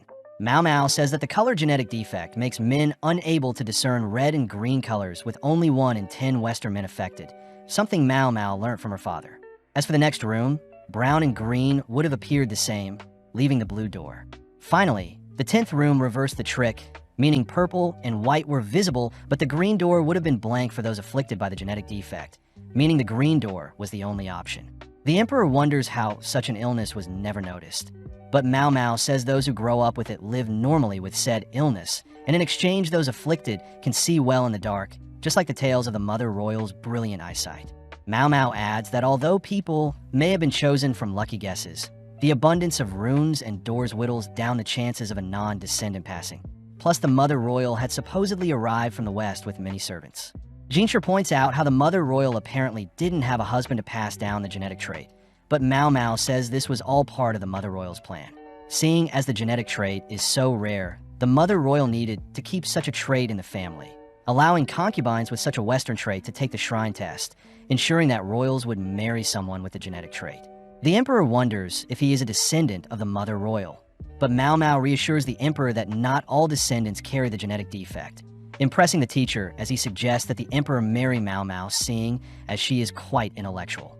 Sadly, the Emperor doesn't want to anger Locken, nor is he interested in Mao Mao's childish body. But as the gang leave the shrine, Mao Mao suspects that Shir is more than the Emperor's favorite eunuch, choosing to suppress her suspicions as she doesn't want to pry too much. Several days later, Hongyang assigns Mao Mao a storage shed, reminding Mao Mao of her antics, cutting back to when Mao Mao scared Yinghua and made her faint. When Yinghua woke up, she warned Mao Mao to conserve her weirdness, afraid Hongyang would move her room to a storage room. But Mao Mao said a storage room would be more beneficial for her, rushing off to personally ask Hongyang for a room change. In the present, Mao Mao gleefully thanks Hongyang for her new room, rushing to assign spots for her medicine making. But later that evening, Guiyuan and Alan are surprised to learn that Mao Mao is now living out of a storage room, hearing that Mao Mao has stopped collecting insects and now collects lizard tails. Yinghua points out a strange rumor of a girl running around catching bugs, but Mao Mao realizes such a rumor may be about Shir Sui. That evening, Mao Mao asks Xiaolan if she knows where Shir Sui is, prompting Xiaolan to ask other servant girls. Seeing the girls hesitate around Mao Mao, someone who directly serves a concubine, Mao Mao eases the tension by offering up Shir's handkerchief. Having been pointed to the north side of the palace, Mao Mao gets bitten by a mosquito only to notice some white blossoms, having collected the plant's seeds with fellow courtesans when she was younger. Mao Mao reveals the seeds can be used to make an abortion drug, reminded of Shin, who was after Lihua's concubine position. But Mao Mao points out how the lantern plant, peony, balsam, and mercury would also be needed to create the abortion drug. Although all the plants can be found in the rear palace, Mao Mao still wonders how Shin learned of the drug, believing Shin acquired the ingredients from the caravan, but the question is who and where is the person feeding Shin the information. At that moment, a bush rustling can be heard nearby, only for Shir Sui to leap out of said bush, having been hunting down bugs. When Shir Sui tries catching a bug that landed on Mao Mao's head, she accidentally smashes it, forcing Mao Mao to rinse off nearby. When Mao Mao asks about the bug Shir Sui caught, Shir Sui gleefully drags Mao Mao elsewhere, crying that the bugs she's caught are unique in the east, but that moment loud noises can be heard in the distance. Rushing to check out the noise, Mao Mao spots the Empress Dowager passing by, amazed that such a youthful lady could be the current emperor's mother. Shui mentions that there is a clinic solely run by court ladies, and that it was the Empress herself who founded the clinic. Shui reveals that the Empress Dowager is very kind, being the one that banned slaves and eunuchs. Sadly, courtesans still offer up their bodies in exchange for money and goods, a loophole that bypasses the slave ban. Before the girls leave, Mao Mao wonders if the Empress Dowager visiting the clinic is connected to what happened with Shin, holding back from digging further, not wanting to be scolded by the other girls. That evening, Mao Mao notes how serious Hong Yang is, having ordered the girls to clean the pavilion until it's spotless. It's revealed that the Empress Dowager was personally visiting them, formerly known as Lady Ungshi, as Ungshi, someone who knows of Gyokyu's pregnancy. As Ungshi plays with Lingli, Mao Mao notes how close Ungshi and Gyokyu are, only for Ungshi to personally greet Mao Mao. Ungshi says she's heard of Mao Mao through Swearin, surprised that Swearin used to be Ungshi's lady-in-waiting, but as Ungshi gives Gyokyu a stare, Gyokyu requests to put Lingli in her bed. With everyone leaving the room, Mao Mao is left alone with Ungshi, asked to sit down only for Ungshi to voice the rumors she's heard of Mao Mao solving mysteries throughout the palace. Staying humble, Mao Mao says she simply advises people with her limited knowledge, intriguing Ungshi as she personally asks Mao Mao to look into something for her, asking Mao Mao to see if Ungshi herself had placed a curse on the late emperor. That night, Mao Mao gets to work, rehashing the horrible rumors she heard of the late emperor, hearing he was a fool and a puppet to the empress, but worst of all, he favored younger women. The late emperor had chosen to go after younger women, resulting in Ungshi giving birth to the current emperor at such a young age. But luckily, Luomin had ensured a safe delivery. Not long after, the emperor's younger brother was born. Someone Mao Mao knows should be 1 year older than her, meaning the Empress Dowager should be reaching 30 years old by now. Mao Mao notes how strange the ages of the emperor's current brother and the late emperor's age is, stopping herself from speaking nonsense. Only to cut to several days later, where Ungshi is holding a tea party with the 4 high-ranking concubines. Before the tea party starts, Hongyang escorts Gyokyu to a room where she can rest, a symptom of early pregnancy. As Mao Mao and the girls make preparations, they voice how scared they're seeing as the tea party is outside the rear palace and is in the inner court where the emperor lives. The girls fear that Gyokyu's pregnancy will be obvious when people see her, but Mao Mao notes how Liwa probably won't probe too much, seeing as she is pregnant as well. As for Li Shu, Mao Mao doubts Li Shu or her head lady in waiting will step out of line, but gets worried seeing as Lulan may be unpredictable. Just then, Hongyang asks to speak with Myomoa privately, pulling her aside only to remind Mao Mao the significance of not having Mao Mao taste for poison. Mao Mao knows that they're showing their respect to Ungshi by not having poison tasters, but Hongyang asks what Ungshi had asked Mao Mao to solve. Seeing as Mao Mao can't divulge what she spoke about with Ungshi, Hongyang lunges forward only to warn Mao Mao to never betray Gyokyu, something that terrifies Mao Mao as she promises she would never do such a thing. With Hongyang reverting back to her calm demeanor, Mao Mao admits that Hongyang is well suited to be head lady in waiting, but as we cut to later that day, Mao Mao is seen being summoned by Ungshi. Believing that Ungshi wants an answer to the possible curse placed on the late emperor, Mao Mao is guided through the rear palace by Ungshi's lady-in-waiting, amazed that their current location is spotless. Seeing as the landscape has also been perfected, Mao Mao suddenly stops before some doors, learning that not even cleaners are permitted to enter the room before them. As the lady escorting Mao Mao opens the room's doors, Mao Mao is suddenly hit with a strange smell, hearing that the room belongs to a court lady turned low-ranking concubine that lived during the reign for the current emperor's grandfather. Mao Mao also learns that the room before them is where the empress lived with the late emperor and is also where the late emperor was raised and passed away.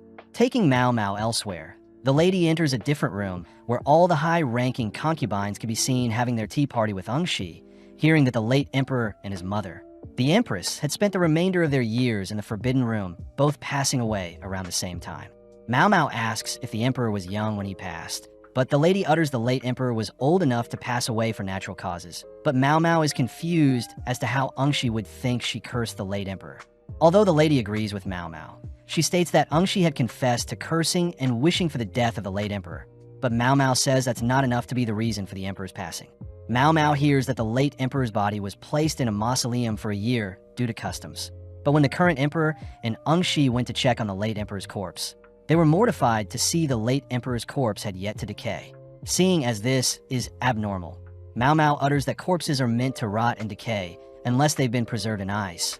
Hearing the lady requesting Mao Mao figure out what this curse is before the mausoleum is torn down, but Mao Mao replies that she has one request. That evening, Mao Mao passes through the palace, remembering that she must investigate this so-called curse on the late emperor who passed 6 years back, curious to inspect the preserved body for herself. Having returned to the outer palace, Swearin had gifted Mao Mao a nice room, seeing as it has been a while since Mao Mao lived there, but Mao Mao stresses about how Hong Yang is doing. Mao Mao knows that it's awkward for herself to be serving multiple concubines, wondering what her actual position in the palace is. But as Swearin dims the lights in the room, Mao Mao spots Swearin reading a book by candlelight. Swearin suggests Mao Mao pick out a book of her own to read, heading into the back room only to notice that Swearin has such young taste with the abundance of romance novels. Before Mao Mao can inspect other items, Swearin catches Mao Mao, but Mao Mao rushes to explain she was only looking around. Opening a basket, Swearin shows off some toys Shir used to play with, asking what Mao Mao thinks of Shir, but Mao Mao simply utters Shir is a great boss as long as he gives her rare materials. Swearin mentions how she always took away Shir's favorite toys, something that made Shir cry often even when Gaoshan would try and show off other toys Shir could play with. Mao Mao wonders why Swearin took away his favorite toys, hearing that Swearin was simply training Shir to not hone in on one thing at a time, something especially important for Shir's position. Mao Mao feels sorry for Shir, learning that Shir was forced to mature at such a young age. But Mao Mao is relieved to know Shir is okay with acting vulnerable around her. Seeing a piece of paper, Mao Mao picks it up and opens it, but Swearin quickly snatches it away from Mao Mao, uttering that she was supposed to throw the paper away, but forgot, seeing another item in the basket. Mao Mao picks up a shiny object, but Swearin said she had to confiscate the object, seeing as it looked like a dirty pebble Shir was playing with. Mao Mao declares that it was the right call, seeing as the so-called pebble is poison. Racking her brain, Mao Mao asks if Shir would often visit the inner court, confirming that Shir did. Having come up with a hypothesis, Mao Mao promises to explain why Shir was in possession of the poisonous pebble tomorrow, once she solved the curse on the late emperor. The next day, Mao Mao is escorted by Shi and Shir to the late emperor's room, covering her nose, seeing as there is a horrible stench. But when she kneels down to inspect a paintbrush, she sees the end has been trimmed for a straighter finish.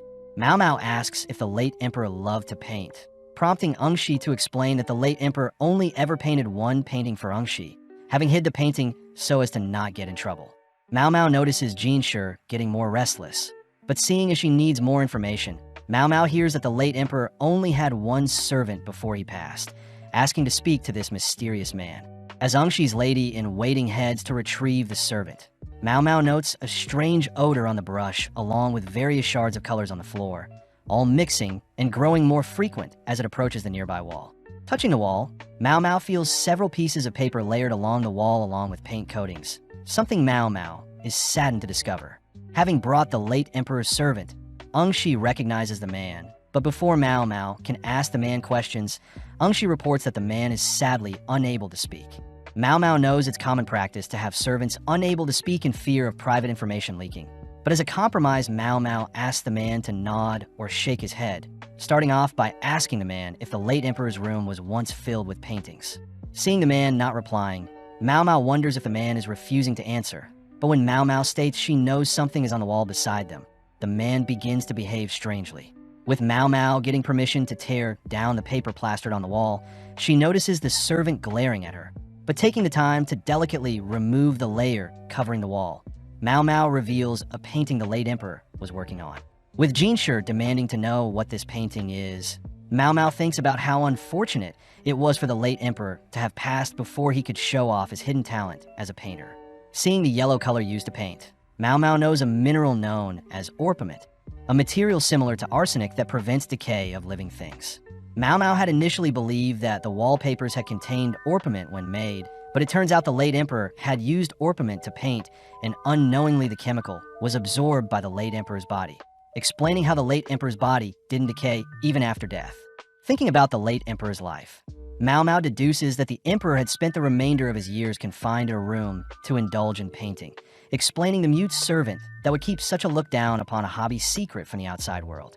Pushing against the painting, Mao Mao knows that there are multiple layers of paintings behind their current one, but seeing the lady in the yellow dress, Mao Mao realizes that the lady must be the late emperor's mother.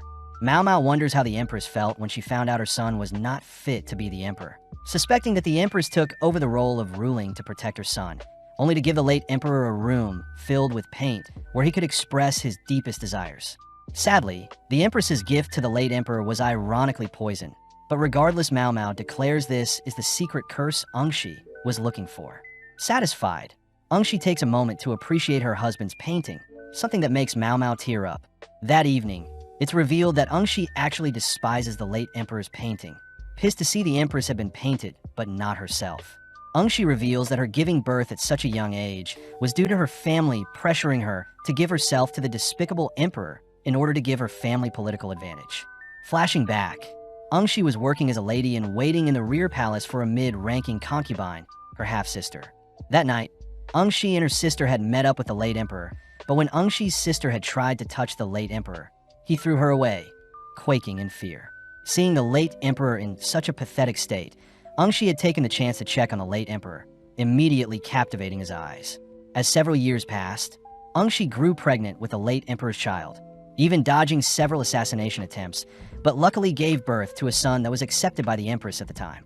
Ungshi had heard of a case where a lady had claimed her daughter to be the child of the late Emperor, but the late Emperor had refuted such a claim, instead assigning a random doctor to be the true father of the baby girl. Ungshi knows that all doctors have to be castrated in order to enter the rear palace, feeling bad for the doctor that helped her give birth, but even more sad for the lady that was forcibly separated from her baby girl. With more time passing, the late Emperor no longer visited Ungshi, but one day whilst Ungshi was touring the palace, she noticed the late Emperor passing by. Seeing his head hung low, Ungshi despised the late Emperor who wouldn't even look at her, growing more infuriated when she sees the late Emperor prioritizing younger women over her. One night, Ungshi had confronted the late Emperor, taking out all her frustrations on him for the scar on her belly along with the lack of attention he had shown her over the years, and not long after that the late Emperor shut himself away from the outside world. Thinking back, Ungshi admits that the late Emperor truly had no ambitions except painting, remembering the only time when the late Emperor had painted her, but Ungshi reveals she had swearin, her lady-in-waiting at the time, throw it out. As Ungshi leaves the room, she notices Shir waiting for her, uttering that the late Emperor did visit him in the past. Taking out the pebble he had as a kid, Ungshi feels sad for Shir, seeing as Shir was born out of mistake, but still Ungshi values Shir. Shir reveals that he had seen the painting of Ungshi the late Emperor had painted for her, reminding Ungshi that her favorite dress color was yellow, something that makes Ungshi wonder if the painting was truly about her and not the Empress. Brushing that fact off as a coincidence, Shir wonders what the late Emperor was trying to tell him in the past, but Ungshi admits she doesn't know, nor does she want to know. Ungshi takes the chance to ask what Shir thinks about Mao Mao. Noticing Shir acting shy as he utters Mao Mao is a useful asset to him. But having raised Shir from birth, Ungshi reminds Shir to hide his favorite toys, or else someone will take them from him. A few days later, we see Gyokyu introducing Mao Mao to her three new ladies-in-waiting, Haku, Koku, and Saiku, three sisters. Mao Mao notices the sisters are actually quite close with the other girls. Hearing that they're all from the same hometown, and Haku is the eldest seeing, as she is the same age as Gyokyu. Mao Mao respects the decision to only hire people Gyokyu knows, but when Mao Mao introduces herself to the sisters, she accidentally gets the girls' names wrong. The sisters agree to wear headbands to distinguish themselves moving forward. But later that day, we see Yinghua wrestling Mao Mao as she wants Mao Mao to leave the storage and go back to living in a normal room. Mao Mao sadly refuses, holding strong against Yinghua, all whilst the three sisters watch. But out of nowhere, Hongyang appears, dragging Mao Mao and Yinghua back to work. That evening, Gyokyu agrees to give Mao Mao both the storage room and her original room, asking Mao Mao to rest up in her room when she sleeps, something that excites Mao Mao. As Mao Mao works on cleaning the pavilion as usual, she realizes that the amount of work has decreased since the sisters joined them. But the sisters ensure Gyokyu's pregnancy goes well along with evening out the head count due to Lolan's increase in servants. Wrapping up work, Mao Mao sprints off to her shed, worrying the sisters as they wonder if Mao Mao truly sleeps in a shed, even though she is a lady-in-waiting. Working on some medicine, Mao Mao notices Yinghua spying on her, but Mao Mao knows that Yinghua is only looking out for her along with Gyokyu. Hence why Yinghua doesn't want Mao Mao to spend too much time in a shed and instead get to know the sisters. Heading to apologize to Yinghua for earlier, Yinghua asks if Mao Mao is free tonight, declaring Mao Mao will accompany her tonight to make up for what happened earlier. Heading to the north side of the rear palace at night, Mao Mao wonders what could possibly be out there. But suddenly Inghua instructs Mao Mao to place a cloth over her head. Stopping in front of an old building, Inghua knocks on the door, only to be greeted by a mysterious lady. Mao Mao notes the beautiful old court lady. But as the trio head through the house, the lady utters that the number of court ladies have plummeted in the past years. Entering a room filled with other ladies, they all sit around a fireplace. But Mao Mao thinks about how strange it is for 12 people to gather in a closed room on such a hot day. Starting their gathering, the lady states that they'll begin telling 13 scary stories, starting off with a tale of a lady being pushed into a moat. As the story reaches its climax, Inghua is seen clinging onto Mao Mao, only for the one telling the story to blow out their candle. Seeing as the stories are basically scary rumors, Mao Mao gets bored as she wants something more scary. But suddenly Mao Mao notices Shir is amongst them, gifted a snack to munch on. Up next is a lady talking about a story from her hometown, uttering that her village was near a forest filled with demons that would curse whoever entered. But one day a child had wandered into the forest in search of food when their village was low on crops. When the boy had returned to his mother, they both tried keeping a secret, but when the town found out, the mother and boy were ostracized and cut off from the town. As the child and mother grew weak and pale from the lack of food, a villager one night saw a beam of light enter their home. But when the villagers checked on the pair the next day, they were horrified to see the boy had passed. Checking on the mother was barely alive, managing to let out some cryptic words only to pass soon after with a demented smile on her face. As the girl telling the tale blows out her candle, Mao Mao yawns, seeing as she has figured out something, promising to tell Shir about it later.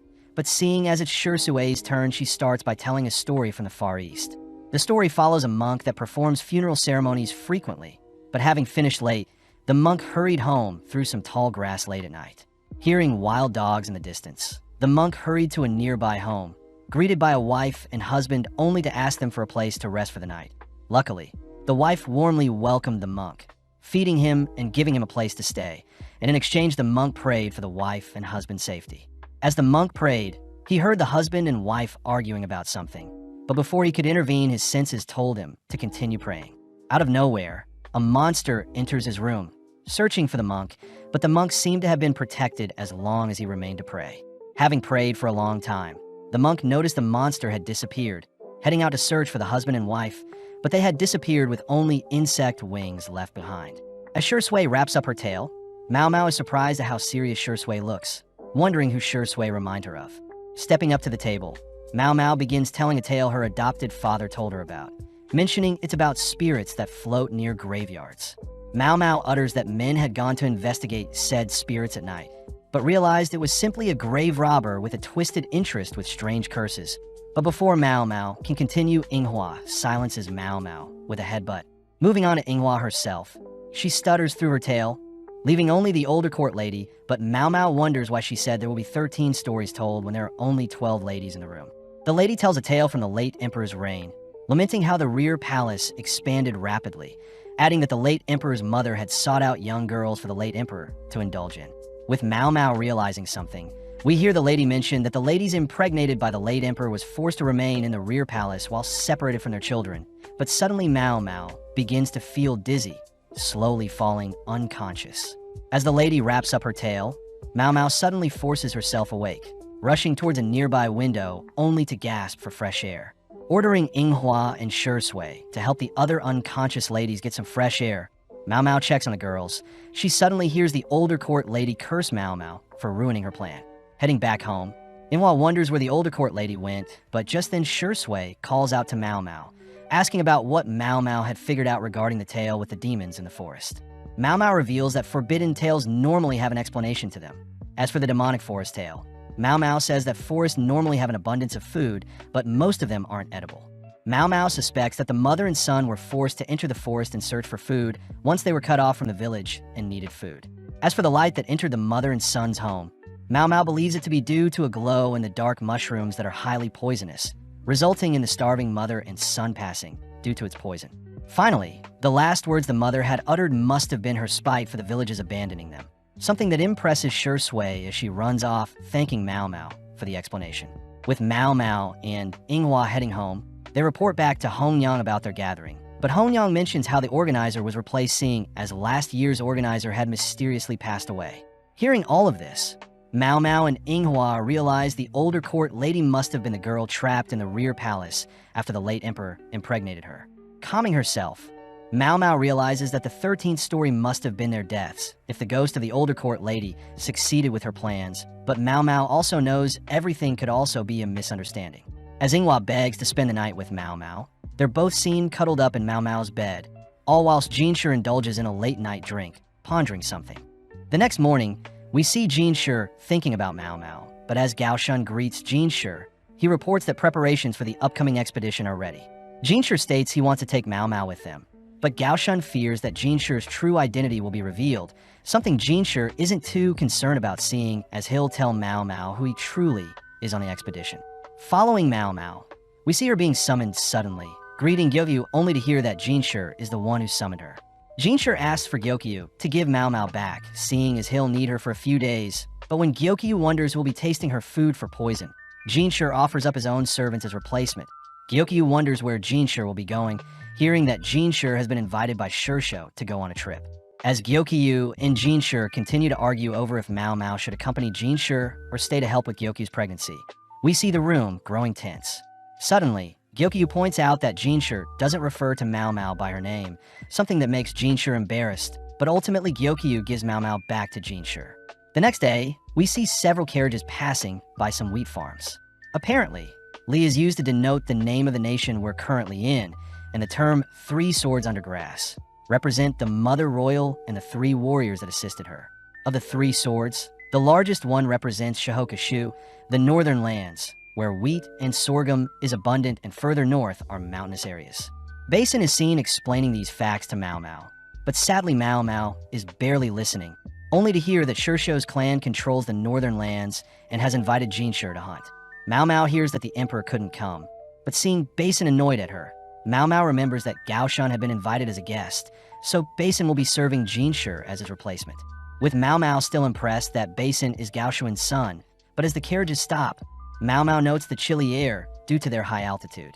The area apparently was the late emperor's favorite summer resort that he would frequent yearly, but the current emperor has yet to visit the resort whilst under Shirsho's reign. Stopping at their inn, Mao Mao wonders why the room is so warm, but gets annoyed seeing Shir resting and looking exhausted for no reason. Seeing a mask, Mao Mao wonders if Shir was hiding his face, but Basin suddenly asks how he should address Shir. Shir states that whilst alone use his name, but in public he likes to be called Kaozen. Mao Mao is weirded out by these rules, watching as Shir stumbles over his words attempting to explain things, but Mao Mao suddenly hears that Shun is staying at the same place as Shir. Mao Mao wonders what the relationship between Shun and Shir truly is, but Basin suddenly cries that Shun and himself are from the Ma clan and that it's obvious that they're quite highly ranked. With Mao Mao grateful for the information, we see Shun reminding Basin to keep his lips tight, seeing as Mao Mao doesn't know anything yet. Plus, Shir will be the one to break the news to Mao Mao.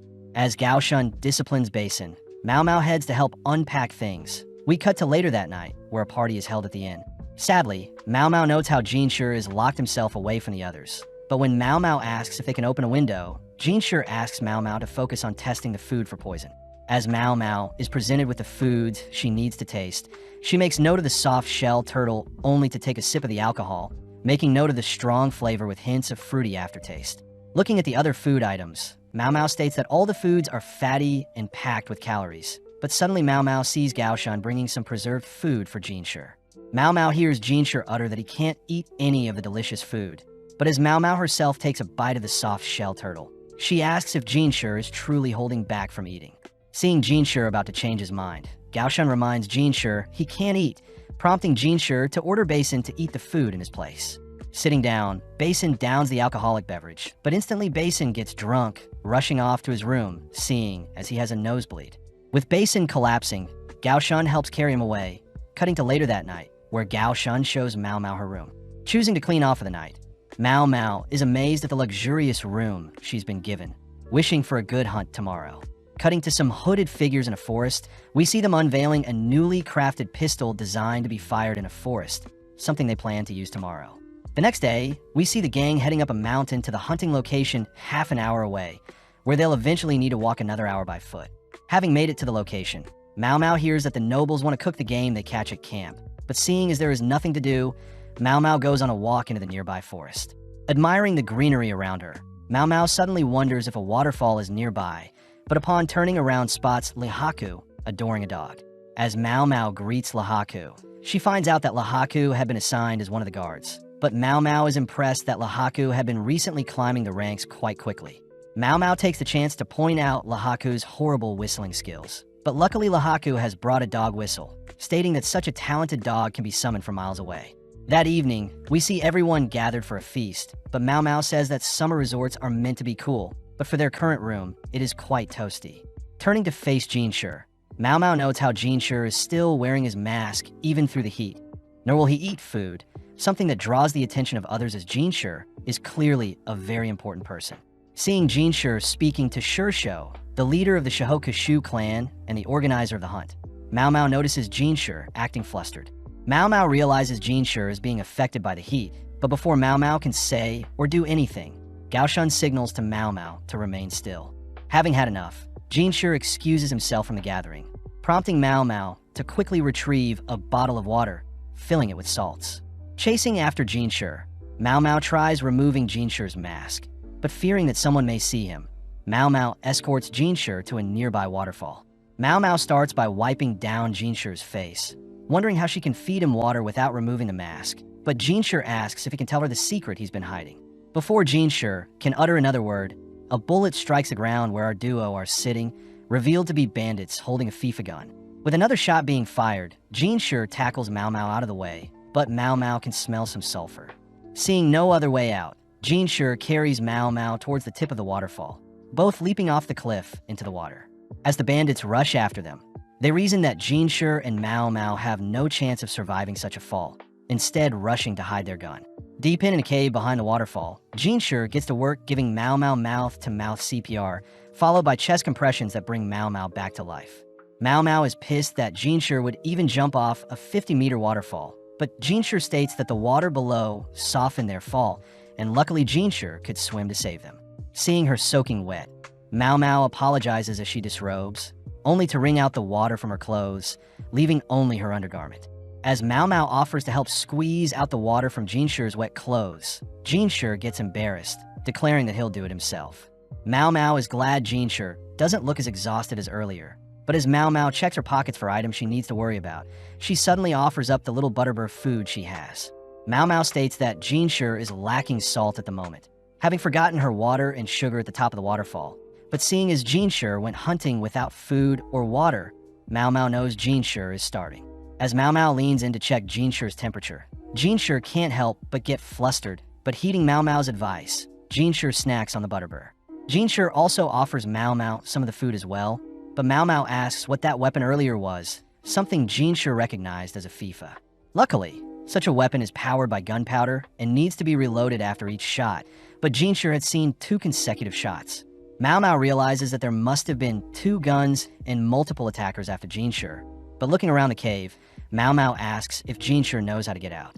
Shir states that there's a hole deeper in the cave, something that Basin should know about, but not Gaoshun. As the duo suit up, they wound up standing below a hole out of their reach, but Shir fears that yelling will be their best bet at rescue. Mau Mau starts off by whistling to get someone's attention, but when that doesn't work, Shir asks if Mau Mau can step on him to reach the hole. Although Mau Mau fears what Swearin will say when she hears Mau Mau stepped on Shir, Mau Mau gives in after Shir orders her to, choosing to kneel on Shir's shoulders. Feeling the slimy walls, Mau Mau begins to stand on Shir's back, but having almost reached the surface, a frog suddenly jumps onto Mau Mau. Although unfazed, Mau Mau suddenly loses her grip, fighting to stay balanced but sadly collapses onto Shir. Luckily, Shir had softened Mau Mau's fall, but as Mau Mau tries getting up, Shir simply pulls Mau Mau close, holding on her tightly. Back with Basin, we see that several high-ranking officials have begun to search for Shir, but Basin gets annoyed seeing the officials joking about Shir running off with a servant girl. With 2 hours passing, Basin gets worried seeing as he's responsible for Shir, but Basin can't ask Gaoshun for help, instead wondering what Shirsho is thinking as he has yet to stop the gathering. As Mau Mau and Shir stare off into each other's eyes, Mau Mau is caught in a kinky situation, having landed directly on Shir's reproductive organ, something that makes Shir squirm. Shir politely asks Mau Mau to move off said organ, but Mao Mao wonders why a eunuch still has such a thing even after entering the rear palace. Mao Mao realizes that Shir's looks are above the normal eunuchs, but suddenly Shir states that at least he'll have a better time explaining who he is to Mao Mao. As they both sit up straight, Shir prepares his confession, but Mao Mao thinks about how she shouldn't hear such top-secret information, as this may cause her issues down the line. Before Shir can say anything, Mao Mao cuts Shir off, stating that the thing she felt must have been a frog, something that annoys Shir. Shir refuses to call his private part a frog, but Mao Mao reassures Shir that the frog was a decent size, saving herself from having to take a dangerous secret to the grave. Mao Mao knows that a servant like herself shouldn't be privy to high-tier information, but Shir suddenly pins Mao Mao down, asking if Mao Mao is curious about who he is. Shir decides to raise one of Mao Mao's legs, stopping her from running away, only to begin creeping ever so close to her lips. Mao Mao quickly racked her brain for an escape, but having been charmed by Shir, Mao Mao can't help but let things transpire. Luckily, some barking can be heard nearby, prompting Mao Mao to begin whistling, signaling for the dog from earlier to leap onto Shir. Relieved to have been saved, Lahaku suddenly peeps into the hole, hearing that Mao Mao and Shir need to be rescued. Having dragged everyone out of the hole, Lahaku is caught up on the assassination attempt on Shir's life, but Shir asks if Lahaku is aware of anyone purchasing FIFAs for the hunt. Sadly, Lahaku says such a weapon would be useless for hunts, so they must have been smuggled, making Shir wonder if they should inspect everyone's luggage. Mao Mao reminds Shir that all the suspects are high-ranking officials, plus the attackers could have easily hid the weapons elsewhere, but Mao Mao gets an idea. Mao Mao asks if the dog can do any other tricks, hearing that it's capable of sniffing out rabbit burrows. But when Mao Mao turns to Shir, she notices Shir is angry at her. Although she feels bad for purposely ignoring him earlier, Mao Mao states she may have a way to figure out the assailants. But as we cut back to Basin, we see he's been presented with a bloodied cloth supposedly belonging to Shir. Basin hears that the cloth was found near the top of a waterfall, but as the gathered high-ranking generals order for their men to join the search party, it's revealed that Lahaku is the one who announced Shir's disappearance to everyone, signaling to Basin to play along. With Basin allowed to search as well, we see him suddenly notice Lahaku's dog barking at an official, something Lahaku had planned. Heading to the waterfall, Basin receives another bloodied cloth from Shir's clothing, but seeing no footprints nearby, Basin's men deduce that no one climbed out from the base of the waterfall. Next, Basin's men show off a broken arrow, most likely used for hunting, but seeing as they'll need more clues, they decide to search everyone's luggage. Stumbling onto the same arrows in Sir Lowen's belongings, Basin begins questioning Lowen, but Lowen states he's being framed. Basin doesn't see anything unusual from Lowen's reactions, nor his men, but Lahaku speaks up, hinting to Basin that they should have his men search the forest for more clues. Following Lahaku's advice, Basin sends his men off, but later that evening, we see the same man from earlier rushing to dig up a box in the forest. Suddenly speaking up, Mao Mao shows off the concealed weapon the man was trying to dig up, but as the man attempts to rush Mao Mao, Lahaku appears restraining the man. As Lahaku ties the man up, Mao Mao points out how the dog doesn't like the man, only for Shir to appear, glaring at the man. Mao Mao states that the dog has sharp senses, explaining why the dog was initially banned from joining the hunt. But as Mao Mao hands Shir the FIFA she's holding, she states that 3 FIFAs were found in total. Inspecting the FIFA, Shir wonders if it was imported from the West, having never seen such a build so small, but upon firing off a round, a massive smoke cloud appears. Mao Mao recognizes the gunpowder to be made of coal, saltpeter, and sulfur, and it was ultimately the strong smell from the sulfur that allowed the dog to hunt down the buried FIFAs along with the man himself.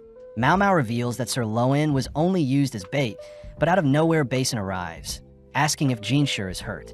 Seeing as the man has various associates, Basin states that they're ready to apprehend them all, meaning Shir needs to ensure the men are brought to justice. As Shir returns to the gathering, it's revealed that the assassination attempt was covered up, with whispers of certain officials being dragged away for no reason. Gaoshun is relieved that Shir's attackers have been caught, but as for Basin, Gaoshun worries his son will need more experience. Suddenly, another official chats with Gaoshun, feeling bad for Gaoshun as he became a eunuch because he angered the empress. Gaoshun states that although he discarded the Ma name, he's still considered a Ma by others, but as Gaoshun and the official chat, the official wonders why Shir wasn't able to join them today. Gaoshun utters that the masked figure is taking Shir's place this time, but the official states that it would be an insult for someone as good-looking as Shir to be emperor one day. Annoyed by that comment, Gao Shun suppresses his thoughts, but hearing the official asking if any of the emperor's concubines have gotten pregnant, Gao Shun chooses to excuse himself. Stepping outside, Gao Shun hears that everyone is checking to see if the emperor's younger brother could ever succeed the throne. But Gao Shun is more intrigued to hear if Shir told Mao Mao the secret he'd been hiding. Gao Shun states that Mao Mao needs to know Shir's secrets in order to assist them in the future, something Gao Shun admits is quite cold, but it can't be helped. Cutting to Mao Mao, she's seen speculating on all the mysteries she's encountered, like where the FIFAs were imported from along with the attacker's motives. Mao Mao remembers Shir mentioning the FIFAs were a Western design, reminding Mao Mao of the Envoy sisters and them sneaking out, making Mao Mao wonder if the sisters are somehow linked to the attack today. Stopping herself from speculating further, Mao Mao suddenly hears Shir outside her door, heading to greet him, but is ordered to keep the door shut as they speak.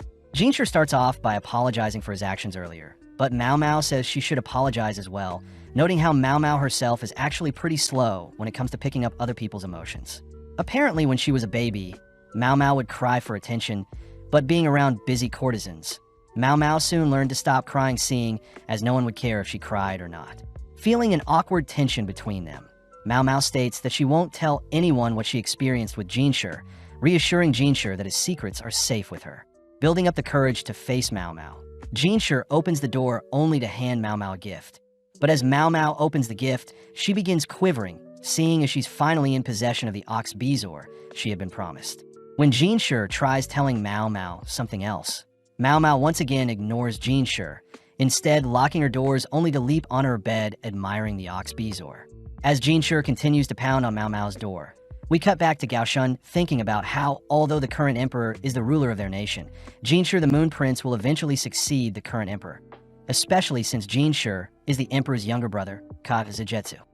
With several days passing, we see several men being gathered, but as the organizers call out to inspect the men, we notice a familiar-looking person is amongst the attendees with a limp in their leg. Following Mao Mao and Xiaolan, we see Xiaolan stressed about getting a job, seeing as her contract in the rear palace ends in 6 months. Xiaolan wished she could be rich, that way she can simply marry a merchant or noble and not have to worry about money. But Xiaolan asks if Mao Mao has any connections to help. Thinking back, Mao Mao notes how much Xiaolan has grown, having met Xiaolan as a gossipy girl, but now she works hard at the new school for servants and hopes to get a job. Mao Mao does wonder if Xiaolan would like to work at the verdigris house, seeing as Xiaolan's cute face will surely draw in customers. But Mao Mao states she'll only resort to such things if Xiaolan is desperate. Seeing as she can't introduce Xiaolan to Shir in fear of Xiaolan being exposed to danger in the future, the girls suddenly spot Shir Sui calling out to them, prompting Xiaolan to ask if Shir Sui has any connections. Thinking for a bit, Shir Sui says she can introduce Xiaolan to some people, cutting over to the baths in the rear palace. Mao Mao knows that the baths are massive pools of steamy water exclusive to the rear palace that can hold several hundred girls at once. But it's a known fact that high-ranking concubines have their own miniature bath in their pavilion. The current building they are in is sectioned off for mid-ranking concubines and servant girls. But out of nowhere, Shir Sui gleefully leaps into the steaming bath, only to rush out seeing as it's quite hot. As Shir Sui cools off, Xiaolan reminds Shir Sui that the baths in the morning are quite hot and they cool down over time. But Mao Mao gets distracted seeing as Shir Sui's outfit accentuates her assets.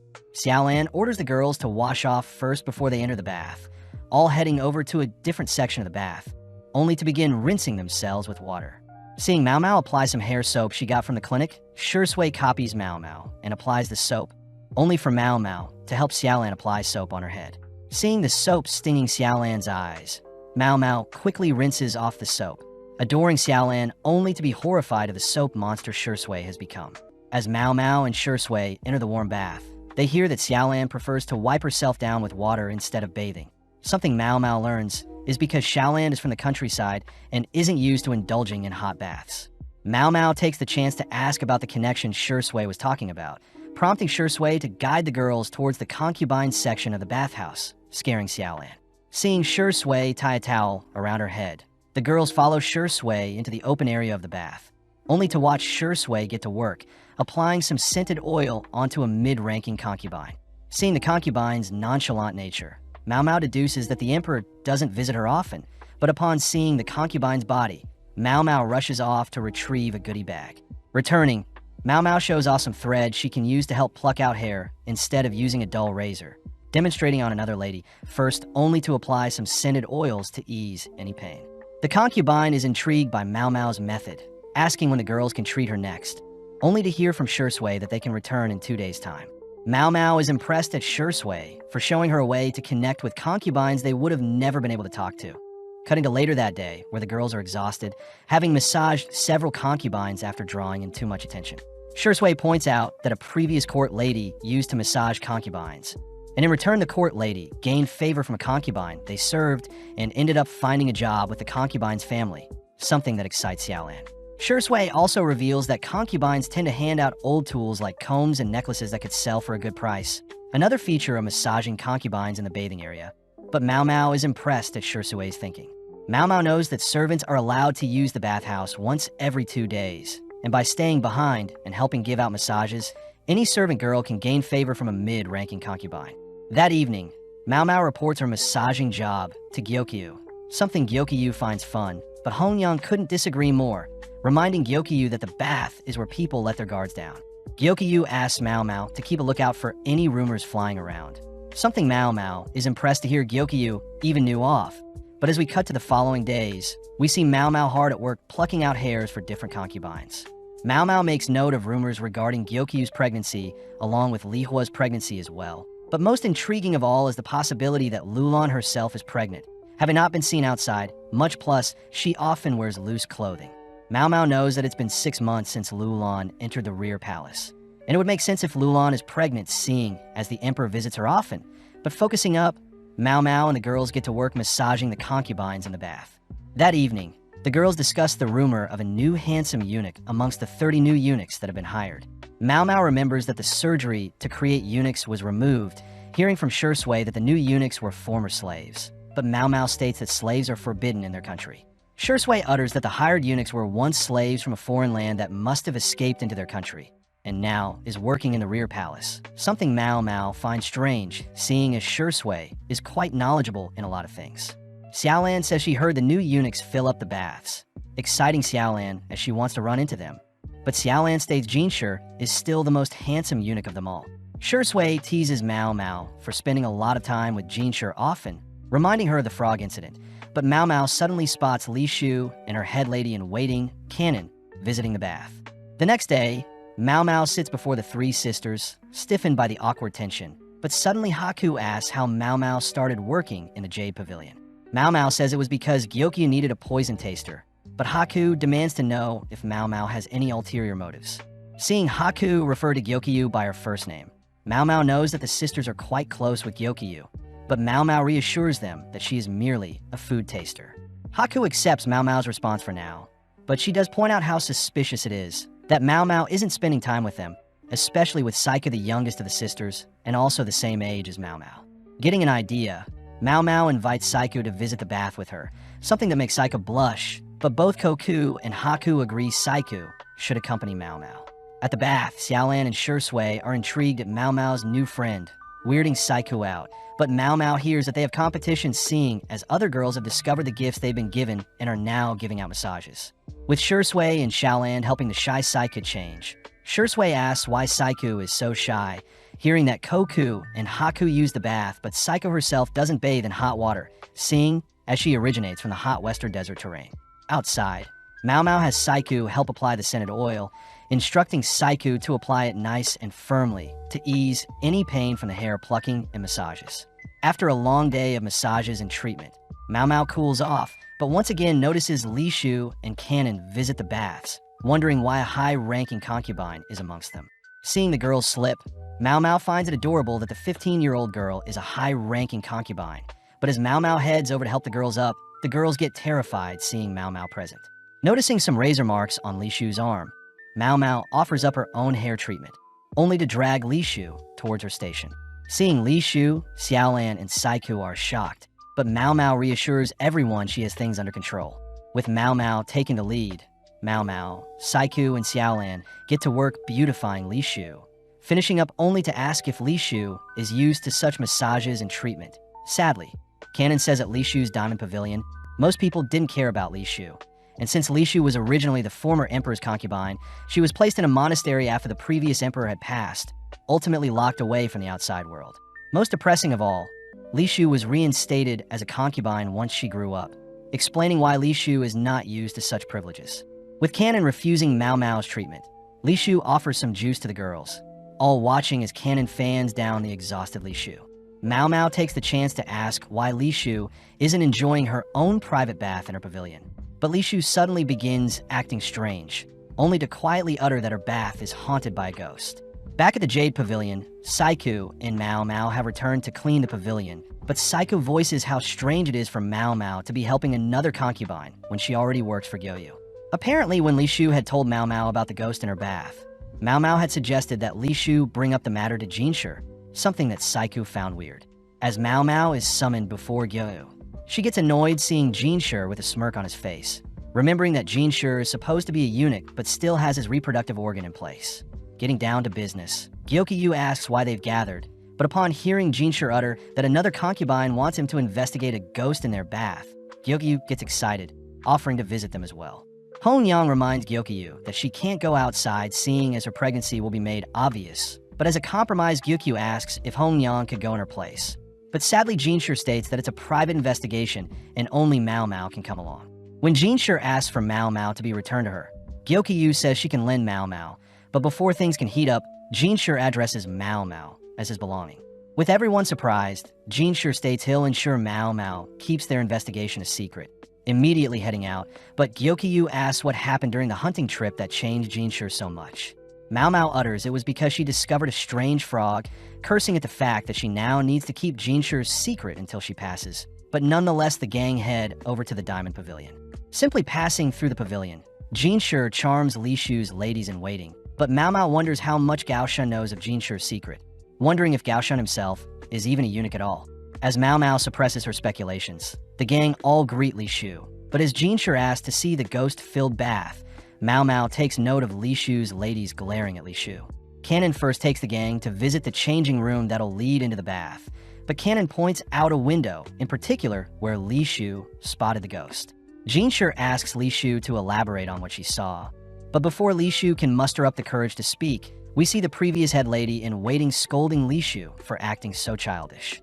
The lady begins pointing out that Canon is meant to be keeping Li Shu from spreading such childish tales of ghosts, prompting Canon to apologize. But Mao Mao can immediately tell the former head lady in waiting is still salty about Canon overtaking her role as head lady in waiting, seeing as Canon was previously Li Shu's poison taster. As Mao Mao spots a strange head pin on the previous head lady, Shir begins to charm her, reminding the girls that he needs to do his job regardless if the rumors are true or not. Shir suddenly mentions how his throat is quite dry, prompting the previous head lady along with her party to rush to make some tea, only for Shir to ask Li Shu to continue with what she was saying earlier. Mao Mao commends Shir for his honorable act, all listening in as Li Shu recounts the night of the incident when she had finished taking a bath. Li Shu points out that she prefers her bath to be cool, but her ladies intentionally go against her wishes and make the bath steaming hot, forcing Li Shu to wait longer than normal for the bath to cool to her liking.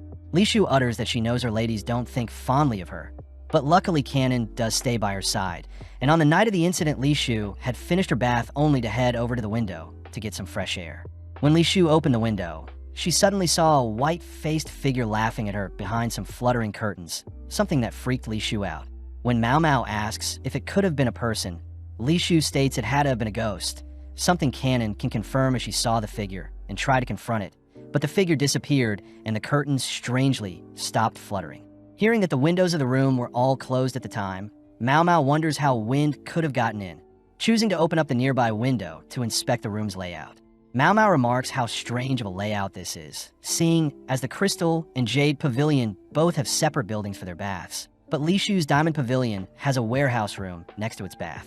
Mao Mao asks Canon why there is a warehouse room in the adjacent room, only to be escorted into the warehouse room, where Canon unearths some mold that makes the room uninhabitable. Mao Mao knows that any other pavilion could have prevented such mold from growing, but seeing as Li Shu's ladies aren't as attentive, they decided to conceal the mold by making the room a warehousing place instead. Inspecting the mold, Mao Mao sees it has begun to eat away at the room's foundation, surprised to hear that Li Shu's pavilion is actually quite new, as it was built when Li Shu was reinstated as a concubine. Disgusted by the damage done to the pavilion in only a few years, Mao Mao is shown the curtain that was fluttering in the wind when Li Shu first saw the ghost, but having realized something, Mao Mao rushes to inspect the bathhouse. Upon seeing the drain in the bathhouse, Mao Mao asks if Li Shu had unplugged the drain on the day she saw the ghost, something that shocks Li Shu as she confirms she did. With all the pieces now in place, the gang head back into the warehouse room, where Mao Mao asks for Gao Xuan's help with moving aside a cabinet to reveal even more mold eating away at the room. Seeing as the floor has been warped, Mao Mao asks Gao Xuan to check if the waterway passes under their current location, prompting Gao Xuan to retrieve the Diamond Pavilion's blueprint. Upon looking at the pavilion's blueprint, Mao Mao explains that the bat's water does pass through a pipe that runs under their room's floor, and it's the vapors from the hot water that made the curtain flutter even though all the windows were shut, having passed through the gaps in the rotted floor. Li Shu still wonders what the ghost figure was, but as Mao Mao scans the room, she heads over to unveil a small copper mirror Li Shu used before she received the bigger mirror gifted by the envoys. Mao Mao sees that the copper mirror has been nicely kept, a gift Li Shu had received from her late mother. But seeing as things are almost figured out, Mao Mao asks Li Shu to hold onto the copper mirror. Heading over to a nearby window, Mao Mao opens the curtains to allow light into the room, only to angle Li Shu and the copper mirror in a certain way to have it project a face onto the wall. Mao Mao states the copper mirror is a magic mirror, a special type of mirror that can absorb light and reflect a unique image, an item that requires immense talent to create. Mao Mao states that the ghost sighting was a sequence of coincidences that ended up causing the nearby blinds to flutter, only for the moonlight to light up the mirror and project a face above the curtains to create the ghost Li Shu saw. Li Shu states that the image created by the mirror resembles her late mother, wondering if her mother has returned to scold her for not using the copper mirror, revealing that her mother loved to dance. But after Li Shu was born, her late mother's health deteriorated and passed soon after. Li Shu suddenly begins to break down, clinging on tight to her mother's gift, something Mao Mao could never empathize with as her own mother never really cared for her. As Cannon comforts Li Shu, the gang suddenly hear the previous head lady returning with some tea. But seeing Li Shu crying on the floor, the lady quickly orders Li Shu to not make a fool of herself. Mao Mao sees the previous head lady is as cold as ever, especially when the lady snatches the copper mirror from Li Shu's hands, reminding Li Shu that she has the bigger mirror gifted to her from the envoys. When a lady asks Li Shu to give the copper mirror to someone else, Li Shu cries for the lady to give it back, rushing towards her previous head lady only to retrieve and cling onto the copper mirror for dear life. The head lady orders Li Shu to be less childish, but Shir suddenly steps in, stating that Li Shu is entitled to keep the mirror if she pleases. With some quick hand movements, Shir swiftly plucks a hairpin from the lady's hair, glaring at her as he asks if Li Shu gave this to her. Shir states that the hairpin is engraved with a crest for high-ranking concubines, an item normal ladies in waiting shouldn't be parading around, something that frightens everyone. Mao Mao realizes that Shir was already aware of Li Shu's ladies taking advantage of Li Shu, but seeing as Shir didn't have concrete evidence of such a thing, Shir finally has a reason to remind the girls to not act out of place. That evening, we see the eunuchs hard at work, all while several servant girls admire the new handsome eunuch amongst them. The next day, the quack doctor is seen feeding their pet cat, reminding Mao Mao that the anesthesia she had asked for won't be needed, seeing as the palace no longer gives out surgeries to make eunuchs. Mao Mao does wonder how new eunuchs enter the palace, hearing that there used to be a document to authenticate new men as being eunuchs. But after these documents were forged, the palace now gives out physical exams to inspect the new eunuchs. Apparently, 3 officers inspect the new eunuchs to ensure their reproductive organ is gone, and it's an exam all eunuchs have to undergo, including the quack doctor, when they exit and return into the rear palace. But this does exclude the emperor and his kin. The quack doctor brings up the new eunuchs that were swarmed by the low-ranking concubines recently in the baths. But elsewhere we see Gao Xuan questioning Shir on when he'll officially reveal his secret to Mao Mao. Gao Xuan reminds Shir he'd better bring Mao Mao to their side quickly. But Shir fears that Locken will intervene and stop Mao Mao from being tied up in such affairs involving Shir. Shir states that Grand Commander Locken is a genius that took over his family at such a young age, and is someone the Emperor highly respected, able to do whatever he wants, and is untamable. Seeing as Mao Mao is a valuable asset, Shir states they'll have to interact with Locken in the foreseeable future, but Shir still fears how Mao Mao will react when she learns the truth about him. Getting back to work, Shir points out half of his work revolves around the overabundance of Lolan's servants along with her flashy dresses. But suddenly Gaoshan shows off an interesting issue where a court lady is supposedly flirting with the new eunuchs. Gaoshan reminds Shir that the new eunuchs are former slaves, motivating Shir to double-check the eunuchs just to be safe. But the next day, Shir and Gaoshan watch over the eunuchs as they perform their usual task. Shir hones in on the handsome one in particular, hearing that the left side of their body is disabled due to abuse, and they have scars all over their body they like to keep concealed. Seeing the handsome eunuch attracting several servant girls, Shir chooses to greet the eunuchs personally, promising to assign tailored jobs to each eunuch. But out of nowhere, a large crash can be heard nearby. At the scene of the crime, we see a eunuch has dropped a large piece of ice mint for a high-ranking concubine, and the culprit seems to be Xiaolan, who desperately apologizes, all whilst clinging onto a hairpin. As Xiaolan trembles in fear, she sincerely apologizes, all whilst the crowd begins to form. Immediately, Mao Mao says it was an accident, but the eunuch says an apology won't cut it, especially since ice is quite expensive and the block broken has equal value to a slave.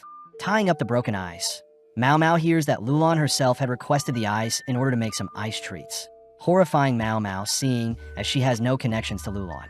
As Mao Mao racks her brain for a solution, she asks if she can take the ice and return in an hour with a replacement, something the eunuch welcomes as he doesn't believe Mao Mao can make up for Xiaolan's mistake.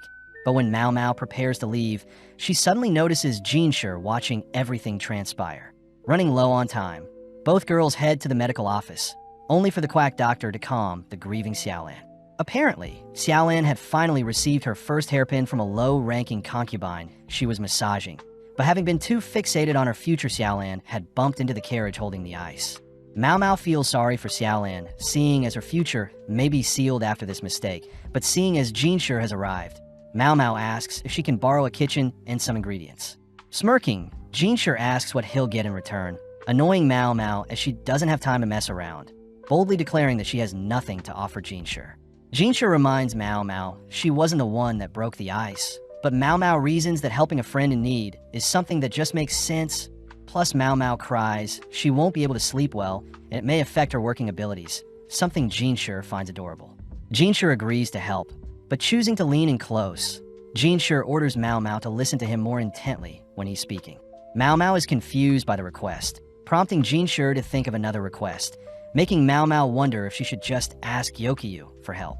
Knowing that concubines shouldn't be involved with other concubines, Mao Mao's hair tie suddenly comes loose, forcing Shir to catch it only to return to Mao Mao, asking why Mao Mao doesn't use a stick to tie up her hair.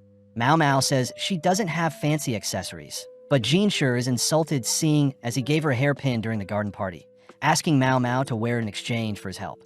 Shir whispers he'll also tell her his secret soon, heading to prepare the ingredients and kitchen Mao Mao had asked for. But as we move forward in time, Mao Mao is seen handling some fruits, sugar, and fresh cow milk.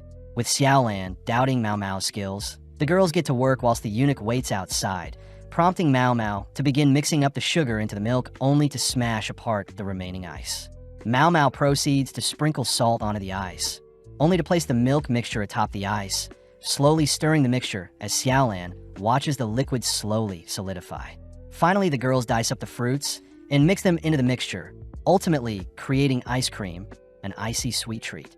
Mao Mao calls for the eunuch to deliver the meal to Lulan, giving both Xiaolan and the eunuch a taste of the ice cream to prove the treat is worthy of a high-ranking concubine's taste. Mao Mao reveals that Shir had disclosed Lulan's likes and dislikes, confident that Lulan will at least give the ice cream a taste. But just then Shir Sui appears, having rushed over when she heard Xiaolan was in trouble. Luckily, Shir Sui has lightened up the mood, choosing to run away with the leftovers of the ice cream, teasing Xiaolan only to feed the adorable girl after a while.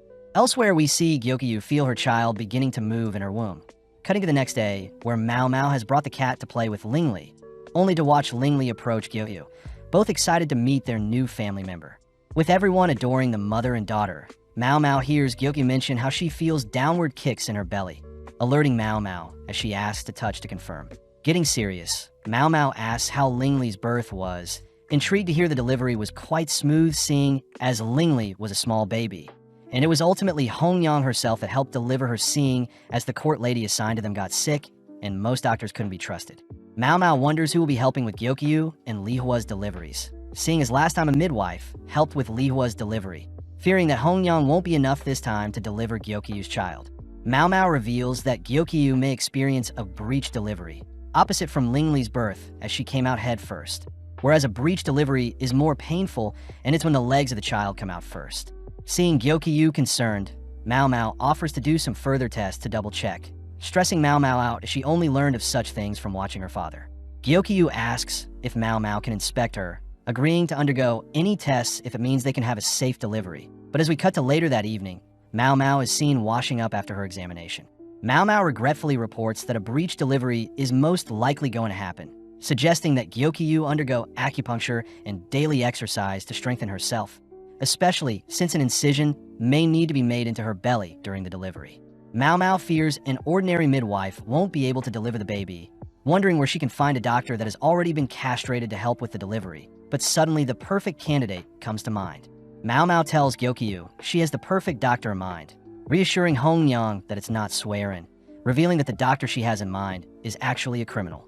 Hongyang immediately refuses the person Mao Mao has in mind, but Mao Mao cries that the doctor is the most qualified doctor in their nation, intriguing Hongyang as Mao Mao is speaking so highly of a criminal. Gyokyu asks Mao Mao to elaborate, hearing that the doctor was originally a doctor in the rear palace and was responsible for delivering the emperor and his brother, but due to issues with Aduo's delivery, the doctor was exiled.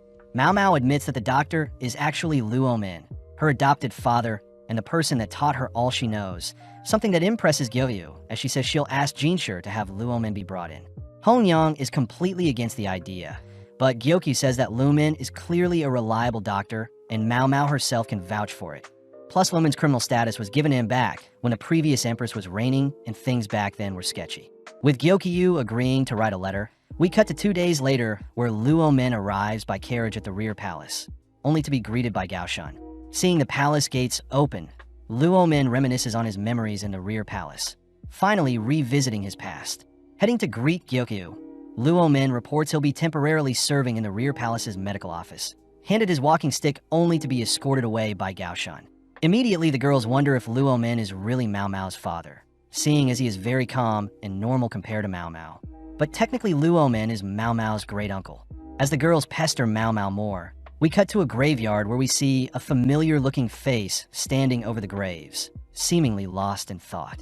Back in her shack, Mao Mao retrieves the hairpin Shir gave her, agreeing to tie her hair with it as promised. In the office, the quack doctor shows Luo Min their cat, but Mao Mao notices Luo Min eating the cat's leftovers. Even though Luo Min is very intellectual, he still chooses to live in poverty since he has no ego. Seeing Mao Mao creating mugworts for Gyokyu's acupuncture, Luo Min scolds Mao Mao for not asking for permission. But seeing as Luo Min isn't busy today, he says he'll write for the rest of the day. Mao Mao applauds Shir for placing Luo Min in the doctor's office, and not just under Gyokyu, seeing as Liwa herself is also pregnant and could use the woman's magic touch to have a healthy delivery. The quack doctor brings up the new ladies-in-waiting in the Crystal Pavilion, relieving Luo Min as there should be more older and experienced ladies-in-waiting in the rear palace. But right now, most of them are quite young. Seeing as the emperor will be giving birth to more children, Mao Mao wonders how the issue of inexperience will be breached, but suddenly Luo Min utters he's written up issues that plague the rear palace at the moment. The quack doctor notices the writing to be quite childish, a feature Mao Mao knows Luo Min had purposely added, seeing as it's meant to be read by servants and people not as well educated. Addressing the quack doctor personally, Luo Min asks when the quack doctor if he has papers of a certain size, managing to convince the quack doctor to manufacture more paper for a cheaper price. Next, Luo Min asks Mao Mao to have the school integrate what he's just written as a practice writing sheet, a genius plan as the students will be indirectly mass-producing and ingraining the issues of the rear palace into their brains. Having created the mugworts she is after, Mao Mao retrieves some alcohol to help with disinfecting the Jade Pavilion. But remembering that Gyokyu gets fatigued often, Mao Mao wonders how she can help. As the cat comes over to claw at Mao Mao's skirt, she's seen retrieving some more material, only to head towards the school.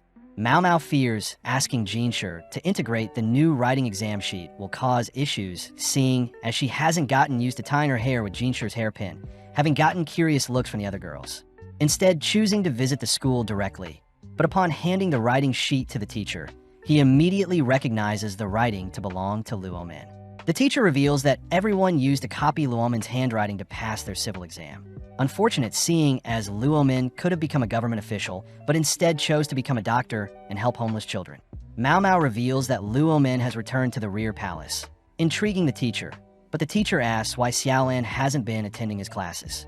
Mao Mao says Xiaolan is quite busy searching for a job, but the teacher utters the influx of younger eunuchs have caused the court ladies in the south side to be distracted more often, and this caused some of the eunuchs to be sent north towards the clinic. Mao Mao reasons Shenlu could use the help, but back on topic, the teacher is impressed to hear Luomin wants to make copies of his concerns regarding the rear palace, revealing that himself and Luomin would manually create similar pieces in the past and plaster them throughout the palace. Mao Mao is surprised that Luomin was aware of issues 20 years ago that exist today, these being not to use white lead powder, avoid strong scents, and not to pick random plant from the rear palace. But Mao Mao can't help but shake off an unnerving feeling. Promising to provide blank papers for the writing sheets, Mao Mao sprints off, realizing that Luomin's warnings in the past must have ultimately revealed dangerous information to those who plan to abuse the harmful substances. Since most of the workforce is replaced every 2 years, and seeing as the concubines would have been replaced as well when the late emperor passed, Mao Mao visits the only person that would have remained around the same time Luomin was last working. Visiting Shenlu, Mao Mao breaks the ice by giving some concentrated alcohol, only to sit down as Shenlu serves her some tea. Mao Mao acknowledges the skills of the workers in the clinic. Seeing as the ladies have remained for over 20 years, Mao Mao wonders why the clinic ladies haven't been replaced like the workers in concubine. Getting serious, Shenlu reveals that she along with the other clinic ladies were brought in at the age of 10, making Mao Mao realize that the late emperor must have deflowered them at such a young age. And seeing as people are only after pure maidens, the clinic ladies were forced to settle for a job in the rear palace. Mao Mao realizes the festering hatred in the rear palace must be carried by the clinic ladies, reminded of the time when Shenlu had asked Mao Mao to check in on Susu, believing Shenlu had good intentions. But Mao Mao wonders if Shenlu had been discreetly feeding Shin information on how to create an abortion drug through the sick servant girl. This would also explain how Shenlu knew of Liwa's pregnancy, as Susu could have accidentally told Shenlu, leading Shenlu to warn Shin of things that can cause an abortion, but that warning could have been twisted and used to empower Shin to create the abortion drug. The clinic ladies could also manipulate which items were sold by the visiting merchants. But as Mao Mao's mind spins out of control from all of her speculations, Mao Mao reminds herself she has no evidence. Plus, the clinic is quite a valuable place. Calming herself, Mao Mao notices several books around the clinic, picking up a book in particular about insects that even Shenlu admits is quite new. Flicking through the book, Mao Mao spots the book documenting the moths she had used for the moon party, remembering the Shir herself was capturing and studying them. Mao Mao finds it weird that a servant girl like Shir had access to such expensive paper, plus she could read and write, making Mao Mao suspicious of who Shir is. At that moment, the familiar-looking eunuch enters the room, a person Mao Mao immediately recognizes to be Suere. Suere warns Shenlu to be careful around Mao Mao, seeing as Mao Mao had figured out Shenlu's involvement with the abortion drug, plus Mao Mao prevented Suere's clean getaway from the palace. Mao Mao wonders how she can escape, but Suere threatens to stab Mao Mao if she acts up, reassuring Mao Mao that they can settle things peacefully. Myomoa takes note of Suere's beaten-up arm, wondering if it's due to the resurrection drug she took, but Suere asks if Mao Mao wants to know what her end goal is. When Mao Mao refuses to listen, Suere suddenly drags Shir in, threatening to slay her if Mao Mao doesn't listen, revealing that they'll be leaving the rear palace for a bit. Suere knows Mao Mao will listen to her, especially since Suere will tell Mao Mao how to make the resurrection drug. It's quite well known that there are two beasts in the palace, one in the east that is ruled by military power and one in the west that is ruled by bureaucracy. These beasts, of course, being the military official Lakan from the east and Shirsho, the political heavyweight from the west. Lakan asks to have tea with the emperor's younger brother, inviting Shirsho as it's been a while since they've gotten to speak to the emperor's younger brother. As the three men change locations to the center courtyard, the three men enjoy a beverage in silver cups, all whilst Shir has Basin communicate for him. Lakan gets down to business, reporting his findings regarding the recent assassination, choosing to pull out the schematics for a FIFA, only to ask if Shirsho knows anything about it. Shirsho has no idea what a FIFA is, but Lakan reveals that he had disassembled the FIFA and sketched out its build, uttering that the weapon had been developed in the West and uses a flint instead of a fuse. Shirsho is surprised to hear the newly designed FIFAs are more efficient for warfare. But Lakin glares at Shir, uttering that it's strange that random assailants were able to get a hold of such valuable weapons. With the mood tense, Shir says it's Lakin's job to find out, but Lakin admits that the people they captured are no longer able to speak, having interrogated them too violently. Lakin takes the chance to ask if Shir has any leads, but sadly Shir knows nothing. Moving on, Lakin chooses to show off a game of Go he had with his wife, breaking the tension. Seeing Lakin going on about his brilliant Go game with his wife, Shir chooses to excuse himself, but Lakin says he'll make sure to send Shir more details on the Go game he had. Before Shir leaves, Lakin asks Lakin to stay for some of their finest red grape juice, but when the juice is poured in a glass cup, the grape juice is shown to be a green color. As both Shir and Lakin exchange glares, Shir finally departs, all whilst Lakin says some grapes when squeezed produce a green liquid.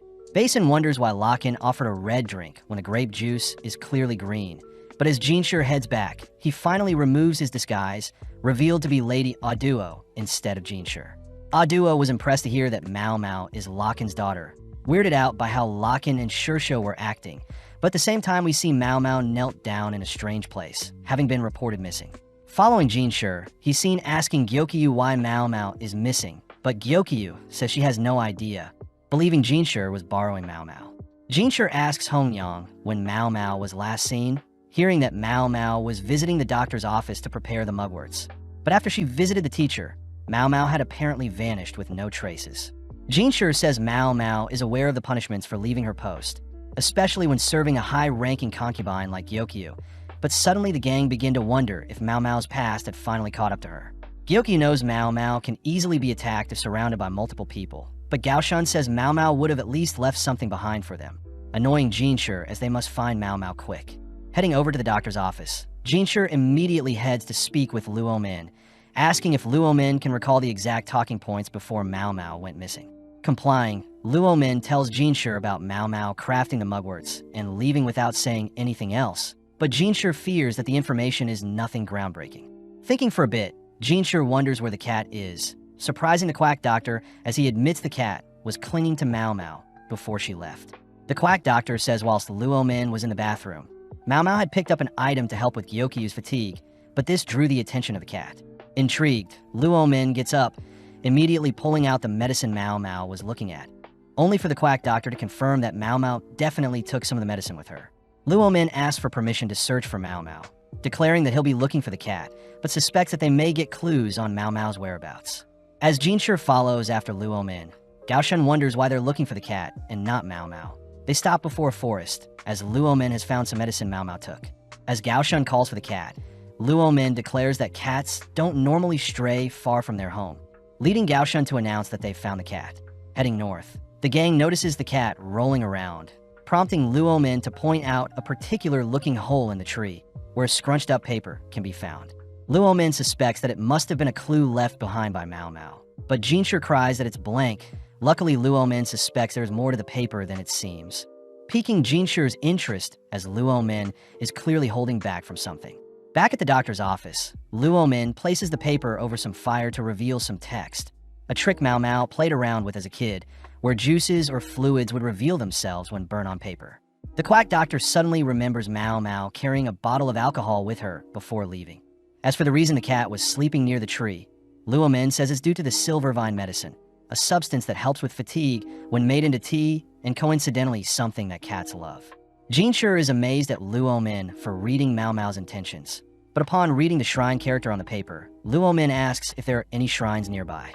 Shir utters that in the north there are only old buildings, but he'll order for a search. As for the second character, neither Shir nor Gaoshan can decipher. Seeing Luo Min so relaxed, Shir wonders why Luo Min isn't stressed, but Luo Min reveals he is stressed, but he can only do so much, so he chooses to conserve his energy. Plus, Mao had already disappeared once in the past when she was kidnapped, but she still worked every day until she could reunite with Luo Min, something that inspires Shir to get to work and ensure Mao is safe. As Shir storms through the palace, he remembers to keep up his act as the handsome eunuch, choosing to report his findings to Gyokyu in hopes she can help with deciphering the second mysterious character. With even Gyokyu unsure, the other girls are tasked with racking their brains as well, but when Seikyu looks at the character, she recognizes the character to be the word sway. The girls know Sui stands for Jade, but Seikyu wonders if it stands for Shir Sui. Immediately catching Jinshir's attention as he hears Mao Mao had befriended Shir Sui, the second person to have Sui in their name. Jinshir learns about Xiaolan as well, but suddenly Jinshir realizes something, immediately calling for a search on Shir Sui, the servant girl, as Jinshir is clearly infuriated at his realization. At night, we see several ships traveling through water, revealed to be housing both Mao Mao and Shir Sui, who both wonder where they're going. With Sui standing guard and observing the girls, Mao Mao utters that she had to follow Sui as she couldn't risk Shir Sui getting attacked. But more importantly, Mao Mao was surprised to have been led to a secret passage. Mao Mao recognized the passage to be near where she and Shir Sui first met. But while Shinlu and Sui were distracted, Mao Mao had quickly written up her note and stuffed it into a nearby tree along with some silver vine. Passing through a strange tunnel, Sui says Mao Mao and Shir Sui are to pretend they were sold off, and from there they were picked up by carriage and departed from a port. Mao Mao is only allowed to keep Jinshir's hair tie, but seeing as there is nothing they can do at the moment, both girls agree to rest and prepare for what is to come. Arriving on land, the girls are tied up, but Mao Mao realizes they had swapped ships twice, meaning they were just on a river. Escorted by Sui and some guards, Mao Mao believed they were heading north, but the surrounding forest is quite humid.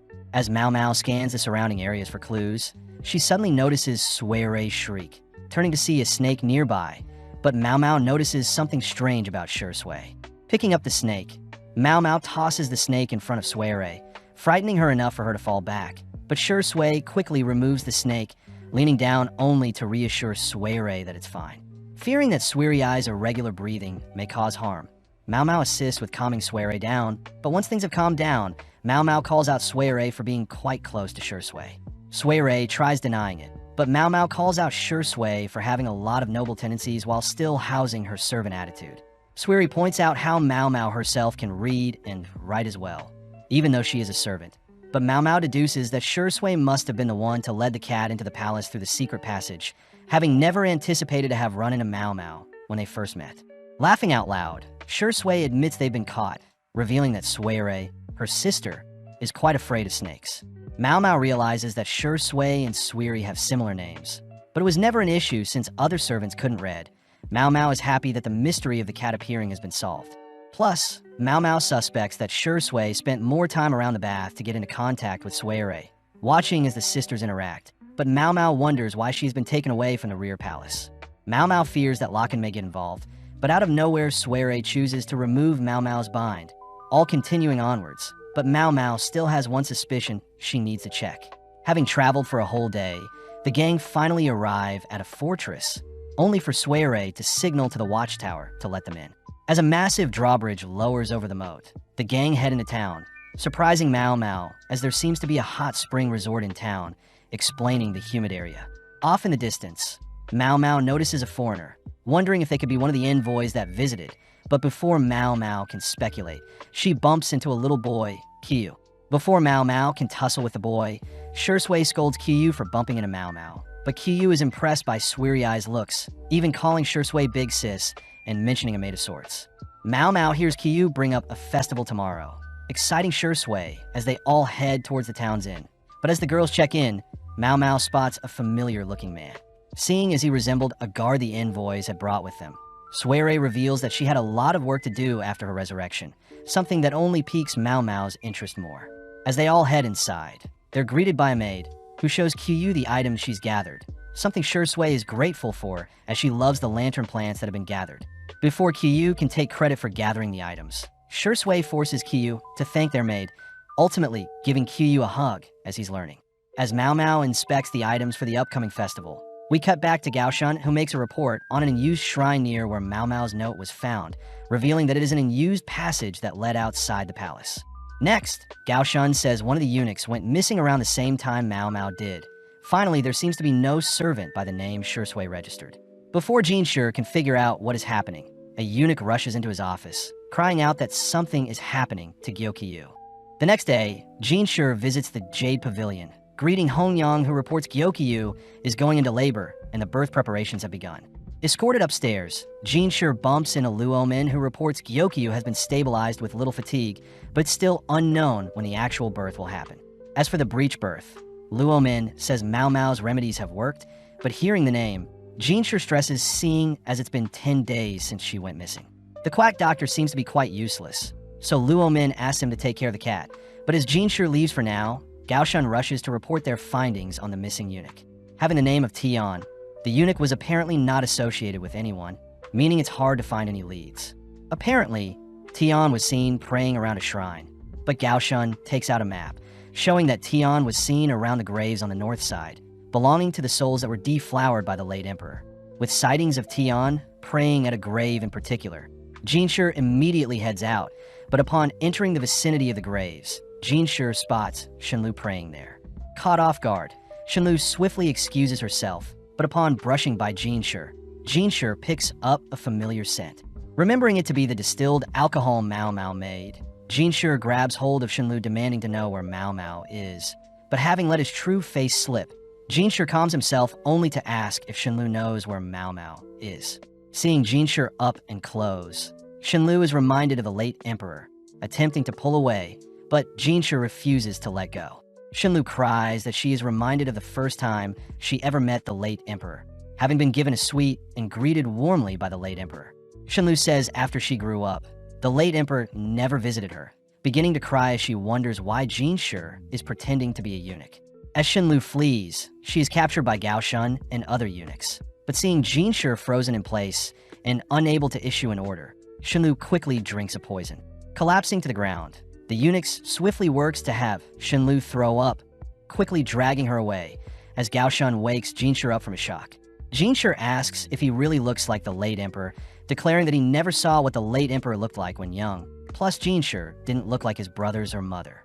In the past, Shir had heard rumors of himself being an illegitimate child, and it was his own decision to take on the role of a eunuch in the rear palace. But before Shir gets distracted, he reminds himself he needs to find Mao Mao. Standing before the graves, Shir notices some fresh lantern plants before a grave in particular, noting how the lantern plants aren't supposed to be in season.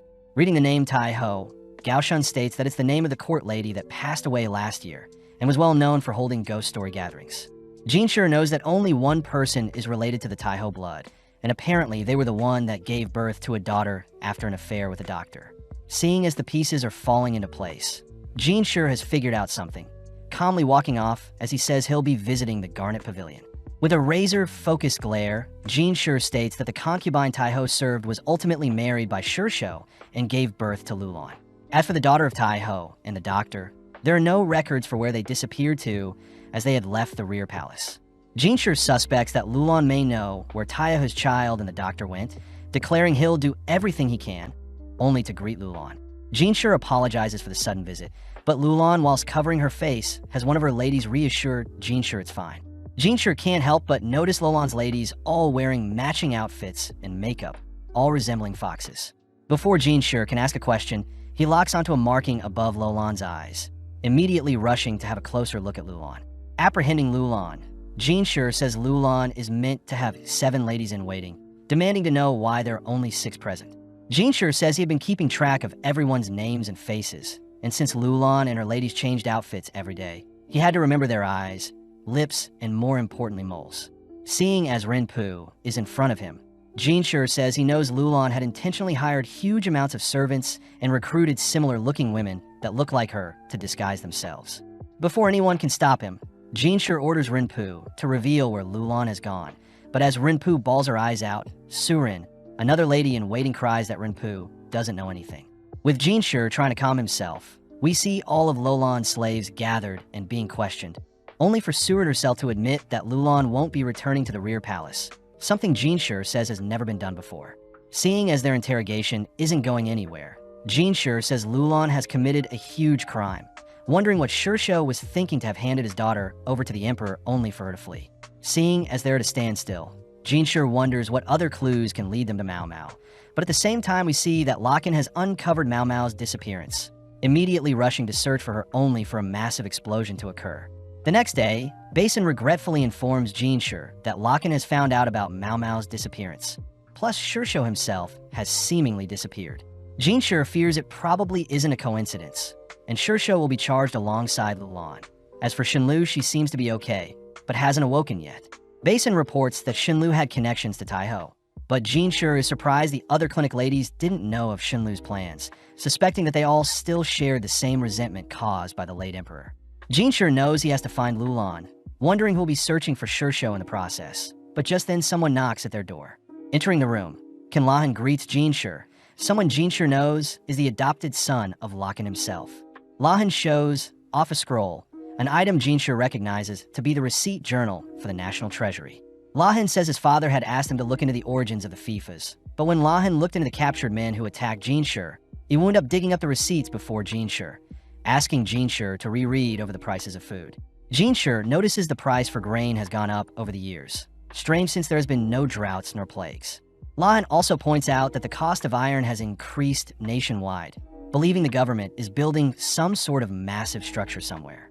Shir is impressed Lahan is exhibiting signs that resemble Lahan, stopping Lahan as Shir says it's clear someone is profiting from the increased pricing. Shir asks what the abundance of iron purchases has to do with the price increase for grains, leading Lahan to suspect they're related, but Lahan first asks if Shir would like him to investigate further to see where everything is coming from. Seeing as everyone has a price, Shir asks what Lahan is after, hearing that Lahan wants Shir to help pay off damages to the rear palace gate that Lahan had made. Shir immediately accepts, but in exchange orders Lahan to be thorough with his investigations. But elsewhere we see Mao Mao staring off into the night sky, glazing occasionally at the mask she had been given. A few moments later, we see Shui asking Mao Mao to put on her fox mask she painted, but Mao Mao notes the green on Shui's mask makes her look like a raccoon, whereas Mao Mao's mask makes her look like a cat. Seeing as Mao Mao's long hair is getting in the way, Shui helps comb Mao Mao's hair, offering up one of her spiderweb hair sticks to tie up Mao Mao's hair. But Mao Mao says she won't need it seeing as she has Shir's hairpin. Shui is impressed by such a hair stick, asking if she can have it. But Mao Mao knows Shir will get mad at her, immediately refusing. Getting to work, Shui ties up Mao Mao's hair with Shir's hairpin and some ribbon, revealing that the festival is held in a shrine outside the village. In the dead of night, multiple villagers all don their fox masks, only to make their way through a forest, creating an eerie vibe, especially since lanterns and fires are their only source of light. Mao Mao notices others have green paint around their mask as well, wondering why mostly men and Shui choose green, but Mao Mao suddenly spots a grasshopper fly on her lantern. Shui says the abundance of grasshoppers requires them to hold a bigger festival in hopes of warding off evil spirits, strangely watching as Shui crushes a lantern plant for its seed. Seeing Shui pop it in her mouth, Mao Mao warns her that the lantern plant seeds are poisonous, but Shui already knew that, spitting it out not too long after. Heading up some stairs, Shui recounts that the god they worship is a fox spirit, and the area they stand on used to be inhabited by different villagers. But eventually Westerners overtook the original owners of the land. The Westerners had promised to villagers all sorts of intel on enriching the land and removing pests. But as more invaders sought the land the villagers had owned, the villagers were ultimately forced to relocate deeper into the forest. Seeing everyone praying to the fox spirit, Mao Mao learns that fox represents the Westerners who brought knowledge, hence the white mask. But painting over the white mask represents the effects of the newcomers invading and overriding the original land. Mao Mao recognizes the fox mask to resemble the concept of intermarriages, similar to when the teacher explained the concept of selective breeding. Plus, Shui reveals that the men use green paint since they're colorblind as well, and they can't see red, so they paint using green. Mao Mao deduces that the Mother Royal, along with the people that built the hidden fox village, must have been the same group of people that came from the west. But as the ceremony draws on, Mao Mao is asked to place her mask in a basket where they're stored and set to burn in a year. Shui chooses to drag Mao Mao around with her, impressing Mao Mao at the food varieties, but both girls can't help but be drawn to a meat store selling frogs and locust skewers. Remembering her past with frogs, Mao Mao asks for a chicken skewer, only to watch Shui dine on a locust skewer, revealing that she has never actually eaten bugs before. As Shui eats her bugs, she spits out a grasshopper that was mixed in with the locusts, but Mao Mao is more intrigued by the child sitting at the center of the shrine. Shui says the child is actually Qiyu, and every year a child is elected to play the role of God. Luckily, different children swap out seeing, as they do get antsy after sitting still for too long. As the girls head to wait for Qiyu, they run into other children that are disappointed to have received some poor-looking wheat, all wondering why the elder only gives them wheat from their fields. Luckily, Mao Mao offers up the wheat she had been carrying around, exciting the kids as they run off, but right on cue Qiyu appears having finished his duties for the night. Shui praises Qiyu for a job well done, but Qiyu wishes his mother could have seen him, intriguing Mao Mao as Qiyu's mother isn't living with him. To wrap up the night, the villagers gather near a lake to watch the burning of the previous year's masks. But Qiyu asks what the girls wish for, seeing as everyone gets one wish when painting their mask, and it's said to come true when the masks are burnt. Qiyu himself refuses to reveal what he wished for. But just then, everyone turns their attention to the group of villagers carrying a torch towards the river, making Qiyu jealous as he wanted to be the child to carry the torch. With the torch being passed onto a villager with a bow, the lone archer fires a single fiery arrow towards the masks, setting the mast-filled structure ablaze. As several masks burn up completely, we see that most masks actually sink to the bottom of the lake, a spectacle that reminds Shir of insects as they normally leave their children behind to survive the harsh winters. Returning home, the girls are greeted by Suere, who had been waiting for them, gladly serving up some dinner only to notice Mao Mao glaring at her. Mao Mao demands to learn about the resurrection potion Suere had promised, but is still confused by Suere and Shir Sue's dynamic, especially since Mao Mao has been given a lot of freedom, even though she is meant to be a hostage. With Shir Sui asking Suere to keep up her end of the promise, Mao Mao immediately asks if thorn apple and blowfish were used for the potion. Plus, Mao Mao wonders how Suere felt going in and out of consciousness. Suere is a little weirded out, but says thorn apple wasn't used in the potion, as foreign recipes make use of thorn apple to keep their patients in a near-death state and are used to enslave them.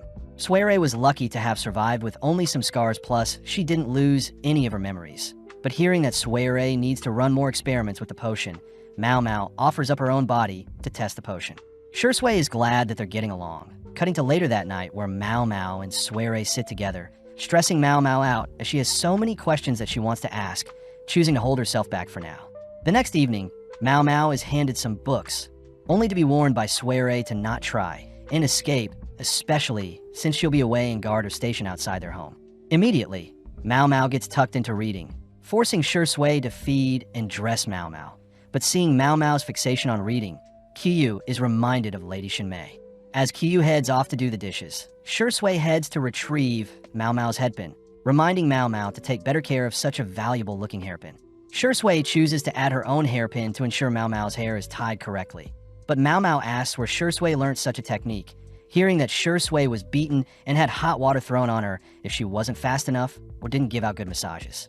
Mao Mao wonders what master would punish a student so badly, but using a calm smile, Shir Sui says it was actually her mother, refusing to elaborate further as she asks Mao Mao to not act up as Shir Sui herself needs to head somewhere as well. With 6 hours of reading passing by instantly, Mao Mao decides to get some fresh air, immediately stunned by the gorgeous view of the village and fields beyond its walls. Mao Mao wonders if the shack outside the village is where they store the wheat, wondering what the reason for the town's poor harvest could have been, along with that strange patch of unharvested wheat next to the shack. But out of nowhere, Qiyu returns, asking to know where Shir Sui went. Mao Mao is annoyed at how loud Qiyu is, but Mao Mao asks what that shack outside town is, hearing that it's the elder's old storehouse and it's not in use, seeing as a new one had to be built to keep the rats out. Mao Mao suddenly realizes something, asking if they could visit the storehouses, and seeing as Qiyu is more than glad to show Mao Mao around town, he unveils the secret passage he uses to get away from his studies.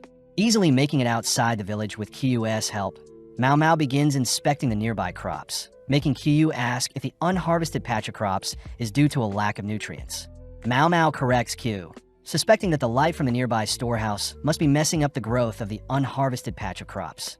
Mao Mao also reasons that the infestation of rats has to do with Suere, suspecting that Suere had been capturing them for her experiments with perfecting the resurrection drug.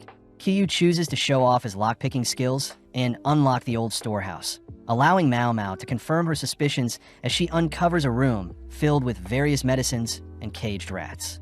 Surprisingly, Qiyu asks why there are metal tubes in the room as well, something that catches Mao Mao's attention as she rushes to pull back a strange-looking curtain, horrified to discover some fifas.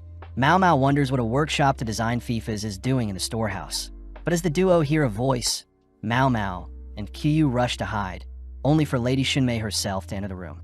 Shinmei finds it suspicious that the storehouse was unlocked, but as Lady Isla herself enters the room as well, Shinmei says she must have been imagining things. With Mao Mao relieved to have not been found, Shinmei suddenly borrows a sword, instantly cutting down the room's curtains only to reveal Mao Mao's hiding spot, demanding to know why filthy rats have snuck into her space. As Mao Mao stares off into Shunmei's maniacal grin, a second passes by only for Shunmei to turn to Suere beside her, slapping her as she reminds Suere to keep her rats in line. Suere immediately apologizes, but Shunmei suddenly notices Kyu, asking where she has seen him before. Before Kyu can speak, Suere says Kyu is Shiro's son, but out of nowhere a familiar voice speaks up asking that Shunmei excuse the kids as they must have been playing around. With Lulan asking her mother Shunmei to leave Mao Mao and Kyu alone, Mao Mao uses the chance to inspect Lulan a little closer, confirming one of her suspicions.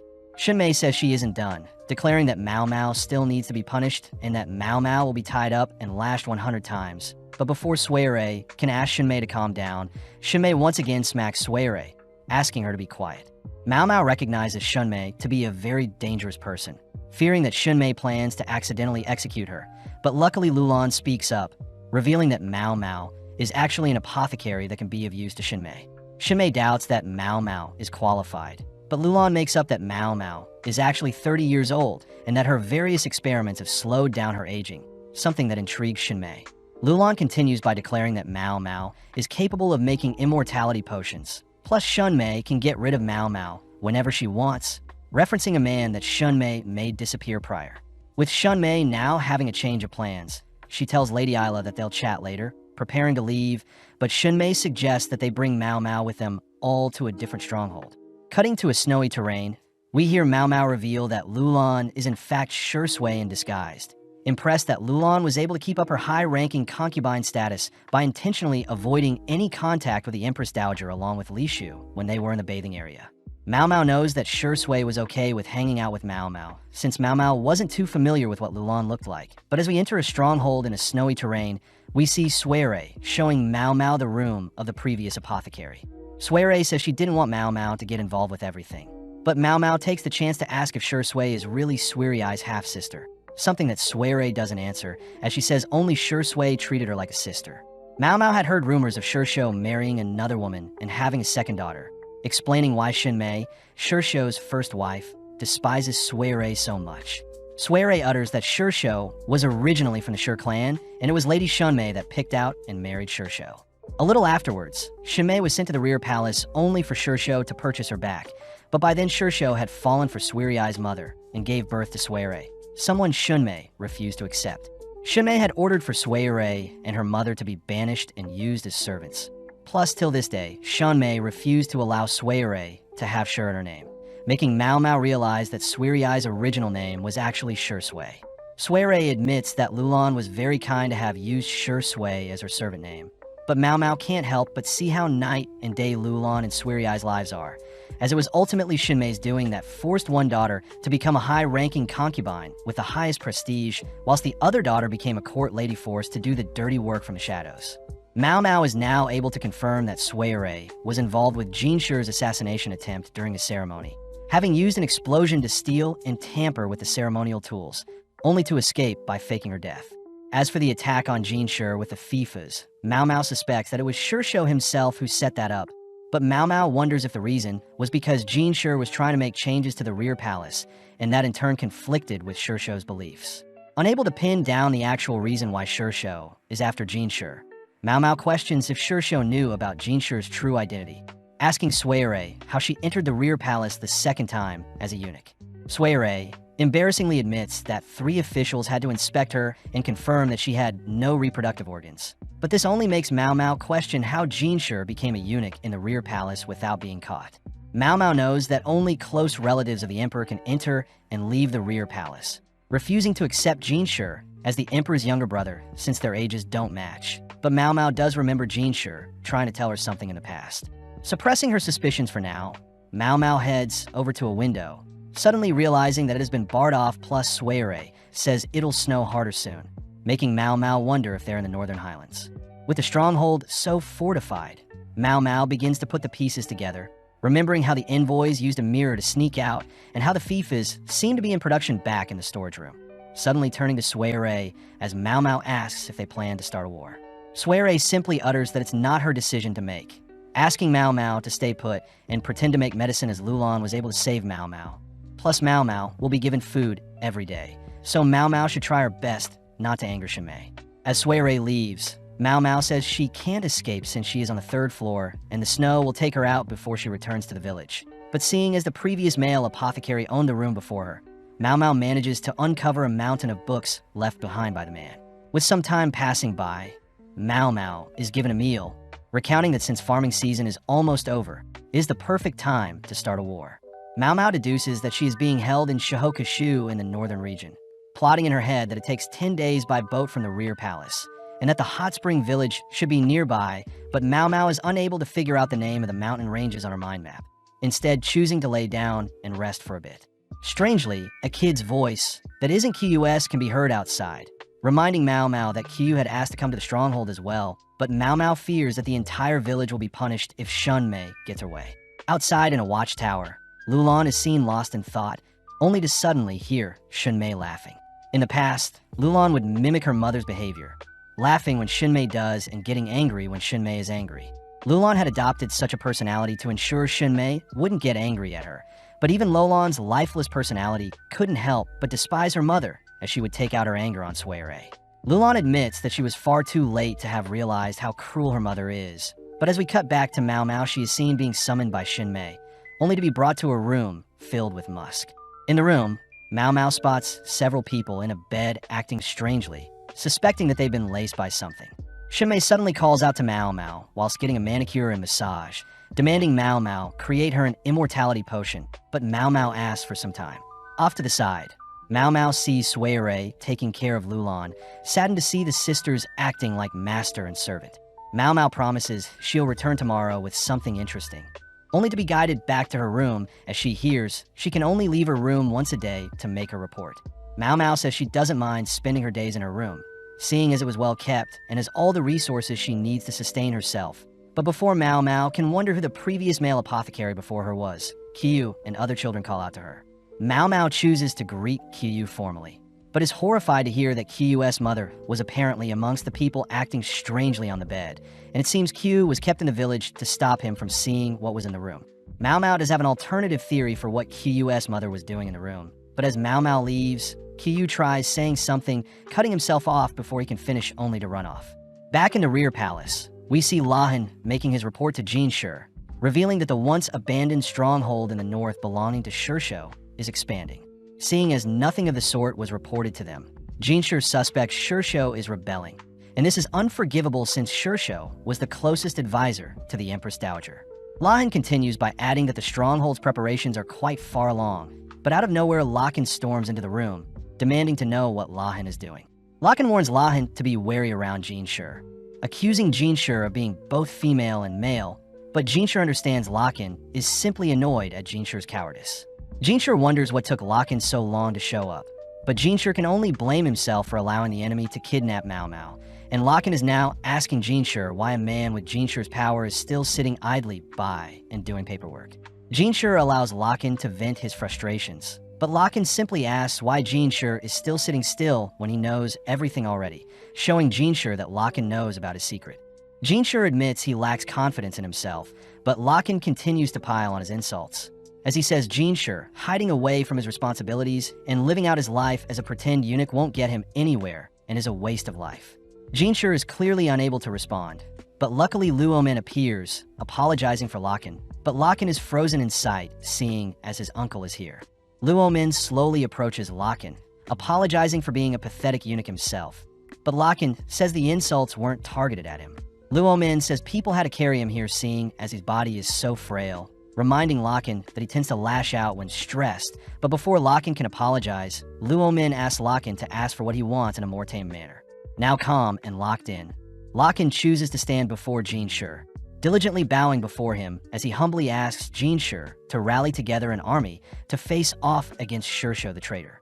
Shir is taken aback by Lakan's apologetic manner, but Lahan takes the chance to present a scroll to Shir, bowing as well, as he says the production of illegal FIFAs has been happening for several years now, and is the final piece showing that a rebellion is on the horizon. With Luomin pleading with Shir as well, Shir says that the Forbidden Army will need to be mobilized to fight off the rebellion, and seeing as the army belongs to the Emperor itself, Shir says Lakan won't be allowed to command the army. Lakan asks Shir once more how long he plans to hide away as a eunuch, demanding that Shir finally succeed in his role as the Moon Prince. With that final remark, Shir admits this day was bound to come, triumphantly stating that he himself will command the Forbidden Army to fight. Back in the fortress, we see Lulan heading to check on Mao Mao, all whilst Mao Mao begins making some medicine.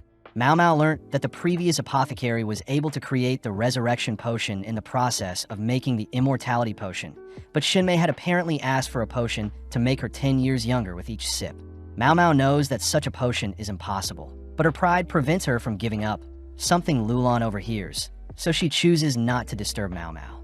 With days passing, Mao Mao presents her findings to Shunmei only to work diligently in her room for the remainder of the time, but several days fly by in an instant. Mao Mao occasionally hears Qiyu and several other kids playing around the halls outside her room, but interestingly enough, Mao Mao is able to sniff out a familiar smell, wondering if fifas are being produced on the floor below her. At that moment, Mao Mao receives a letter from a stranger, opening it only to see that there's a piece of wire attached to a note telling her to flee whilst the guards are distracted. Funnily enough, it's revealed to be Qiyu, and it seems he had failed to draw away the guards. With Suirei appearing, she demands to know what Qiyu and Mao Mao were doing, but Qiyu simply says he was playing around, but Suirei takes note of the piece of paper barely hanging out of Mao Mao's shirt. Suirei and the guard both agree to not make a scene out of this incident, but unfortunately, Shinmei appears, asking to know more. Qiyu spots his mother, but gets mortified seeing her lifelessly stand behind Shinmei. But when Suirei tries to explain the incident as Qiyu playing around, Shinmei raises her claws towards Qiyu, uttering that Qiyu will need to be punished for messing around. Suirei reminds Shanmei that Qiyu is still only a kid, but when Qiyu looks to his mother for help, she once again doesn't respond. Shinmei begins asking who is at fault for such a ruckus, threatening to punish the culprit by putting them in a water chamber, pissing Mao Mao off as it seems Shanmei gets excited seeing others suffer. Mao Mao reasons she should just let Qiyu or the guard be punished, but unable to bear Shinmei's personality, Mao Mao calls out Shunmei for being despicable. Instantly, Shinmei smacks Mao Mao, but Mao Mao simply continues by crying that she had asked Qiyu to help her escape the stronghold, personally accepting all the blame. Shinmei declares that Mao Mao is of no use to them, ordering for Mao Mao to be put in the water chamber, but Suirei says they'll need to look for another apothecary to replace her. Shinmei reminds Suirei to only speak when asked to, following up by breaking her fan over Suirei's head, only to strangely lick up the blood from Suirei's new wound.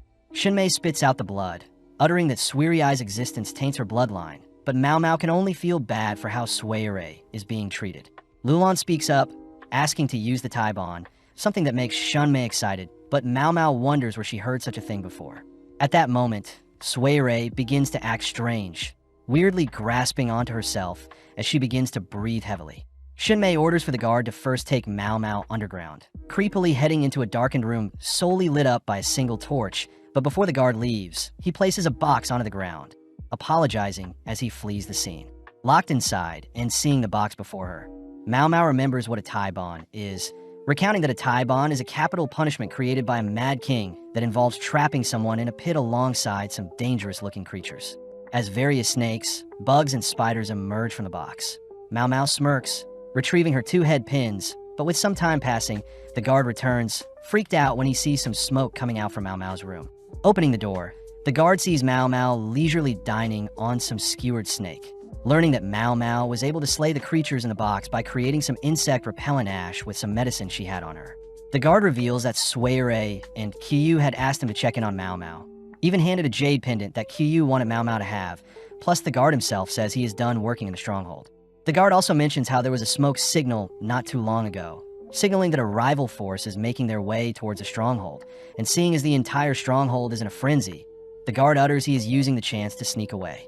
Mao Mao is instructed to avoid the staircase on the other side of the floor since they're making gunpowder in the basement, but Mao Mao gets intrigued, rushing towards the basement against the advice of the guard. Following the scent of gunpowder, Mao Mao manages to sneak into the room filled with gunpowder, horrified since the gunpowder is quite close to a fire source. Mao Mao knows that the smoke being created is poisonous, but to make things worse, Lulan suddenly appears, ordering the workers to flee. To convince the men, Lulan hands the men a bag filled with silver coins, and before the men can change their minds, Lulan tosses her torch into the nearby gunpowder, setting the room ablaze. Outside, we see the guard take note of the room filled with smoke, cutting back to Mao Mao, who seems to be barely alive, managing to make it outside only to spot Lulan gasping for air. Lulan is shocked to see Mao Mao here. Relieved Mao Mao was able to survive the typhoon, especially since Mao Mao isn't afraid of bugs, something Mao Mao can only thank Lulan for setting up. With another explosion ringing out from the gunpowder room, Mao Mao cries for Lulan to flee with her, but Lulan pulls away, declaring that she still has things she must do. As Lulan heads up some stairs, Mao Mao chooses to follow her, but Lulan reminds Mao Mao that it's the perfect chance for Mao Mao to escape. Mao Mao wonders if Shan Mei cares for Lulan, but Lulan says her mother doesn't even remember her face, revealing that she was forced to put on makeup and be Shin Mei's doll from a very young age.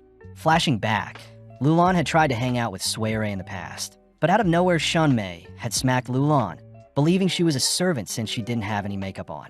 Lulan says she wants to be on good terms with Suirei, especially since Shan Mei was always horrible to both Suirei and her mother, and it was ultimately Shin Mei's doing that caused Suirei's mother to pass away. Lulan feels despair remembering how Shan Mei flipped out when Shir showed off Suirei's mother as his new wife. But suddenly Mao Mao realizes something about Suirei.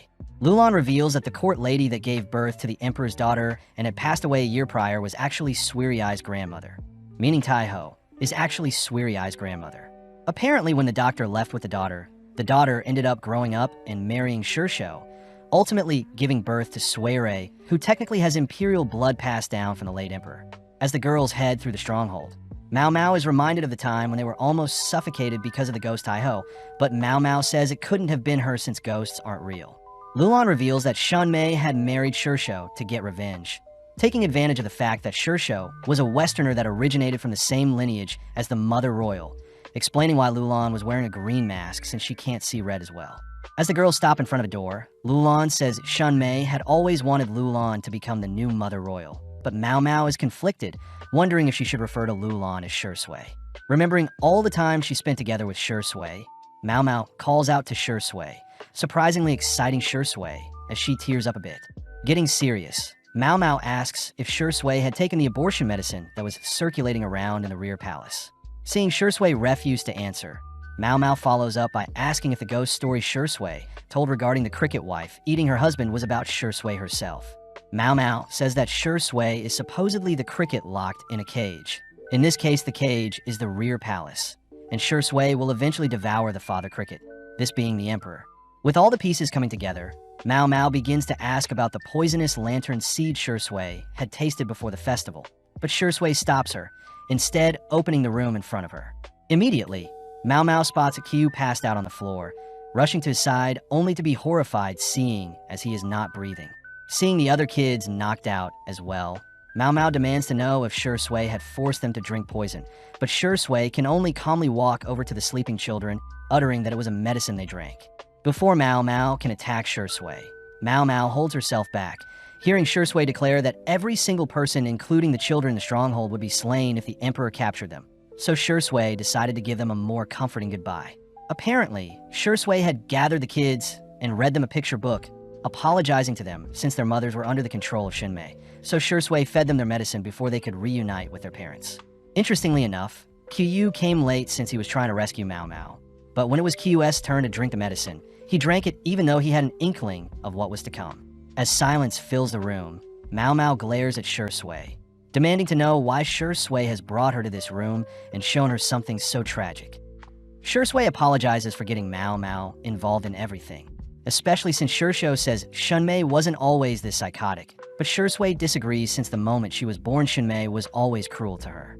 Shir says Shanmei is mean to everyone, and Shir can't do anything to stop her because he seeks her forgiveness, something akin to an insect devouring their husband after giving birth, but Shir says insects do that to protect their newborn child, whereas Shanmei devoured Shir for her own benefit.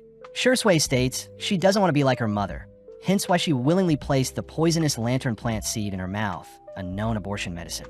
Mao Mao says Shir not liking her mother must be what's driving her, but suddenly Shir reveals that she did some digging into Mao Mao's history, impressed that Lock-in is Mao Mao's biological father, but Mao Mao says she doesn't have any parents, and Luo Min is the only person Mao Mao accepts as her father figure.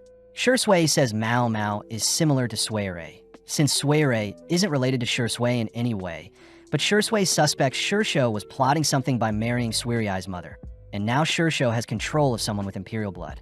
With a single glance, Mao Mao knows Shir Sui is hiding something, wondering if Shir Sui is hiding a deeper connection with Sui than she is letting on. Mao Mao questions why Shir Sui is so insistent that Sui has no connections with her, especially since Sui will be punished alongside Shir Sui.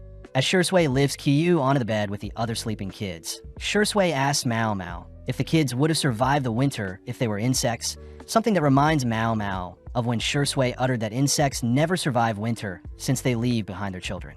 Realizing something, Mao Mao begins to understand why she was brought here, attempting to reach out to Shir Sui, but Shir Sui pulls away. Mao Mao begs in her mind for Shir Sui to flee with Sui while she can, screaming in her head for Shir Sui to leave her lineage and family behind so she can live a happy life. Before Shir Sui can leave, Mao Mao's body moves on its own, quickly grasping onto Shir Sui's arms, but Shir Sui pulls away once again, reminding Mao Mao she has her duty to fulfill. Mao Mao orders for Shir Sui to remove her pride and come with her, but Shir Sui asks if there was poison Mao Mao had to take, what would Mao Mao do? Without hesitating, Mao Mao says she would drink it in one go, exactly what Shir Sui was expecting, but this reaffirms Shir Sui's stance as she turns to leave. Refusing to give in, Mao Mao calls out to Shir Sui once more, rushing to come up with an excuse to sway Shir Sui. Mao Mao says she wants to wish Shir Sui good luck, only to take out the hairpin Jean Shir gave her, handing it to Shir Sui only to ask that Shir Sui return it and pay her back in the future. Shir Sui is giddy, seeing Mao Mao so goofy, laughing seeing as the soot on her face reminds her of a tanuki, but just like that Shir Sui takes her leave. Flashing back briefly, we see the royal army set up in the snowy biome, but as we cut inside, we see Lahan scolding Jean Shir for taking so long to prepare. Lahan reminds his father that Jean Shir is considered a royal, making Jean Shir realize that Lahan also knew he was the emperor's younger brother all along. Getting down to business, Lahan recounts that the base they'll attack is controlled by the Shir clan and has been funneling massive amounts of metal for a while. Plus, Shir Show's hot springs have been supplying the sulfur needed to produce gunpowder when combined with saltpeter, meaning Jean Shir must be careful of fifas and cannons when attacking. Seeing Jean Shir stressed, Lahan proposes a way to neutralize the cannons, declaring that if they remove the enemy's gunpowder reserves, they'll be more safe to attack. Gao Shun does bring up the sanctity of such a scummy tactic as the royal guards normally attack with honor. But Jean Shir says they'll throw away their pride if casualties can be prevented. With Gao Shun reminding Jean Shir that Mao Mao will see him differently moving forward, Lahan heads outside, receiving a report that the snow will subside by nightfall, and they're free to start soon. As Lahan orders for the fire lancers to be ready, we cut over to Shir Shou, who is unable to sleep, completely weirded out, seeing Xunmei unfazed by the threat of attackers raiding them. In the room next to Shir Shou's, Xunmei had intentionally gathered various wives and given the men to have fun with, something Xunmei seems to enjoy watching fondly. Out of nowhere, a loud explosion can be heard, something that comes from the basement and was caused by a Shir Sui lighting up the gunpowder reserves. But before Shir Shou can rush to check it out, his body refuses to allow him to leave his confinement. Shir Shou said it all started 20 years ago, when the late emperor had begged Shir Shou to marry his daughter. Strange, since the late emperor actually felt guilty exiling his daughter from the palace. Shir Shou couldn't refuse an order from the late emperor. Plus, Shir Shou was granted a wish he used to buy back Xunmei, who was in the rear palace at the time. Now in the present, Shir Shou steals his resolve, finally leaving his room only to tell Xunmei he plans on checking out the cause of the explosion, but suddenly Shir Sui appears. Xunmei demands to know why Shir Sui is so dirty, but fighting back for once, Shir Sui says she is disgusted by not only her mother, but the other women gathered here. Before Q's mother can flee the scene, Shir Sui slaps her aside, only to rush towards a nearby cupboard, opening it to see Sui locked inside. Shir Shou is horrified to see what Xunmei was doing whilst he had been gone, blaming himself for being a horrible father. But out of nowhere, Shir Sui faces her father asking him to take responsibility for once. With Shir Sui reminding Shir Shou that he is the head of the village of foxes, we cut outside where several soldiers are seen firing and igniting several explosions up in the mountains behind the fortress, and the resulting quakes give rise to an avalanche. As Xunmei rushes outside to inspect the damage, she is speechless seeing her entire fortress buried in snow. Plus, Shir Sui says she burned up their gunpowder, suspecting that Xunmei never planned to win in the first place. Seeing Shir Sui so brave, Shir Shou says he'll take responsibility, all whilst the royal guards begin their march. Before Xunmei's men can bolster their defenses, Jean Shir and his army are instantly striking, and with Jean Shir as the vanguard, Basin, Lahaku, and hundreds of other skilled knights rush the stronghold. With many of Xunmei's men falling, Shir gives an order to capture those who don't want to fight, and seeing as most of Shinmei's men are still inside attempting to cease the flames from the explosion, Shir says they must capitalize. Lahaku wonders why a cunning man like Shir would let his stronghold be attacked so easily. Plus, Lahaku is more stunned to learn that Shir was their commander, a once eunuch but is now the leader of the Imperial Army.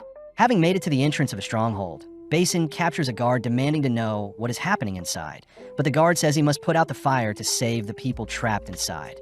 Before Shir can rush inside, Lahaku says the smoke from the explosion will naturally draw out the people inside, but Shir says he can't stand idly by since there may be people trapped inside.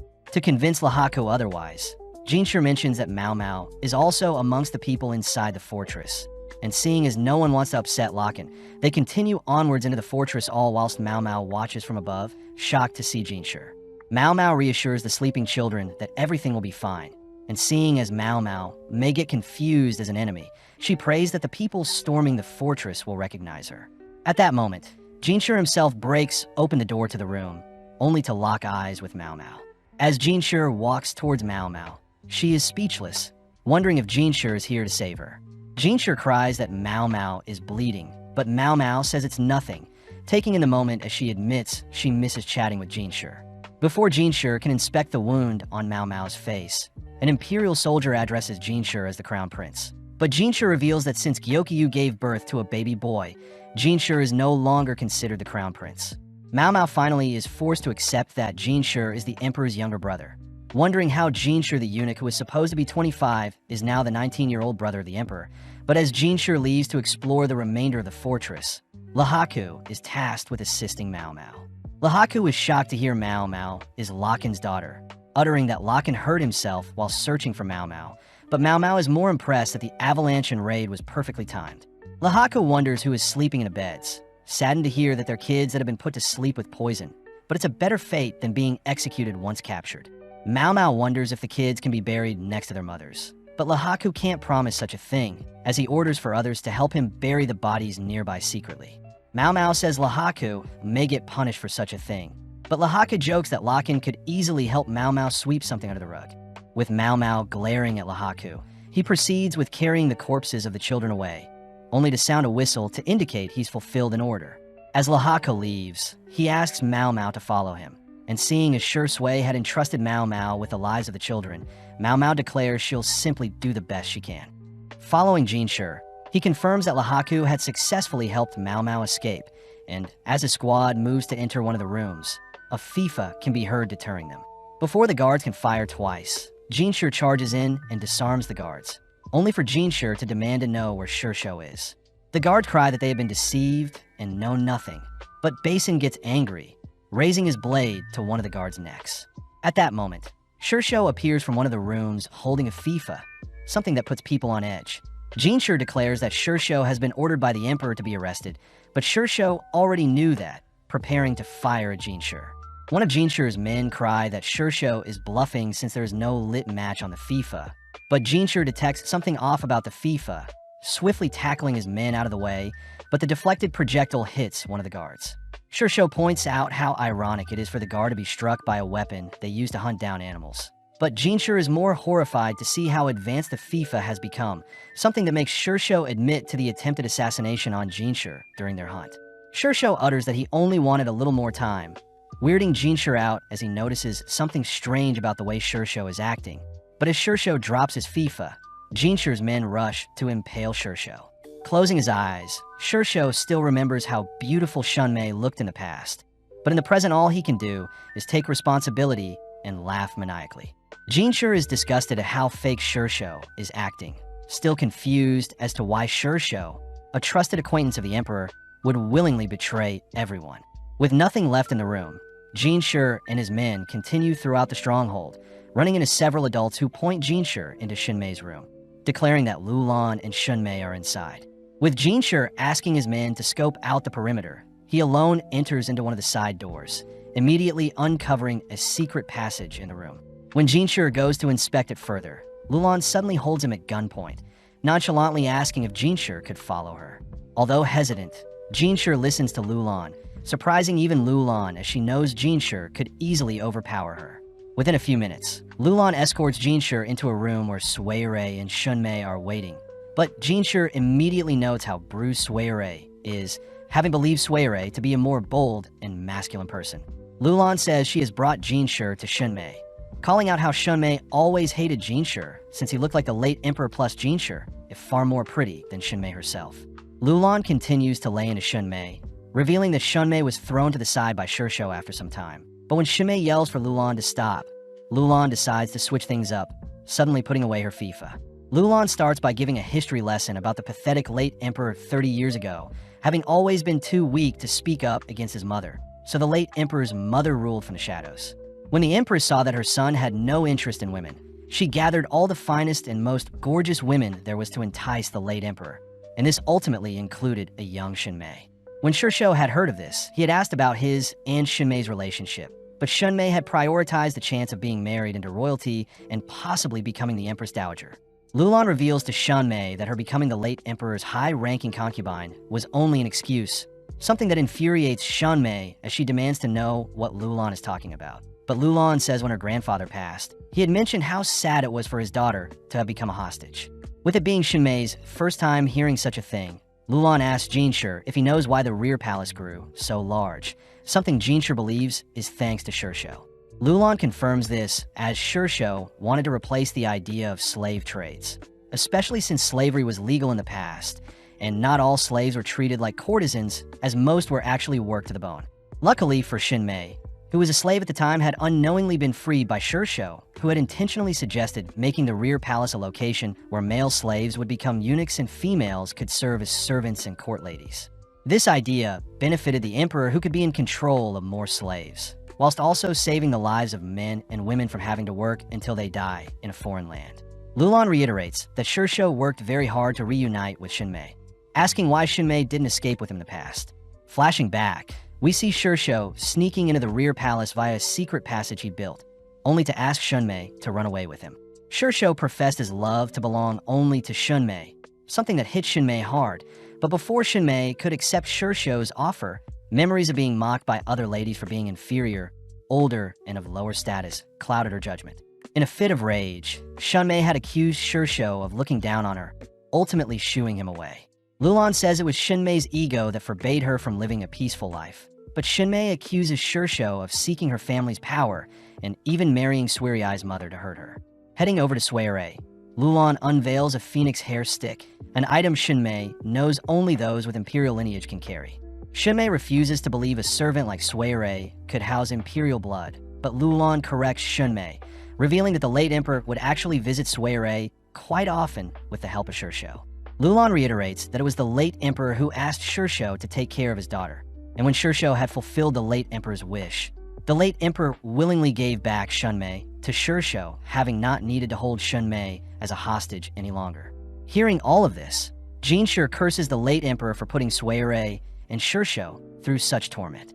But Shunmei is still in denial that Shirsho would do so much for her. Lulan takes the chance to ask Shir what Shirsho's final moments were, relieved to hear Shirsho had laughed maniacally, as ultimately Shunmei will re-inherit control of the clan. Lulan reminds Shunmei that her horrible acts in the past have created nothing but corruption, but thanks to Shirsho's scheming, he took all the blame, and in turn was able to revert all the corruption Shunmei had created. Shir is saddened to hear Shirsho did everything for the nation, furiously gripping his fist as he asks Lulan if he can trust her words. But Lulan simply says the nation would have fallen if it weren't thanks to Shirsho's master plan. When Shunmei accuses Lulan of deceiving her as well, Lulan snaps back by pointing out how pathetic Shunmei seems. But this causes Shunmei to punch Lulan. Following up, Shunmei reaches for the FIFA Lulan had sheathed, but when Lulan asks her mother to not embarrass herself further, a sudden gunshot can be heard. It's revealed that Shunmei herself was ultimately wounded as the FIFA had backfired in Shunmei's arm when it was triggered, something caused by Lulan jamming it prior. Shir realizes this would have been him if he wrestled Lulan for the FIFA, but Lulan is relieved to see Shir isn't just a pretty face. As Lulan lies Shunmei down to rest, she asks if her mother could show some empathy for all Shirsho has done for her, a depressing end to Shirsho and Shunmei's lives, as there really wasn't anything else that could be done, seeing as Shunmei would stop at nothing to overthrow the nation while Shirsho loved both Shunmei and the nation he served. Seeing as this may be her final moment, Lulan requests two things from Shir. First, handing him a note with things that could happen to the nation moving forward. Lulan asks that Shir clan members that have been tormented by Shun may be freed. This, of course, includes Suere. The next request is for Lulan to leave a scratch on Shir, and seeing as it's her time to shine, Lulan heads onto the balcony only to begin dancing. As the remaining soldiers reach Shir's location, Basin takes note of the scratch mark on Shir's face, infuriated as it could only be Lulan who attacked him, prompting Basin to fire at Lulan. With Lulan receiving a fatal wound, Suere breaks down, seeing as she knows what will come next, all whilst Shir watches on to pay homage to Lolan's bravery as she dances through the pain. With Basin loading up a second shot, the second projectile lands perfectly in the center of Lolan's chest, something that ceases Lolan's dancing. When Suere tries to stop Lulan from falling off the balcony, she barely misses, all watching as Lulan helplessly descends to the ground below. In the aftermath, we see Shir being patched up, only for Gao Shun to report that Mao Mao is fine.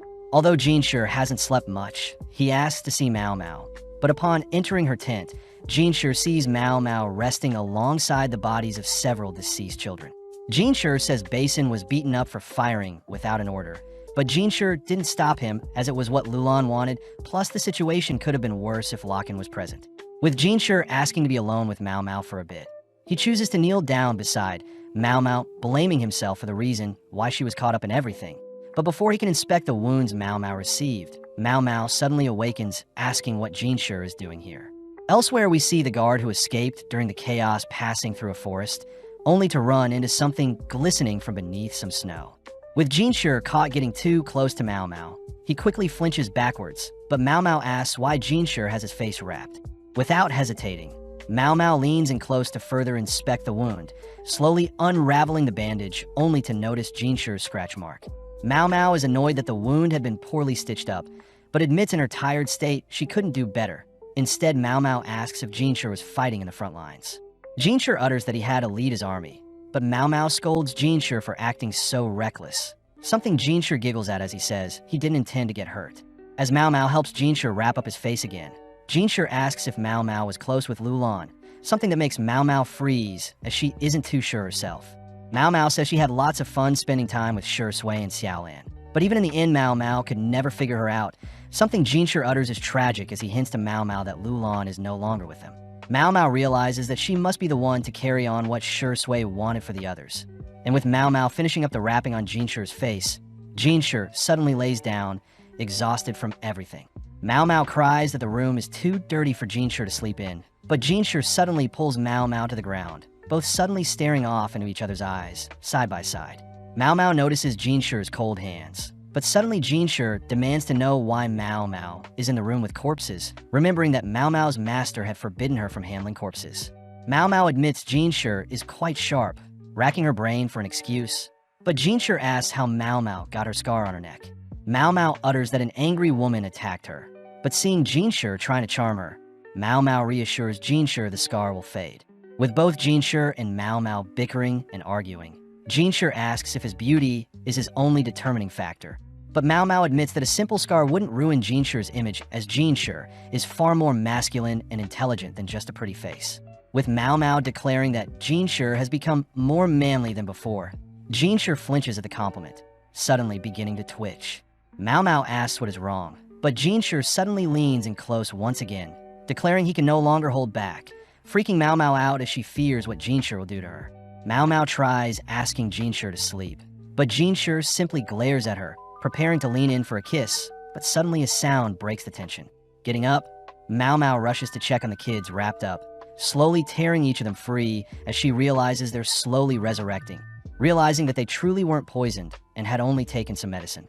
As the sun begins to creep into their room, Shir asks if the kids are alive, but Mao Mao asks for Shir to retrieve some water and food. Mao Mao fears what will happen to the children, declaring she'll do her best, but Shir realizes that he had already promised Shir Sui that he would let those who have been tormented by Shinmei go. Before Shir heads outside, he turns to see Mao Mao working hard too, grinning seeing how hard-working she is. Outside, Shir asks for his men to bring some hot water and blankets, and when Gao Shun checks on the situation, Mao Mao cries for help, asking if Shir could bring Suere to help her. With Shir agreeing, he first places some hot water near Mao Mao, whispering to Mao Mao they can continue their private chat some other time. Within a few seconds, we see Shir greeting a depressed-looking soiree. But when Shir utters that the children have come back to life, Suryai suddenly becomes invigorated with life, swiftly rushing to help Mao Mao.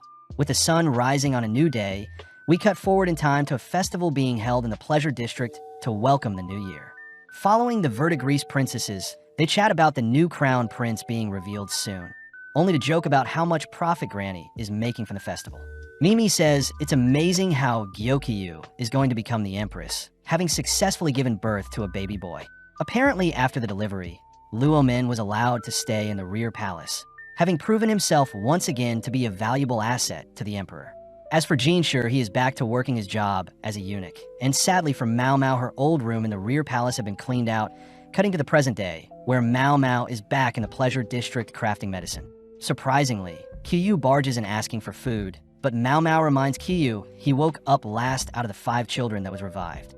Flashing back, we see Soiree and Mao Mao working to ensure the kids woke up safely, but Soiree had felt bad since the medicine affected Kyu the worse, as he was the last to wake up. Mao Mao says Kyu had lost some of his memory and part of his body is paralyzed, but strangely after all the children woke up, they had their names changed, plus Shir had asked Duo to take them in alongside Soiree. Mao Mao happily reports that Soiree had been pardoned due to her circumstances. As for Kyu, he now lives in the Pleasure District under Choyu, but Mao Mao and him still argue. With Mao Mao giving Choyu something to go play with, he accidentally bumps into Seikyu, who is surprised to learn Mao Mao is an apothecary in the Pleasure District. Seikyu says the crown prince reveal went well, only to hand Mao Mao a letter for her and Shir Sui from Xiaolan. Seikyu says people were sad Mao Mao and Shir Sui left, but as we cut to later that evening, Seikyu departs, having updated Mao Mao on how Xiaolan is doing now that Mao Mao had left the palace. Mao Mao says Xiaolan believes Shir Sui and herself were hired elsewhere, so Xiaolan continued to work in the baths alongside Seikyu. But when Mao Mao reads Xiaolan's letter addressed to her, she is happy to see Xiaolan had managed to get hired after leaving the rear palace. At the end of the letter, Xiaolan wishes to reunite with Mao Mao and Shir Sui to enjoy some ice cream together, something that makes Mao Mao tear up. With it already snowing, Mao Mao had heard that Shir Sui's corpse was never found, so the search party will try again once the snow subsides. At home, Mao Mao lays in bed alone, slowly falling asleep as she wishes Shir Sui's body is never found. The next day, we see Mao Mao experimenting with some medicine again, but before she is able to do anything reckless, Shir appears alongside Gaoshan, asking what Mao Mao is doing. Shir says he had freed up some time to visit, something that inspires Granny to leave our lovebirds alone. But Mao Mao is impressed Shir's scar is healing up, wondering if Luomin had redid the stitching. Mao Mao hears that Shir had been busy managing the lands owned by the Shir clan, especially since most of the Shir clan had been executed and their land had been repossessed. Mao Mao wonders if the new land will boast more paper, but seeing Mao Mao deep in thought, Shir reminds Mao Mao to pay more attention to him. Shir takes the chance to remind Mao Mao to tie her hair with his hairpin, but Mao Mao admits she had given it away, uttering that they may be able to find it once spring comes. Shir fears that Mao Mao maybe sold it off, but Mao Mao cries that she gave it to Shir Sui, hoping she may return it someday. And seeing as it's a touchy subject, Shir changes topics. Shir instead asks Mao Mao to listen to what he is about to say. But after some thinking, Shir realizes his true status is actually quite old news already. With Mao Mao asking what else Shir wants, he suddenly pulls Mao Mao in close, subtly kissing Mao Mao's neck, but Mao Mao gets annoyed seeing as saliva is poisonous. Getting annoyed himself, Shir chooses to bite down on Mao Mao's neck, pulling Mao Mao even closer only to whisper that he wants to continue where they left off. As both Mao Mao and Shir admire each other's facial features, Shir slowly leans in for another kiss. But before their lips embrace, Choyu barges into the room, forcing Shir to drop the act. Mao Mao thanks Choyu for bringing what she had asked for, heading outside only to notice Gaoshan and Granny eavesdropping. Mao Mao asks Granny to prepare a room for the exhausted Shir. But when Mao Mao tries beckoning Shir to head to bed, he instead uses Mao Mao as his pillow, slowly drifting off as Mao Mao resumes her work. Elsewhere, we enter a ship port where we follow a lady asking to purchase a jade cicada. But the shop clerk says such an item will be too expensive for her. But surprisingly, we see the girl take out Shir's hairpin to trade for the item. Uttering her name is Tamamo. The season ends with the shop clerk intrigued by Tamamo's name, declaring that her name sounds like a blessing from the ocean, something that makes her wonder what the other side of the ocean sounds like. waving by the store clerk only to run off as Shui is seen exploring her newfound freedom.